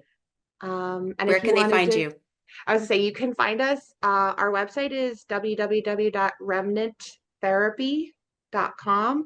The email address is the same, remnanttherapy@gmail.com. Or you could call us. Our number is 631-604-8159.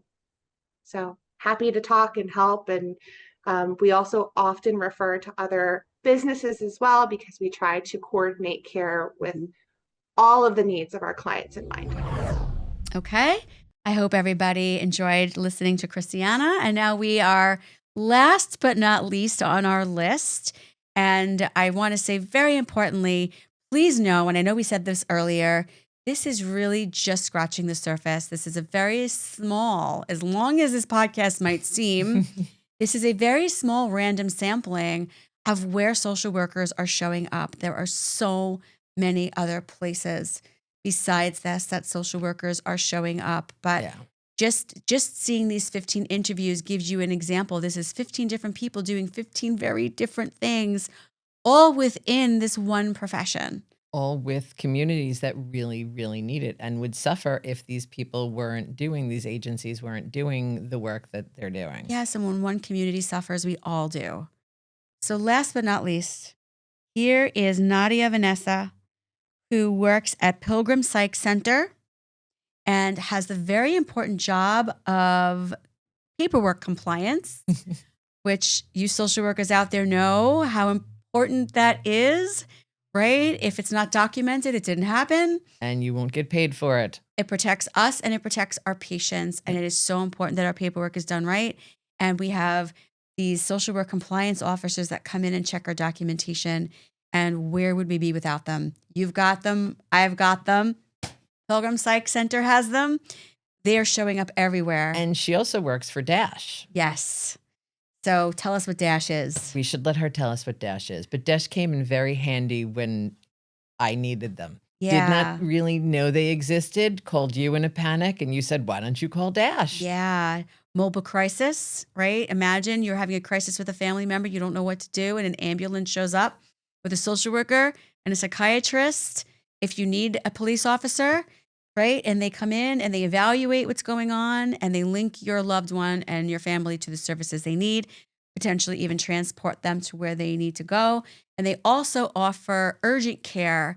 Imagine just mental health urgent care services, right? Just walk in. I'm having a mental health crisis. I don't know where to go. I might need an evaluation. I might need medication. I don't know if I need to go to the hospital. I don't know if I need to call 911. Dash is for you. And so again, if you're not living on Long Island, I will bet you there's a Dash, right? Equivalent in your area. So let's hear from Nadia. Hello. And again, thank you for having me being part of this podcast. My name's Nadia. I'm a licensed clinical social worker. I work 2 jobs actually on Long Island. So my full-time job is at Pilgrim Psychiatric Center as a utilization review coordinator. And my part-time evening job is at Dash, also located in Suffolk County, but we also service people in Nassau County at Dash if the needs arise.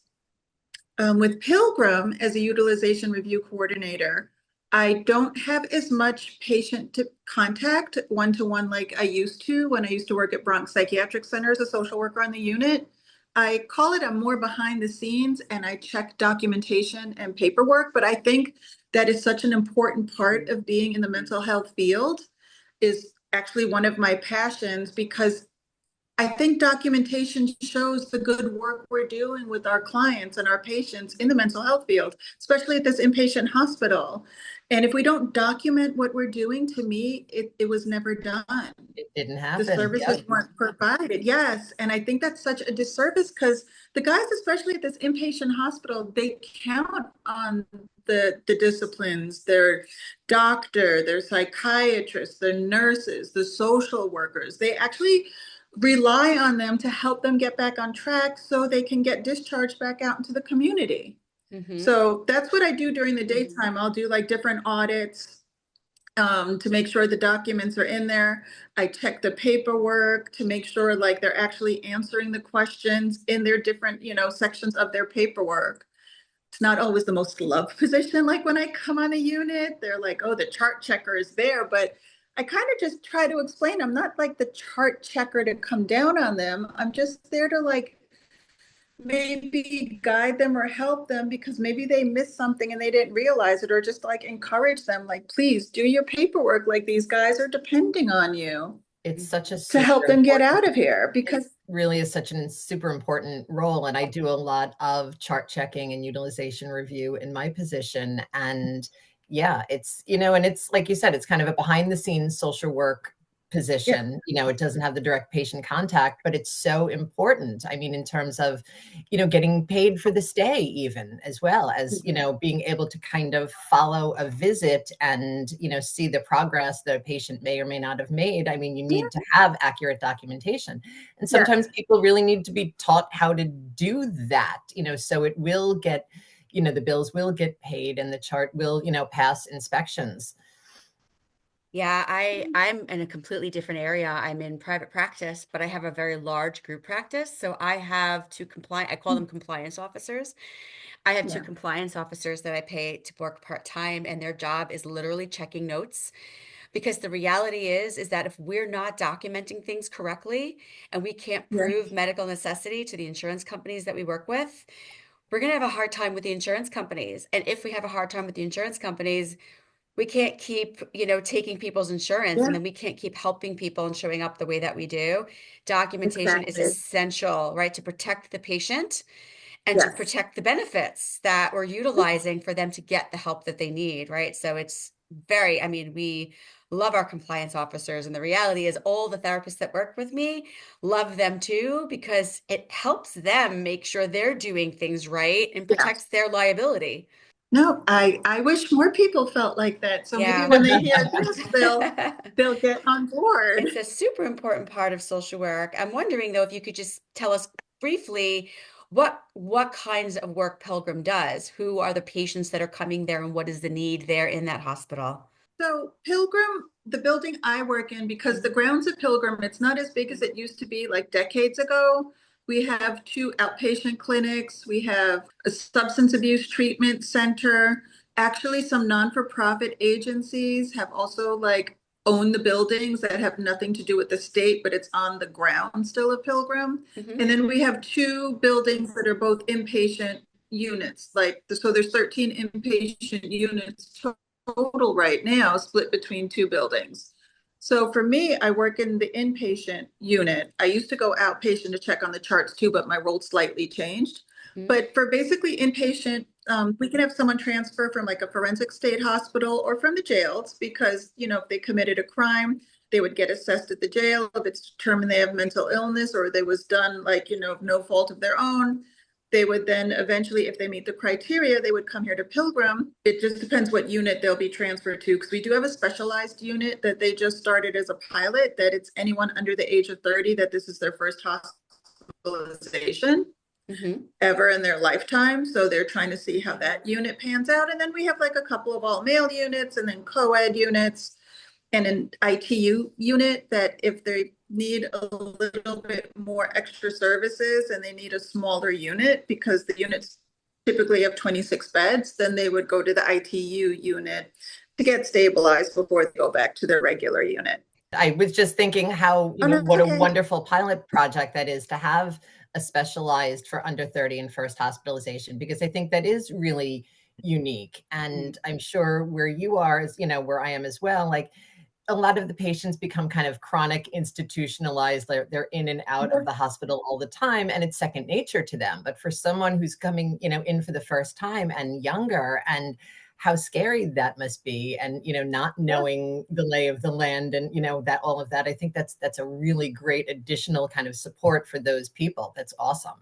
No, yeah, and I think it's a great idea because I actually used to work at Bronx Psychiatric Center a couple of years ago as a social worker on the unit.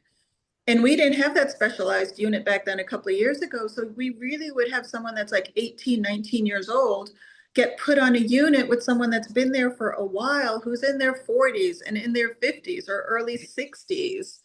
And it was hard enough adjustment that they have to come to an inpatient hospital, but now they're with someone and they're not even like similar ages. And it was sometimes a struggle for some of them. So I mean, even though I don't work directly on that unit, I like the idea of that concept that they created. Yeah, I think that's great. Yeah, absolutely. So tell us a little bit about Dash. You mentioned that you have a second job, so I'm wondering what that program is and what are the needs that you're serving there.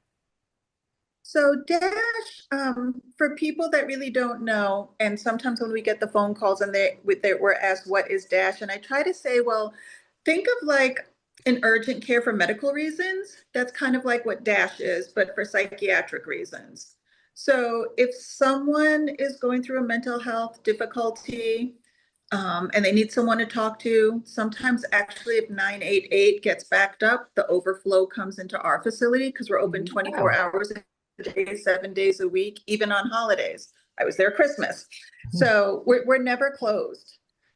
There's someone always there to answer the phone if someone is going through like a tough time and they need someone to talk to, or they need to actually come in, because some people have told me on the phone, I'd rather talk to a therapist, a social worker face to face. I don't feel comfortable on the phone, and that's fine. We encourage people to come in too, just to talk, to get an assessment, to see if they need further referrals to maybe continuing like ongoing therapy, because we're not a long-term facility. We're not a long-term program. We're just a short-term, like immediate triage.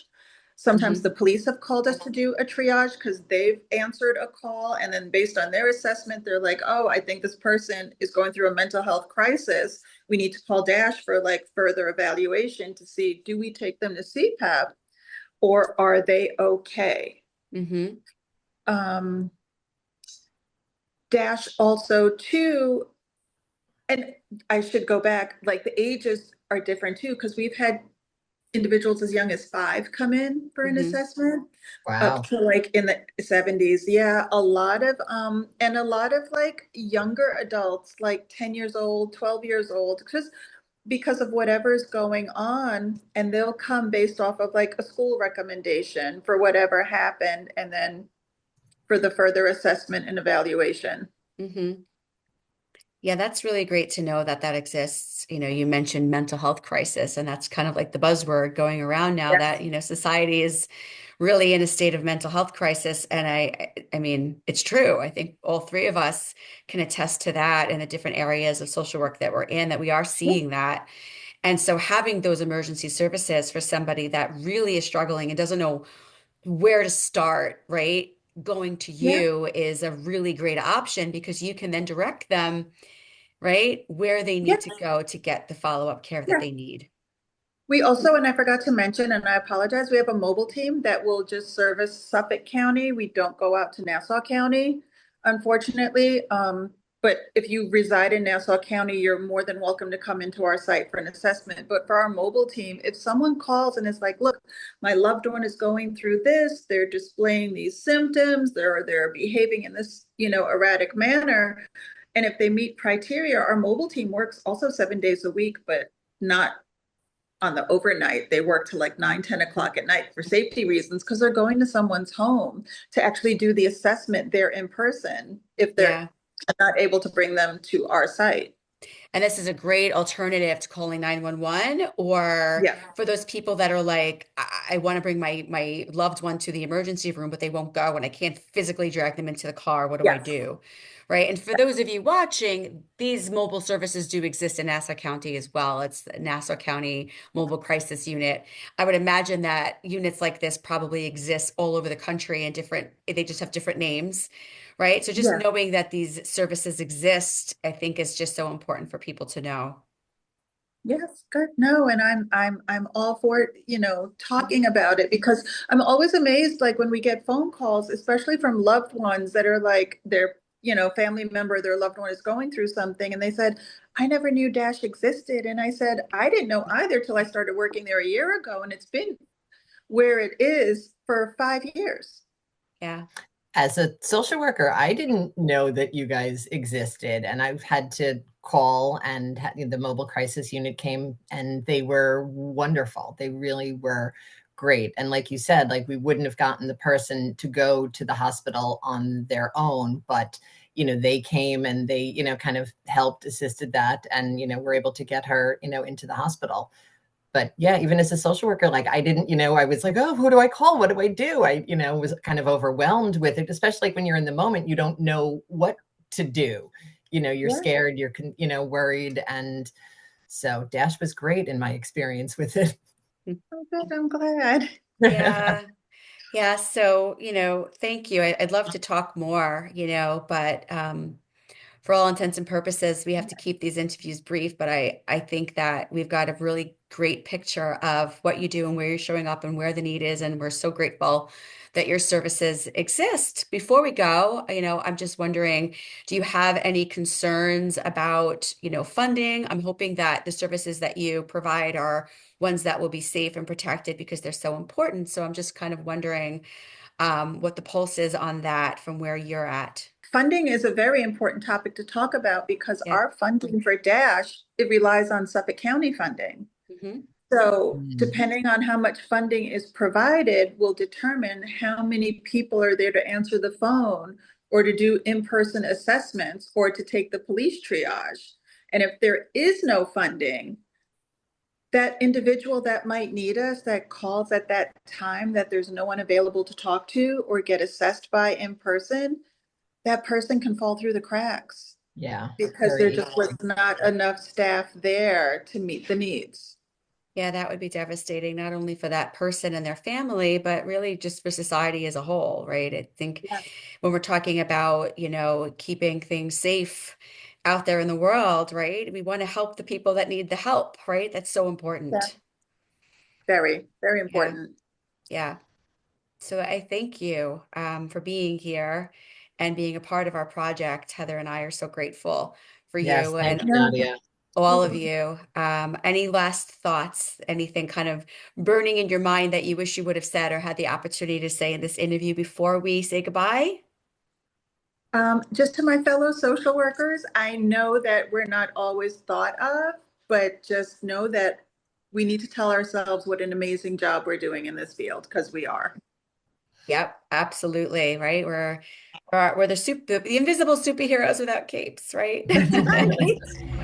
Okay, so that was Nadia, everybody. So this brings us to the end of this very special Social Work Month episode. Yeah, we really wanted to just do something to honor our profession and all the social workers out there across the globe, really, that show up every day and fight the fight and advocate and, just put their heart and soul into caring about people, right? Caring about people and showing up and saying, you know what?